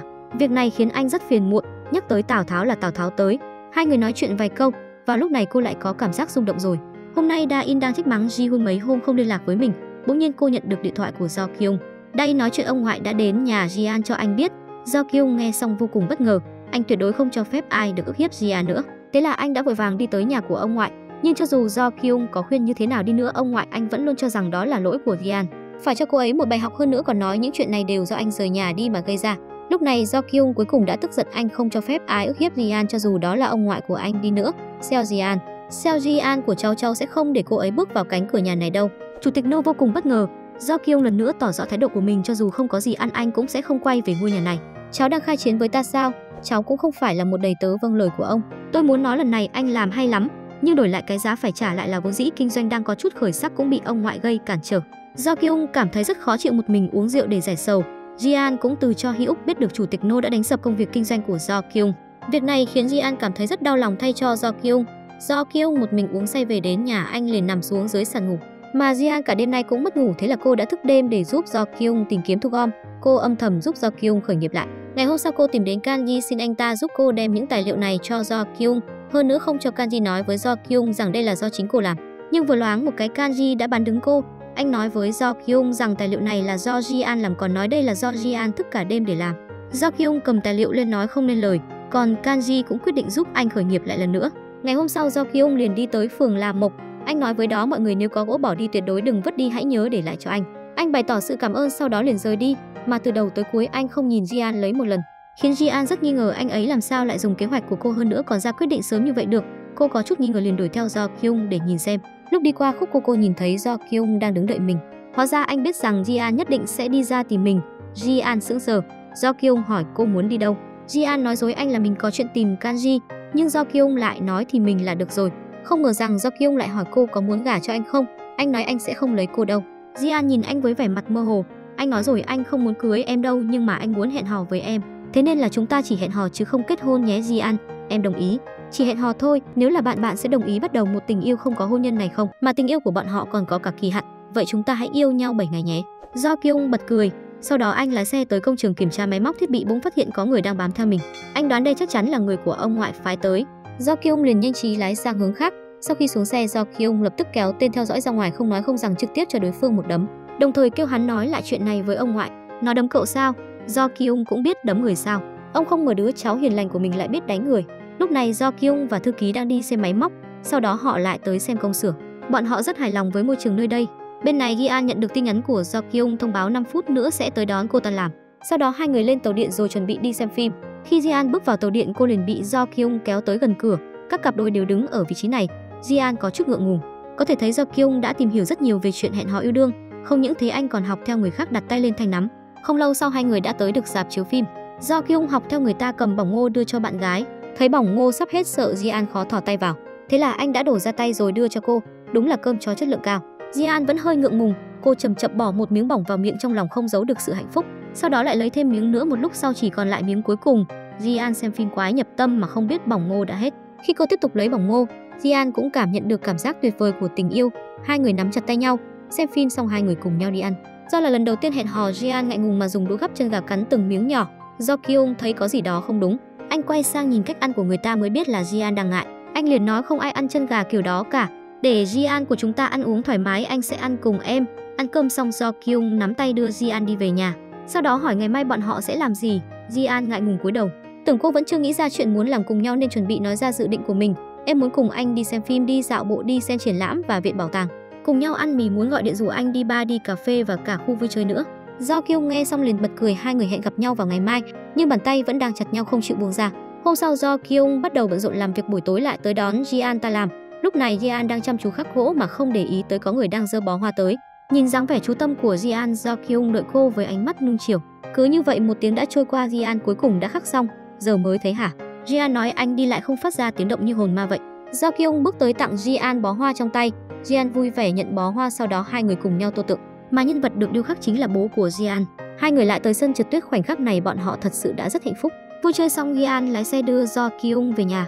Cô biết anh đã mệt mỏi cả ngày, muốn anh nghỉ ngơi một lát. thì tới trước cửa nhà chuẩn bị xuống xe thì mới phát hiện Do Kyung đang ngủ say. Jian không nhẫn tâm đánh thức anh nên cô đã cùng anh ngủ trong xe. Lúc này ánh đèn chói mắt bỗng đánh thức hai người. Bà No từ trên xe bước xuống, trông thấy mẹ Do Kyung lập tức biến sắc, hai người vội vàng xuống xe. Bà No hùng hổ đi về phía bọn họ, may mà Do Kyung đã kịp thời ngăn bà lại. Bà hỏi Jian rằng bọn họ đang tới giai đoạn nào rồi. Do Kyung vừa định lên tiếng thì liền bị mẹ cắt ngang. Thứ bà muốn là câu trả lời của Jian. Chúng tôi định hẹn hò một tuần. Mặc dù kinh ngạc nhưng lần này bà ta cũng không làm khó Jian nữa. Do Kyung biết mẹ đến là để tìm mình nên anh đã kêu Jian về nhà trước. Sau khi Jian đi khỏi, Do Kyung dẫn mẹ tới một quán ăn nhỏ ven đường. Bà No hy vọng con trai có thể trở về tập đoàn làm việc. Sau một hồi nói chuyện, Do Kyung lần nữa bày tỏ bản thân không muốn trở về nhà. Anh ấy không muốn sống trong sự sai khiến của ông ngoại. Không lâu sau, Jian nhận được cuộc gọi của Do Kyung. Sau khi báo tin bình an với cô, anh liền ngáp một hơi. Tình huống này mà anh vẫn có thể ngáp được sao? Ngáp ngủ cũng bị lây qua đường tình yêu sao? Hai đứa kết hôn đi. Câu nói của bà No khiến Jian và Do Kyung ngây người. Một người luôn phản đối hai người qua lại với nhau nay lại đồng ý cho bọn họ kết hôn. Bà còn kêu Jian hãy rót nước cho mình. Jian đứng dậy cầm ấm nước lên nhưng do căng thẳng trước sự đáng sợ của vợ chồng nhà tài phiệt khiến cho tay cô không ngừng run rẩy. Do Kyung trông thấy thì vội đỡ ấm nước trên tay cô. Rót nước xong, bà No liền nói ra điều kiện đồng ý cho hai người kết hôn. Sau đó Jian dành cho anh tới công xưởng nhìn bao bì mà họ sử dụng. Cô liền chỉ ra nhược điểm, sau đó hai người cùng nhau thảo luận chính sách kinh doanh. Do Kyung nhìn dáng vẻ làm việc nghiêm túc của Jian, anh bất giác nở một nụ cười. Nếu em ra nước ngoài, anh phải trở về công ty nhé. Nhớ lại lời mẹ nói đợi Jian đi du học nước ngoài 3 năm trở về thì bọn họ sẽ kết hôn. Anh liền cảm thấy đây có thể là một âm mưu. Để kiểm chứng suy đoán của mình, anh một mình tới nhà bố mẹ và nói ra suy nghĩ của mình. Con nghĩ mục đích của mẹ là muốn con và Jian xa nhau 3 năm. Thời gian 3 năm đủ để mẹ và ông tìm cho con đối tượng kết hôn và sinh con.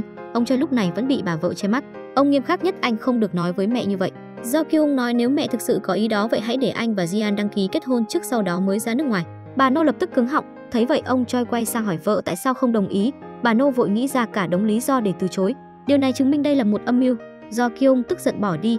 Ông Choi lúc này mới biết mình đã bị vợ lừa, trong lòng ông vô cùng khó chịu. Thế là hôm sau đi làm, ông Choi nộp đơn thôi việc, mặc cho sự ngăn cản của vợ ông vẫn quyết định ra đi. Bà ta cảm thấy tất cả mọi người đều đang quay lưng lại với mình, sau đó tức giận xé nát đơn xin thôi việc của chồng. Chuyện Do Kyung bỏ nhà đi nhanh chóng lan ra khắp công ty. Chủ tịch No sau khi đọc được tin thì tức đến tăng huyết áp. Ông ta lập tức gọi điện cho con rể chuẩn bị trách ông không biết dạy con chạy đi đâu vậy, mau về đây ngay. Con đã xin từ chức rồi, đừng gọi điện cho con nữa. Con cúp máy đây, tạm biệt. Chủ tịch No nổi trận lôi đình. Vì muốn phủ nhận thông tin ông đã thăng chức Do Kyung lên làm tổng giám đốc. Mọi người nhận được tin liền nghĩ đây là âm mưu tranh quyền đặt vị của vợ chồng ông Choi. Bên này công ty của Do Kyung cũng chính thức đi vào hoạt động. Mọi người nghe tin đều đến chúc mừng. Khi đang chuẩn bị đi ăn mừng, Do Kyung bỗng nhận được tin nhắn nhận chức của ông ngoại. Điều này khiến anh cảm thấy rất bất ngờ. Lúc này mọi người đang cùng nhau ăn uống vui vẻ, bỗng Jian phát hiện Do Kyung đứng bên ngoài đầy suy tư, mà bên này bà No cũng tới gặp bố mình. Bà cảm ơn ông đã thăng chức cho con trai. Chủ tịch No nói đây là cơ hội cuối cùng, nếu anh từ chối cơ hội này sẽ thẳng tay vứt bỏ anh. Bà No vội nói Do Kyung nhất định sẽ quay lại. Buổi tối chủ tịch No trên đường về nhà bỗng nhận được tin nhắn của Do Kyung gửi tới, thấy vậy liền đắc ý nói lần này anh chắc chắn sẽ trở về. Nhưng khi mở tin nhắn ra xem bên trong là bức ảnh thành lập công ty của anh kèm dòng tin nhắn nói mình sẽ không bao giờ trở lại tập đoàn làm việc. Hành động này của anh như cái tát vào mặt ông ngoại. Do Kyung, cái thằng khốn này, chủ tịch ngài không sao chứ? Khi Do Kyung chuẩn bị đưa Jian về thì bất ngờ nhận được điện thoại của quản gia, nói ông ngoại sau khi đọc tin nhắn của anh đã phải vào viện cấp cứu. Do Kyung vô cùng lo lắng, anh run rẩy đánh rơi chìa khóa trong tay. Sau đó anh kêu Jisoo giúp mình đưa Jian về nhà, rồi một mình lái xe tới bệnh viện. Lúc này người dì vẫn không ngừng chỉ trích ông Choi và Do Kyung rằng chuyện quan trọng như vậy mà không gọi mình tới. Khi Do Kyung đi tới thì dì bắt đầu xỉ và anh một trận. Lúc này bác sĩ từ phòng phẫu thuật đi ra. Chuyện buồn là chủ tịch No vẫn chưa chết, chỉ là tạm thời rơi vào trạng thái hôn mê. Nghe tin này mọi người ai nấy đều lo lắng. Sau khi mọi người rời đi, Do Kyung nhớ lại những lời nói với ông trong lúc nóng giận. Con sẽ không trở về căn nhà này đâu. Điều này khiến anh cảm thấy vô cùng dằn vặt. Sau đó anh về nhà thay quần áo và thu dọn hành lý, mặc kệ sự ngăn cản của mọi người, quyết định trở về công ty. Anh tới phòng làm việc của chú chất vấn ông tại sao vẫn ngồi ở vị trí tổng giám đốc, khiến đối phương không biết trả lời thế nào. Do Kyung thông báo anh sẽ nhận chức vào ngày mai, hy vọng chú sẽ chuyển đi trước lúc đó. Sau đó anh đi tới bộ phận thị trường, mọi người đều không khỏi bất ngờ trước sự xuất hiện của anh. Do Kyung kêu mọi người mau báo cáo tình hình gần đây của công ty. Bên này Jisoo nói với Jian chuyện Do Kyung đã về nhà, nhưng thái độ của Jian lại rất thản nhiên, bởi vì cô biết khi ông ngoại khỏe lên Do Kyung chắc chắn sẽ quay trở lại. Hôm sau chủ tịch No cuối cùng đã tỉnh lại, biết tin Do Kyung đã trở về công ty làm việc, ông ta liền cảm thấy lần phát bệnh này không uổng phí. Lúc này ông Choi đã về quê nhà, bái lại bố mẹ. Ông cảm thấy có lỗi với bố mẹ, từ khi bước chân vào gia đình tài phiệt chưa từng trở về nhà thăm bố mẹ, đồng thời hứa sau này mỗi năm sẽ đều về thăm bố mẹ. Thế nhưng sóng gió cứ liên tiếp ập tới. Lúc này cả nước đều biết tin vợ chồng tài phiệt để lạc con gái, không những thế còn đào bới tin tức về gia đình ông bà Seo. Do Kyung và mẹ đoán đã có người ném đá giấu tay, mà người đáng nghi nhất lúc này chính là vợ chồng dì Jin Hee. Thế là Do Kyung tới phòng làm việc của chú Lee thám thính xem bọn họ có phải người đứng sau giở trò. Sau đó mở bài báo cho đối phương xem. Do Kyung muốn thông qua biểu cảm của chú Lee để xác định bọn họ có phải là thủ phạm. Nhưng biểu cảm của chú Lee vẫn không thay đổi do Kyung bắt đầu nghi ngờ vào phán đoán của mình. Bên này mạng xã hội vẫn đang dậy sóng về chuyện con gái nhà tài phiệt bị mất tích, thậm chí còn nói năm đó ông Seo là kẻ đã bắt cóc Eunsi. Thấy sự việc ngày càng nghiêm trọng, chủ tịch No dựa vào mối quan hệ của mình đã xóa hết tất cả các bài viết có liên quan. Nhưng thư ký lại nói sau khi xóa bài này thì lại có bài khác được đăng lên, mà nội dung tin tức lại hướng về bà No, nói tại bà gây thù chuốc oán mới thất lạc con gái. Nghe tới đây bà No lập tức hoang mang lo sợ.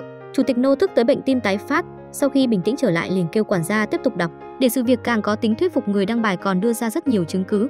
Bà No nghe xong liền gục ngã. Lúc này do Kyung cũng đọc được tin tức, anh lập tức gọi điện cho mẹ xác nhận. Bà giải thích tất cả đều là giả dối, sau đó vội vàng tắt máy. Bên này Jisoo cũng trông thấy tin tức, nói bà ấy trên đường đi gặp tình nhân đã làm rất là con gái. Tại sao tôi không bị ung thư? Tại sao tôi không thể chết? Ban nãy khi ông tới bệnh viện xin giấy chứng nhận ung thư để nộp lên công ty bảo hiểm, lại được bác sĩ thông báo ông không mắc ung thư, chỉ là ông tưởng tượng ra mà thôi. Điều này khiến ông có chút kinh ngạc. Ông khẳng định bệnh viện đã chẩn đoán sai. Bác sĩ hy vọng ông có thể tiếp nhận điều trị tâm lý. Làm thế nào đây? Ông đã hy vọng bản thân mắc ung thư. Nhìn hóa đơn bảo hiểm trong tay thầm nghĩ nếu mình không chết thì con cái sẽ không nhận được tiền bảo hiểm. Ông thất vọng trở về nhà liền bị chủ tịch No phái người tới chặn lại.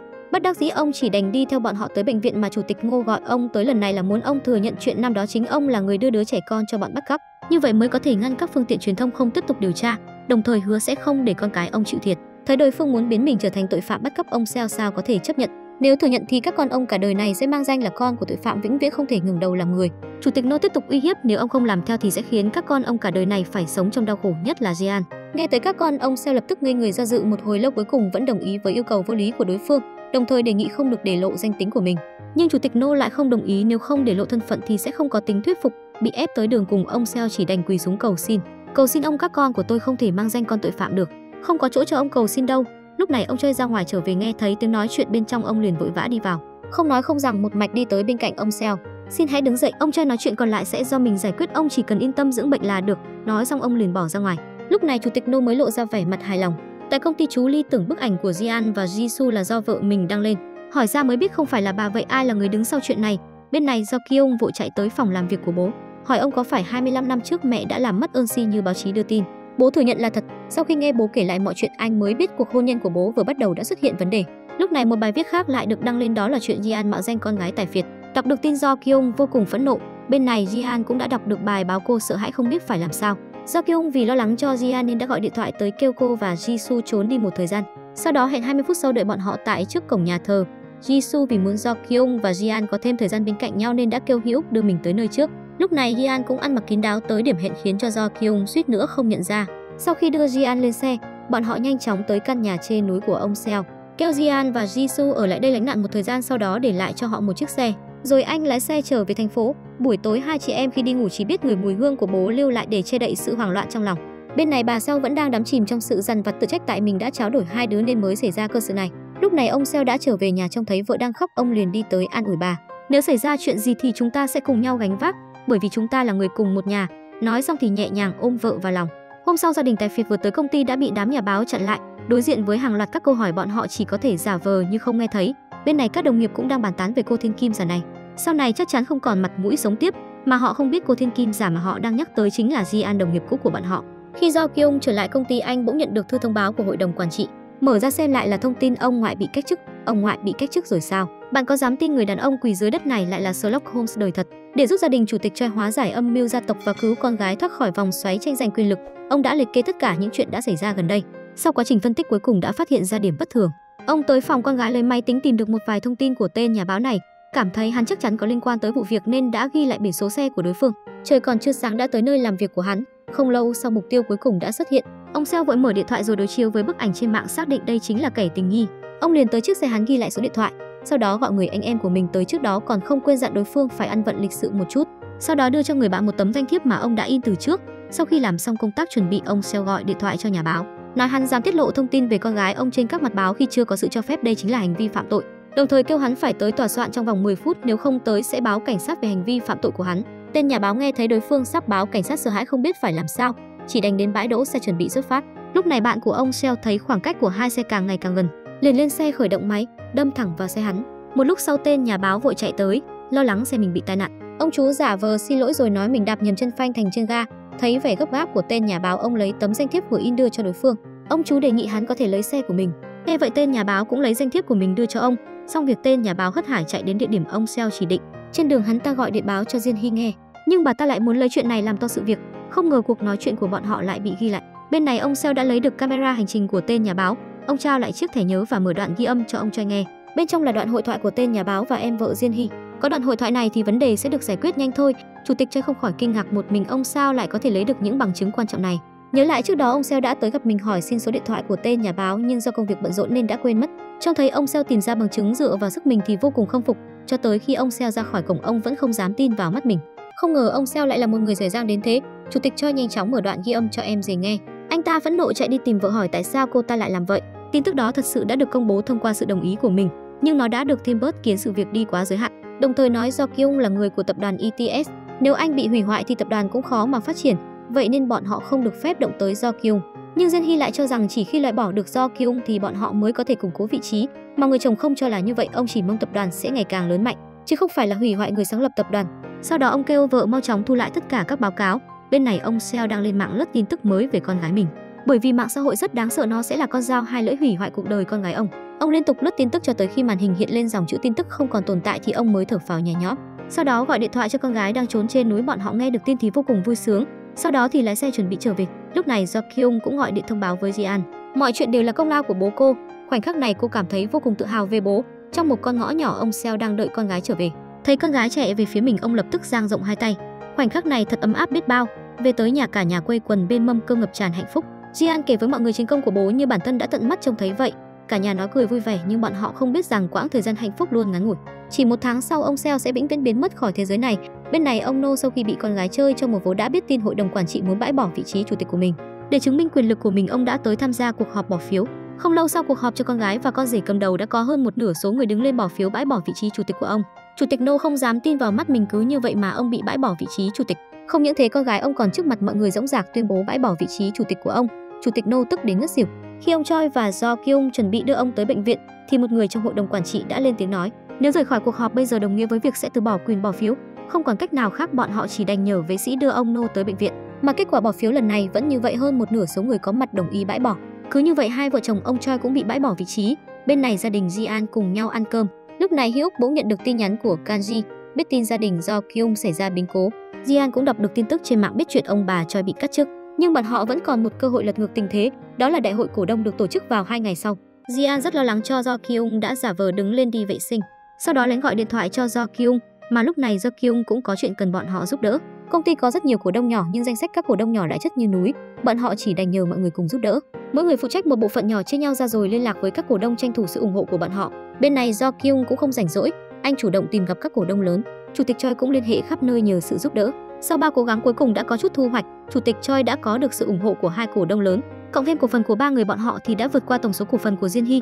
Lúc này Ji-an nhận được cuộc gọi của Do Kyung, thông báo bọn họ đã nắm chắc phần thắng trong tay, kêu cô không cần liên lạc với các cổ đông nhỏ nữa. Ji-an biết tin thì vô cùng vui sướng. Ông Seo đứng ngoài nghe được thì vội chạy tới hỏi Ji-an tình hình thế nào rồi. Cô nói với bố hiện tại cổ phần của Do Kyung đã vượt qua đối phương, nhưng ông Seo lại không cho là vậy. Dưới con mắt của một người dày dặn kinh nghiệm thương trường như ông thì mọi chuyện không đơn giản đến thế. Ngày diễn ra đại hội cổ đông đã tới, nó đã thu hút sự chú ý của đông đảo giới nhà báo. Bọn họ đều muốn biết liệu gia đình Do Kyung có thoát được kiếp nạn này không. Chủ tịch Choi kêu Do Kyung đi đón tiếp các cổ đông. Anh vừa đứng dậy liền phát hiện một cổ đông lớn đi về phía mình, nhưng đối phương lại đi lướt qua không thèm liếc nhìn bọn họ lấy một cái. Hành động bất ngờ khiến họ không khỏi kinh ngạc, nhưng ông Choi vẫn tin tưởng vị cổ đông còn lại sẽ đứng về phía họ. Lúc này người cổ đông còn lại xuất hiện, ông đi về phía chủ tịch Choi cúi đầu chào liền rời đi. Hành động bất ngờ này khiến bọn họ không kịp trở tay. Ông Choi sắc mặt xám xịt, các bạn bè chắc chắn gia đình Do Kyung sẽ thất bại thảm hại. Bên này Hee-an nhận được cuộc gọi của bố hỏi số điện thoại của Do Kyung. Dù có chút bất ngờ nhưng cô vẫn cho ông số điện thoại. Lúc này đại hội cổ đông chính thức bắt đầu. Không ngoài dự đoán, tất cả mọi người đều đứng dậy bỏ phiếu bãi bỏ vị trí của vợ chồng ông Choi. Chủ tịch đại hội cũng tuyên bố bãi bỏ chức vụ của 2 vợ chồng kể từ ngày hôm nay. Bà No tức tới ngất xỉu. Lúc này Do Kyung bỗng nhận được tin nhắn của ông Seo. Khi đại hội tuyên bố Jin Hee sẽ trở thành chủ tịch tập đoàn, Do Kyung bất ngờ đứng dậy nói mình sẽ tham gia tranh cử vị trí chủ tịch. Hành động này của anh khiến 2 vợ chồng người gì đứng hình mất vài giây. Cả hội trường cũng được fan chấn động bởi vì hiện tại trong tay Do Kyung không có bất kỳ tấm phiếu ủng hộ nào. Do Kyung tự tin bước lên khán đài. Tôi tự tiến cử mình vào vị trí chủ tịch tập đoàn ETS. Mọi người không dám tin vào mắt mình, không một ai ủng hộ mà lại dám nói ra những lời ngông cuồng này. Nó chả khác gì tự bôi cho chắc chấu vào mặt mình. Do Kyung đứng trước mặt các cổ đông lớn, anh giải thích chuyện mình rời khỏi nhà chỉ là thử thách mà ông ngoại đặt ra. Hiện tại anh đã vượt qua thử thách nên ông ngoại mới giao cho anh sứ mệnh trở thành chủ tịch tập đoàn. Mọi người không dám tin vào mắt mình, không một ai ủng hộ, không ngờ anh lại dám nói ra những lời ngông cuồng này. Chẳng khác nào tự bôi cho chát chấu vào mặt mình. Do Kyung đứng trước mặt các cổ đông lớn giải thích chuyện mình rời khỏi nhà chỉ là thử thách mà ông ngoại đặt ra. Hiện tại mình đã vượt qua thử thách nên ông ngoại mới giao cho mình sứ mệnh trở thành chủ tịch tập đoàn. Nói xong anh liền chiếu những bức ảnh minh lập nghiệp. Ảnh vừa được chiếu lên tất cả mọi người bắt đầu đứng ngồi không yên, thậm chí có người đã bắt đầu tin những gì anh nói. Nhưng đây vẫn chưa đủ áp lực để đè bẹp vợ chồng người gì. Vậy nên anh đã lấy ra chứng cứ mua bán cổ phần phi pháp của bà ta. Mọi người đồng loạt hướng ánh mắt về phía bà ta. Do Kyung tiếp tục phát đoạn ghi âm quá trình mua bán cổ phần trái phép trước mặt các cổ đông. Hội trường ngay lập tức xôn xao. Jian Hee vội đứng dậy giải thích mình chỉ thu mua cổ phần bên ngoài tập đoàn.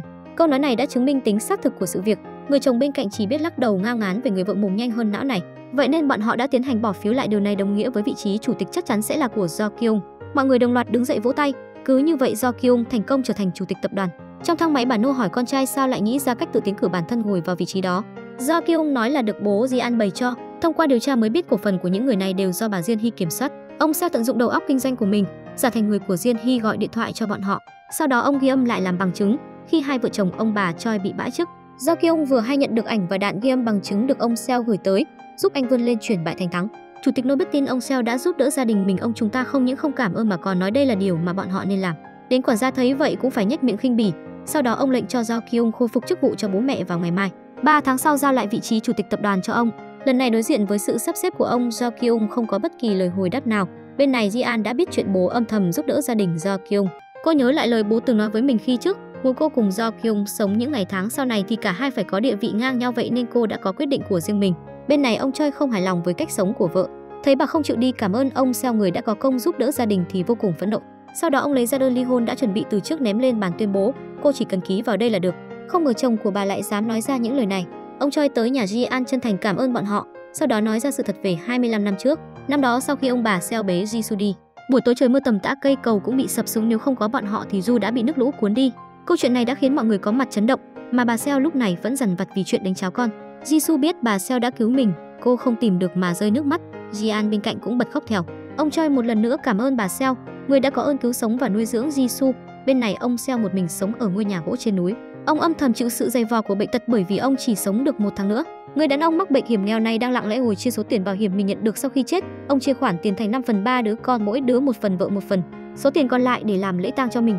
Thì ra không lâu trước đó ông đã quay lại bệnh viện làm xét nghiệm. Bác sĩ thông báo ông đã bị ung thư giai đoạn cuối, mà kết quả chẩn đoán lần trước là sai sót của bệnh viện. Nhận được tin dữ từ phía bác sĩ, ông Seo lại bình tĩnh đến lạ, bởi vì ông sớm đã đoán được mình bị ung thư. Mỗi ngày ông liên tục nôn mửa kèm theo những cơn đau bụng kéo dài, thậm chí còn ho ra máu, triệu chứng giống hệt với mẹ ông năm đó. Ông hỏi bác sĩ mình còn bao lâu nữa. Bác sĩ nói ông còn chưa tới 1 tháng. Ông thất vọng đi trên đường lớn, cảm thấy ông trời đang chơi đủ mình. Khi ông chuẩn bị sẵn sàng cho cái chết, kết quả được thông báo bản thân không mắc bệnh. Hiện tại khó khăn lắm mới có động lực sống tiếp, lại biết tin mình chỉ sống được chưa tới 1 tháng. Đời người vô thường, sống chết khó lường. Nay thấy rồi mai mất đó, nào ai đoán được ngày mai. Buổi tối trở về nhà, ông đưa cho Ji-an 200 triệu won. Ông hy vọng cô có thể hoàn thành ước mơ ra nước ngoài du học của mình. Ji-an kinh ngạc tại sao bố lại có nhiều tiền như vậy. Ông nói dối đây là tiền mình và bạn kinh doanh kiếm được. Nhìn người bố đầy nghị lực của mình, Ji-an còn tưởng bố đã biết chuyện mình không mắc bệnh. Nhưng cô không ngờ đây là tiền mà bố đã đổi lại bằng cả mạng sống.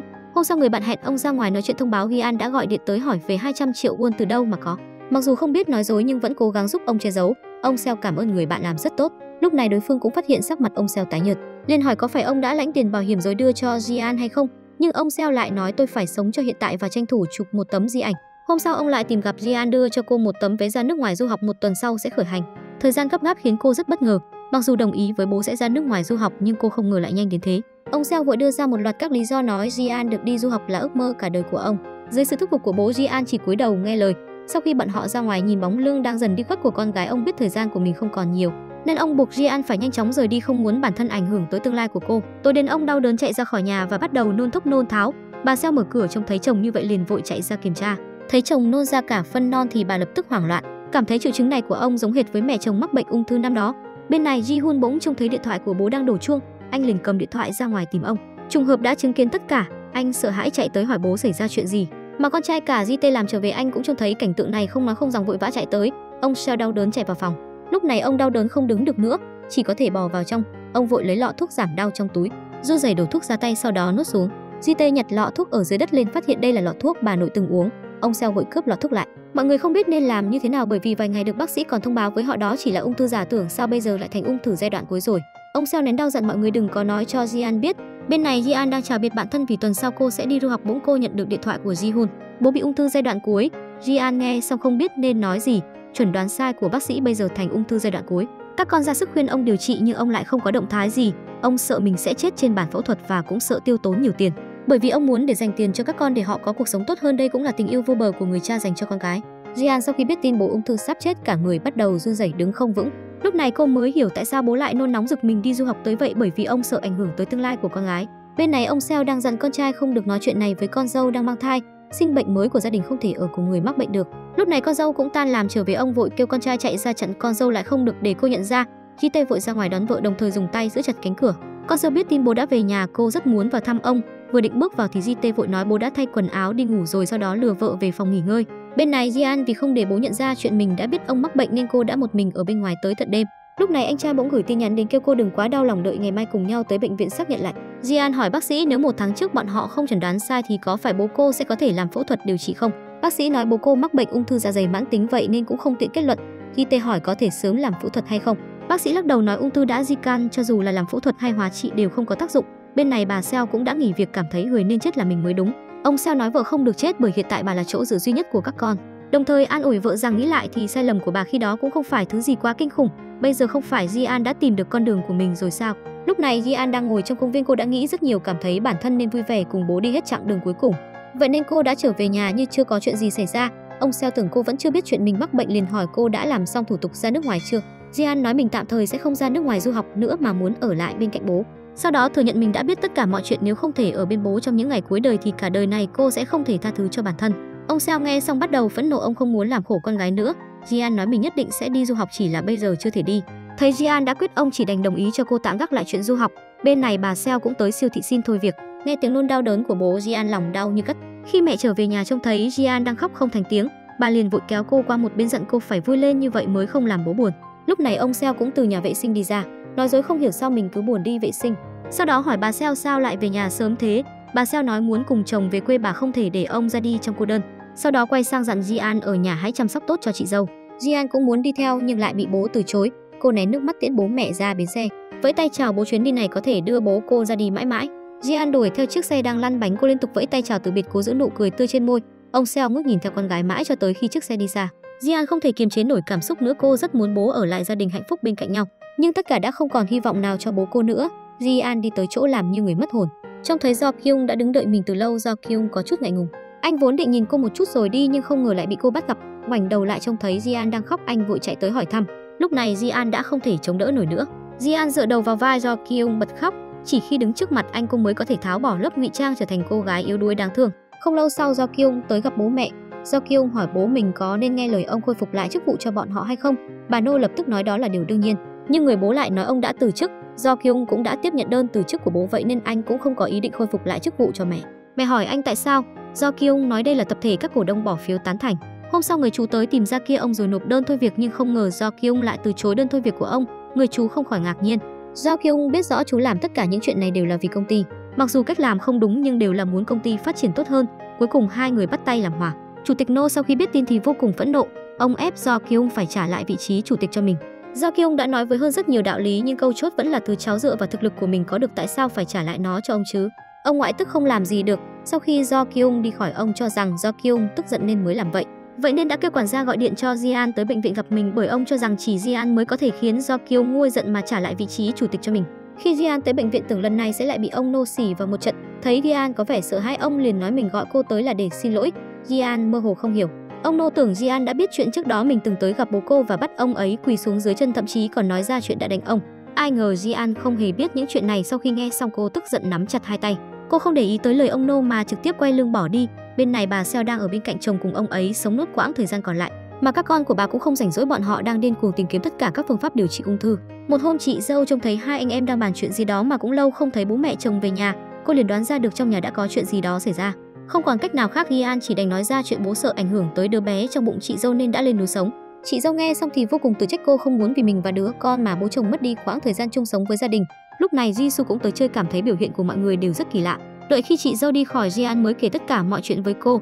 Jisoo nghe xong thì bật khóc nức nở, cảm thấy tất cả không phải sự thật. Hôm sau Jitae và vợ cùng nhau lên núi gặp bố. Ông Seo không khỏi bất ngờ trước sự xuất hiện của con dâu. Con dâu nói mình tới đón bố mẹ trở về, sau đó cô kêu chồng mau vào nhà thu dọn đồ đạc giúp bố, nhưng lại bị ông Seo cản lại. Cô nói với bố chồng nếu ông ở lại đây thì mình và cháu nội sẽ luôn cảm thấy lo lắng bất an. Cô cũng không muốn cướp đi quãng thời gian ngắn ngủi bên cạnh gia đình của ông. Ông Seo ngại ngùng nói lời xin lỗi với con dâu. Cuối cùng ông đã đồng vị trí trở về nhà. Hôm sau bà Seo là một mâm cơm thịnh soạn, còn ông Sao sáng sớm đã giải quyết dọn sân vườn. Jian vui vẻ chạy ra gọi bố vào ăn cơm. Ăn xong bữa sáng anh cả và chị dâu cùng nhau đi làm. Cuộc sống hạnh phúc như chưa từng có bi kịch. Đồ phụ nữ độc ác tôi phải giết chết cô. Bạn có tin hai người phụ nữ đang điên cuồng cống xé nhau này vài ngày trước còn là chủ tớ. Hôm nay quản gia tới gặp phu nhân để thông báo bố mình qua đời nên cô muốn nghỉ phép vài ngày. Thế vậy bà Nô không nói không rằng trực tiếp rút từ trong túi 20 triệu won rồi ném lên bàn. Sau đó thì quay người bỏ đi. Hành động này như lưỡi dao đâm vào trái tim quản gia. Bà đi tới cầm số tiền trên bàn lên nhìn 20 triệu won trên tay thầm nghĩ dù sao thì mình cũng đã làm việc cho cái nhà này suốt 30 năm, nhưng cuối cùng chỉ nhận được sự đối đãi lạnh lẽo này. Hôm nay sau khi lo đám tang của bố trở về, bà Nô vừa quay đầu thì liền giật mình kinh ngạc. Quản gia hôm nay lại ăn mặc sang chảnh hơn cả mình. Quản gia đặt đơn xin thôi việc trên bàn, sau đó ngồi lên ghế sofa nhìn bà Nô với vẻ mặt kiêu ngạo. Thế vậy bà Nô lập tức nói đây không phải là chỗ mà người hầu có thể ngồi. Quản gia kêu đối phương xem lại đơn thôi việc trên bàn. Cô nói bố đã mất nên cô ấy cũng không cần ở lại đây làm việc nữa. Bà Nô đề nghị sẽ tăng lương nhưng lại bị quản gia từ chối. Hành động này khiến bà ta không khỏi kinh ngạc. Quản gia nói mình không thiếu tiền làm việc ở đây suốt mấy chục năm. Quản gia oán trách khi bà bỏ tiền xe bảo người khác chưa từng coi mình là con người. Lúc này quản gia cũng nói ra sự thật của 25 năm trước. Tôi đã trông thấy người ta đưa Eun Si đi. Năm đó cô ấy nhận lệnh chủ tịch Nô đi theo dõi bà, còn tận mắt trông thấy quá trình Eun Si bị người ta đưa đi. Vốn định xuống xe ngăn lại nhưng nhớ tới chuyện phu nhân thường xuyên quát nạt mình vô cớ. Cuối cùng cô đã quyết định làm tròn bổn phận của mình, không nên lo chuyện bao đồng nữa, nghe và làm theo mệnh lệnh mới là công việc của cô ta. Tưởng bà Nô trong lúc lái xe sẽ trông thấy kẻ bắt cóc con gái, ai ngờ bà ta có mắt như mù, trực tiếp lái xe lướt qua. Bà Nô nghe xong thì lập tức phẫn nộ đứng phất dậy. Quản gia đắc ý nói thích thì nhào vào đây đánh tôi đi. Đồ đàn bà độc ác, tôi phải giết chết cô. Hai người lao vào đánh nhau, cuối cùng kiệt sức ngồi bệt xuống đất. Quản gia vẻ mặt thỏa mãn ngồi xuống. Bà Nô uất ức chất vấn tại sao khi đó lại không nói với mình. Quản gia nói khi đó bố cô đã kêu tôi tới công ty làm việc, nhưng tại cô khen tôi thông minh nhanh nhạy kêu tôi tới nhà làm quản gia khiến tôi đến giờ vẫn chưa thể kết hôn. Nói xong liền lạng chạm đứng dậy. Quản gia ôm vùng má bị đối phương đánh sưng nói nếu cô đối xử với tôi giống như con người dù chỉ một chút thì Eun Si đã không bị lạc mất. Bà Nô nghe xong thì cay cú bật dậy muốn tiếp tục cuộc đại chiến. No Myung Hee, khi bà hôn mê có biết chồng mình đã làm gì không? Câu nói này khiến bà ta ngơ ngác. Thì ra trong lúc bà Nô hôn mê trên giường bệnh, chồng bà vẫn luôn bên cạnh chăm sóc. Ông nói dù không tìm được con gái Eun Si trở về thì cũng sẽ không trách bà, chỉ hy vọng vợ có thể bình an tỉnh lại, bởi vì bản thân không thể mất đi vợ. Mà cảnh này đã bị quản gia đứng ngoài trông thấy. Quản gia đắc ý chỉnh lại mớ tóc rối, cô quay đầu nói với đối phương chúc bà may mắn No Myung Hee. Sau đó đi tới ghế rút từ trong túi 20 triệu won mà bà Nô từng đưa mình, sau đó ném thẳng vào mặt bà ta, rồi sang chảnh rời đi để lại bà Nô tơi tả như vừa bị đánh ghen. Bà ta thất thần đứng im tại chỗ một hồi lâu mới hoàn hồn trở lại, sau đó thất thểu đi tới trước gương nhìn bản thân trong gương, cảm thấy cuộc sống như một trò đùa, tự trách mình đã hiểu lầm chồng suốt 25 năm qua, nhưng tình cảm đã mất đi thì sẽ không thể trở về được nữa. Tiếng khóc của bà đã vang vọng văn phòng không thể ngừng lại. Sau khi bị quản gia đánh cho một trận lương tâm, bà ta cuối cùng đã thức tỉnh. Sáng hôm sau bà ta liền mang theo quà tới cảm ơn gia đình ông bà Seo. Trùng hợp lại trông thấy dáng vẻ thân thiết của hai chị em Jian và Jisoo, lại nhớ tới việc mình và em gái luôn coi nhau như kẻ thù khiến cho bà ta cảm thấy rất hổ thẹn. Lúc này hai chị em Jian đã trông thấy bà Nô, bọn họ sợ hãi như vừa trông thấy thần chết. Jian vẫn còn khúc mắc với gia đình bà. Sau khi lễ phép chào hỏi, cô liền rời đi trước. Bà Nô đi tới nói với Jisoo rằng mình đến là để cảm ơn gia đình ông bà Seo. Jisoo nói mọi người đều tới siêu thị cả rồi, hiện tại không có ai ở nhà. Bất ngờ là bà ta lại muốn ở lại đợi mọi người trở về. Khi hai vợ chồng dắt tay nhau trở về nhà, trông thấy bà Nô bước xuống xe, cả hai đều cảm thấy bất ngờ trước sự hiện diện của bà ta. Sau đó bọn họ vào nhà ngồi nói chuyện. Bà Seo vẫn còn căng thẳng khi đối diện với bà Nô. Thấy vậy bà Nô vội giải thích mình tới là để cảm ơn, đồng thời xin lỗi về những chuyện mà mình đã gây ra trong quá khứ. Bà Seo tỏ ra lúng túng trước lời xin lỗi của đối phương.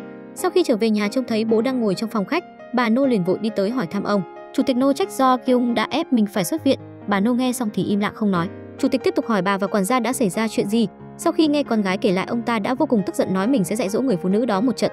Nhưng bà Nô cũng đã nghĩ thông suốt, bà không muốn vướng mắc chuyện cũ nữa. Mà chủ tịch Nô lại không nghĩ như vậy. Nói xong liền đứng dậy về phòng để lại người bố tức giận gọi điện cho quản gia. Ông Nô, ông đừng quên trong tay tôi có cả tá bằng chứng phạm tội của ông đấy. Sau khi cúp máy, quản gia kéo theo hành lý và bắt đầu chuyến du lịch vòng quanh thế giới.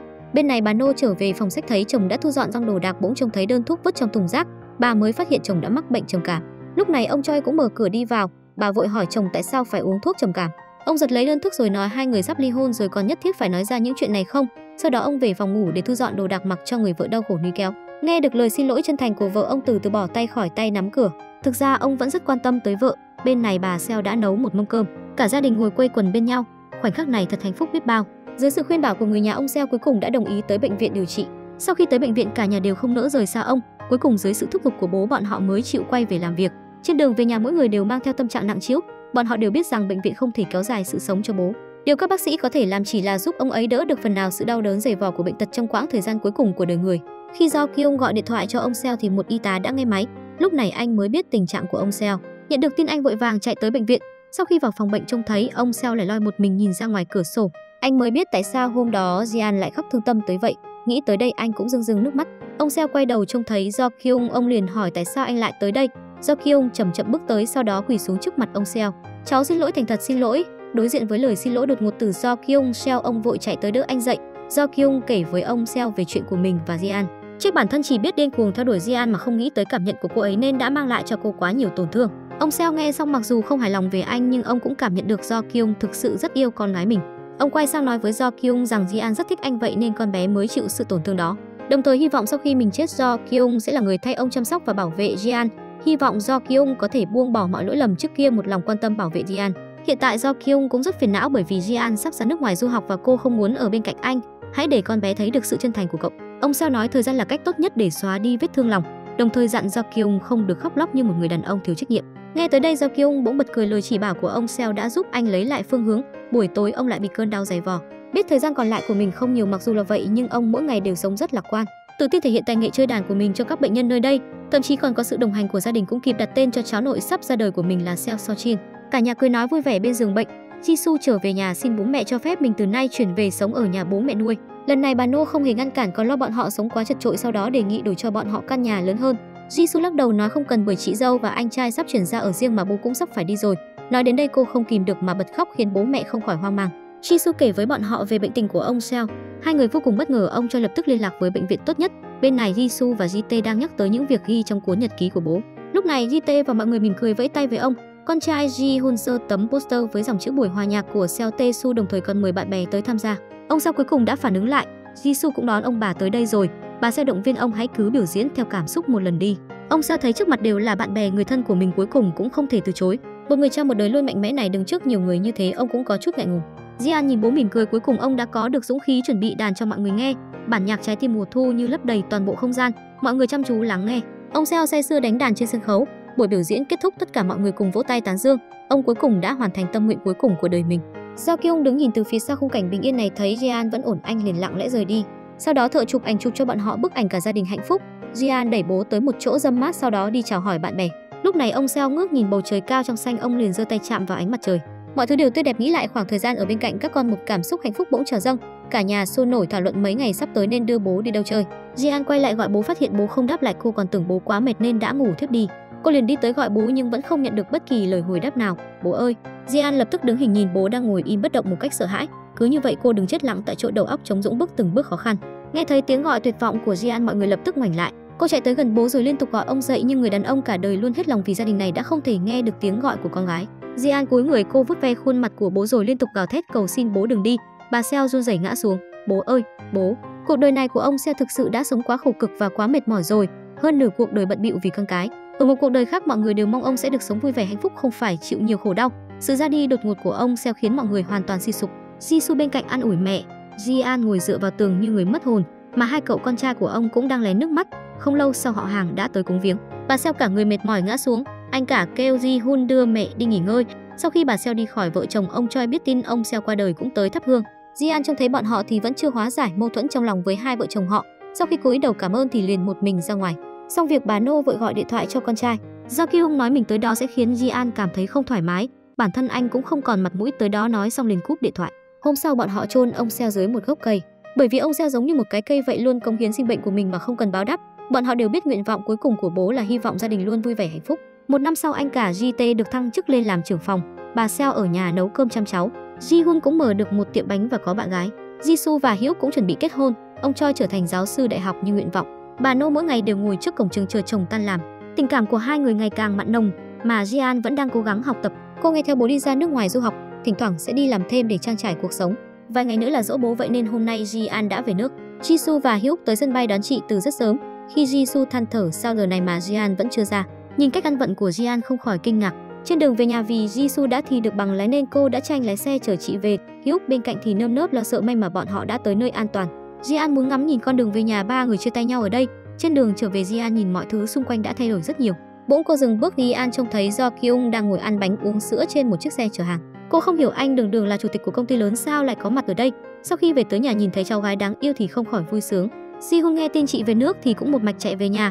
Bà Seo nấu một mâm cơm thịnh soạn để chúc mừng Jian về nhà, nhưng giờ đây gia đình họ đã thiếu đi một người quan trọng. Về tới phòng, Jisoo nói với cô, từ khi Ji-an ra nước ngoài, Do Kyung đã từ chức chủ tịch và nhường lại vị trí này cho người chú, nhưng Ji-an lại tỏ ra thờ ơ với kết quả này. Hôm sau cả gia đình họ tới thăm mộ bố. Đối diện với bố, Ji-an vẫn không kìm được mà bật khóc. Cúng bái xong mọi người cùng nhau trở về. Lúc này Ji-an bỗng nhớ ra mình quên không đặt bức ảnh mà cô mang tới trên mộ bố. Khi cô tới trước mộ bố lại thấy có thêm một chậu hoa, điều này khiến cô rất tò mò. Lúc này Do Kyung cũng vừa rời đi. Trên đường về nhà, Ji-an nhận được cuộc gọi của bạn thân nhờ cô thay mình đi xem mắt, bởi vì hôm qua cô ấy đã làm lành với bạn trai mà đã hẹn với đối tượng xem mắt nên không thể không tới. Ji-an có chút bối rối, cuối cùng dưới sự cầu xin tha thiết của bản thân, Ji-an cuối cùng đã tới điểm hẹn. Bạn thân dặn cô chỉ cần nói tên của mình thì đối phương sẽ biết là ai. Ji-an thay bạn thân đi xem mắt, không ngờ đối tượng xem mắt lại chính là Do Kyung. Ji-an lập tức ngây người, Do Kyung lại không tỏ ra bất ngờ. Anh ngồi xuống trước mặt cô. Ji-an cho rằng anh đã bắt tay với bạn thân để lừa cô, nhưng Do Kyung lại phủ nhận. Cô không dám tin Do Kyung lại đi xem mắt, nhưng anh lại nói mỗi ngày anh đều đi xem mắt rất nhiều lần, ai ngờ hôm nay lại bị lừa. Ji-an vội xin lỗi bởi vì bạn thân có chuyện gấp nên cô ấy không thể tới. Do Kyung nghe xong thì thản nhiên nói chắc chắn là vậy rồi. Nhìn cách nói chuyện trang nghiêm của anh, Ji-an không khỏi hoài nghi. Sao anh nói chuyện với em khách khí vậy? Bởi vì đây là lần đầu chúng ta gặp nhau. Ji-an nhớ lại trước kia tại quán cà phê cô đã từng nói nếu sau này gặp lại hy vọng có thể như lần đầu gặp gỡ. Ji-an bất giác bật cười. Do Kyung đưa cho cô một tấm danh thiếp nói bây giờ bọn họ chỉ là đang xem mắt, hy vọng có thể gặp lại nhau. Ji-an giải thích ý của cô là chúng ta trở về là hai người xa lạ chứ không phải bắt đầu lại từ đầu. Ji-an không muốn yêu đương, đồng thời nói ngày kia mình sẽ ra nước ngoài để tiếp tục học tập. Do Kyung nói mình không ngại yêu xa. Câu nói này khiến Ji-an càng thêm chắc chắn anh ấy đã bắt tay với bạn thân để lừa cô tới. Ji-an chạy tới sau giá sách gọi điện thoại cho bạn thân. Bạn thân nghe xong cùng kinh ngạc. Lúc này Ji-an mới xác nhận đây thực sự là tình cờ. Cho dù là vậy thì cô cũng không muốn yêu đương với Do Kyung. Sau đó vội vã rời đi. Trên đường về nhà, Ji-an bỗng nhận được cuộc điện thoại của bà No nói mình muốn gặp cô. Ji-an do dự một hồi, cuối cùng cô đã thẳng thắn từ chối khiến cho đối phương đứng hình. Bà No kinh ngạc nhìn điện thoại. Ông Choi vội hỏi Ji-an đã nói gì. Bà ấy thuật lại với chồng lời Ji-an nói, càng nghĩ càng tức, không dám tin cô ta lại thay đổi tới vậy. Bạn thân sau khi biết đối tượng xem mắt là Do Kyung liền hỏi cô có cảm nhận gì khi gặp lại anh. Ji-an nói mặc dù rất vui nhưng cô vẫn cảm thấy có chút đau lòng. Hôm sau cô tới tiệm bánh của em trai, vừa nói chuyện được vài câu thì Do Kyung bước vào. Ji-an trông thấy anh thì liền quay sang nhìn em trai với ánh mắt hoài nghi. Si-hun vội giải thích Do Kyung là khách quen của tiệm bởi vì anh ấy thường mua bánh cho bữa sáng. Anh liếc nhìn Ji-an đầy ẩn ý, sau đó thì quay người rời đi. Không ngờ Ji-an lại đuổi theo phía sau hỏi anh công xưởng cách nơi đây rất xa tại sao lại chạy tới tận đây mua bánh. Do Kyung nói anh đã rời khỏi nhà và bắt đầu cuộc sống tự lập, một mình mua một căn hộ gần đây. Nghe tới đây Ji-an không khỏi kinh ngạc. Sau đó Do Kyung đề nghị dẫn cô tới công xưởng tham quan. Không ngờ Ji-an lại lập tức đồng ý. Sau khi xuống xe, Do Kyung giới thiệu với thư ký. Cô là Seo Ji-an, người anh mới quen trong buổi xem mắt hôm qua. Mặc dù không biết bọn họ đang làm trò gì nhưng vẫn cùng bọn họ phối hợp diễn xuất. Ji-an cũng giả vờ giới thiệu lại bản thân. Ba người như một trò đùa, họ cùng nhau chơi trò mất trí nhớ. Do Kyung đưa cô tới viện bảo tàng. Tại đây anh đã nói ra tiếng lòng mình nhưng cuối cùng Ji-an vẫn không chấp nhận tình yêu của Do Kyung. Sau đó một mình ra khỏi bảo tàng. Do Kyung nói mình đã có được sự đồng ý của ông Seo. Nghe vậy Ji-an quay sang nhìn anh với ánh mắt hoài nghi. Thì ra trước kia bố cô đã nói với Do Kyung muốn theo đuổi Ji-an thì phải học cách chờ đợi. Ji-an sau khi biết chuyện thì rất bất ngờ. Biết ngày mai cô sẽ ra nước ngoài, Do Kyung đã đề nghị được tới tiễn, nhưng lại bị cô từ chối và nói nếu bọn họ có duyên thì hãy đợi khi cô du học trở về sẽ nghĩ tới việc bắt đầu lại. Nói xong liền quay lưng bỏ đi. Ji-an thu dọn hành lý rồi chuẩn bị ra nước ngoài. Cô đến trước bức ảnh gia đình nhìn ảnh chụp chung của mình và bố, nhớ lại lời ông từng nói khi trước, nếu gặp được người mình thích thì hãy dũng cảm theo đuổi, đừng để bản thân phải hối hận. Không lâu sau Ji-an tới sân bay, bỗng cô dừng lại. Cô muốn nhìn xem Do Kyung có tới đây hay không nhưng cô lại không thấy bóng dáng anh đâu. Điều này khiến cô cảm thấy có chút thất vọng, mà không biết rằng Do Kyung đã tới từ lâu, chỉ là anh không muốn để cô trông thấy. Sau khi Ji-an đi, anh mới lặng lẽ bước ra nhìn bóng lưng Ji-an xa dần. Anh âm thầm đưa ra một quyết định. Thực ra Ji-an vẫn còn một chuyện chưa biết, mỗi khoảnh khắc quan trọng trong đời cô Do Kyung đều luôn có mặt bên cạnh. Nhìn Ji-an đau lòng, Do Kyung cũng không kìm được nước mắt. Trong tang lễ của bố cô thực ra Do Kyung cũng có mặt, và cả khi Ji-an vừa trở về cũng nằm trong sự sắp xếp của anh và bạn thân, bao gồm cả buổi xem mắt lần trước. Ji-an ngồi trên máy bay lặng lẽ rút từ trong túi ra một tượng gỗ, mà tượng gỗ này chính là Do Kyung. Không lâu sau Ji-an đã tới nước ngoài. Cô tiếp tục làm công việc bán thời gian để trang trải cuộc sống. Lúc này ông chủ nói bàn số 3 có người gọi món. Ji-an lập tức lấy giấy bút chuẩn bị qua đó, bỗng cô lặng người khi trông thấy trong đám đông có một người đàn ông đang vẫy tay về phía mình, mà người này không ai khác chính là Do Kyung. Ji-an đứng hình hồi lâu, sau đó cô đi tới hỏi anh tại sao anh lại tới đây. Do Kyung nói mình định mở rộng kinh doanh ở đây, đồng thời hỏi Ji-an nếu như vậy thì cô có chấp nhận yêu xa không. Ji-an nhìn người mình yêu mà không nói lên lời. Sau đó cô quay người tiếp tục làm việc. Bỗng cô dừng lại, quay đầu nhìn Do Kyung với ánh mắt trìu mến. Do Kyung mỉm cười, Ji-an cũng nhìn anh cười. Bộ phim kết thúc tại đây, một cái kết đẹp cho chuyện tình đầy trắc trở của Do Kyung và Ji-an. Những người yêu nhau cuối cùng sẽ về với nhau. Nếu bạn đang độc thân vậy chúng ta hãy cùng đi ăn chè đậu đỏ vào ngày thất tịch nhé. Chúc các bạn sớm tìm được một nửa của đời mình. Nhớ đăng ký kênh để đón xem những bộ phim siêu hay nhé. Tập hôm nay đến đây là hết mất rồi. Cảm ơn các bạn đã theo dõi. Còn giờ thì xin chào và hẹn gặp lại.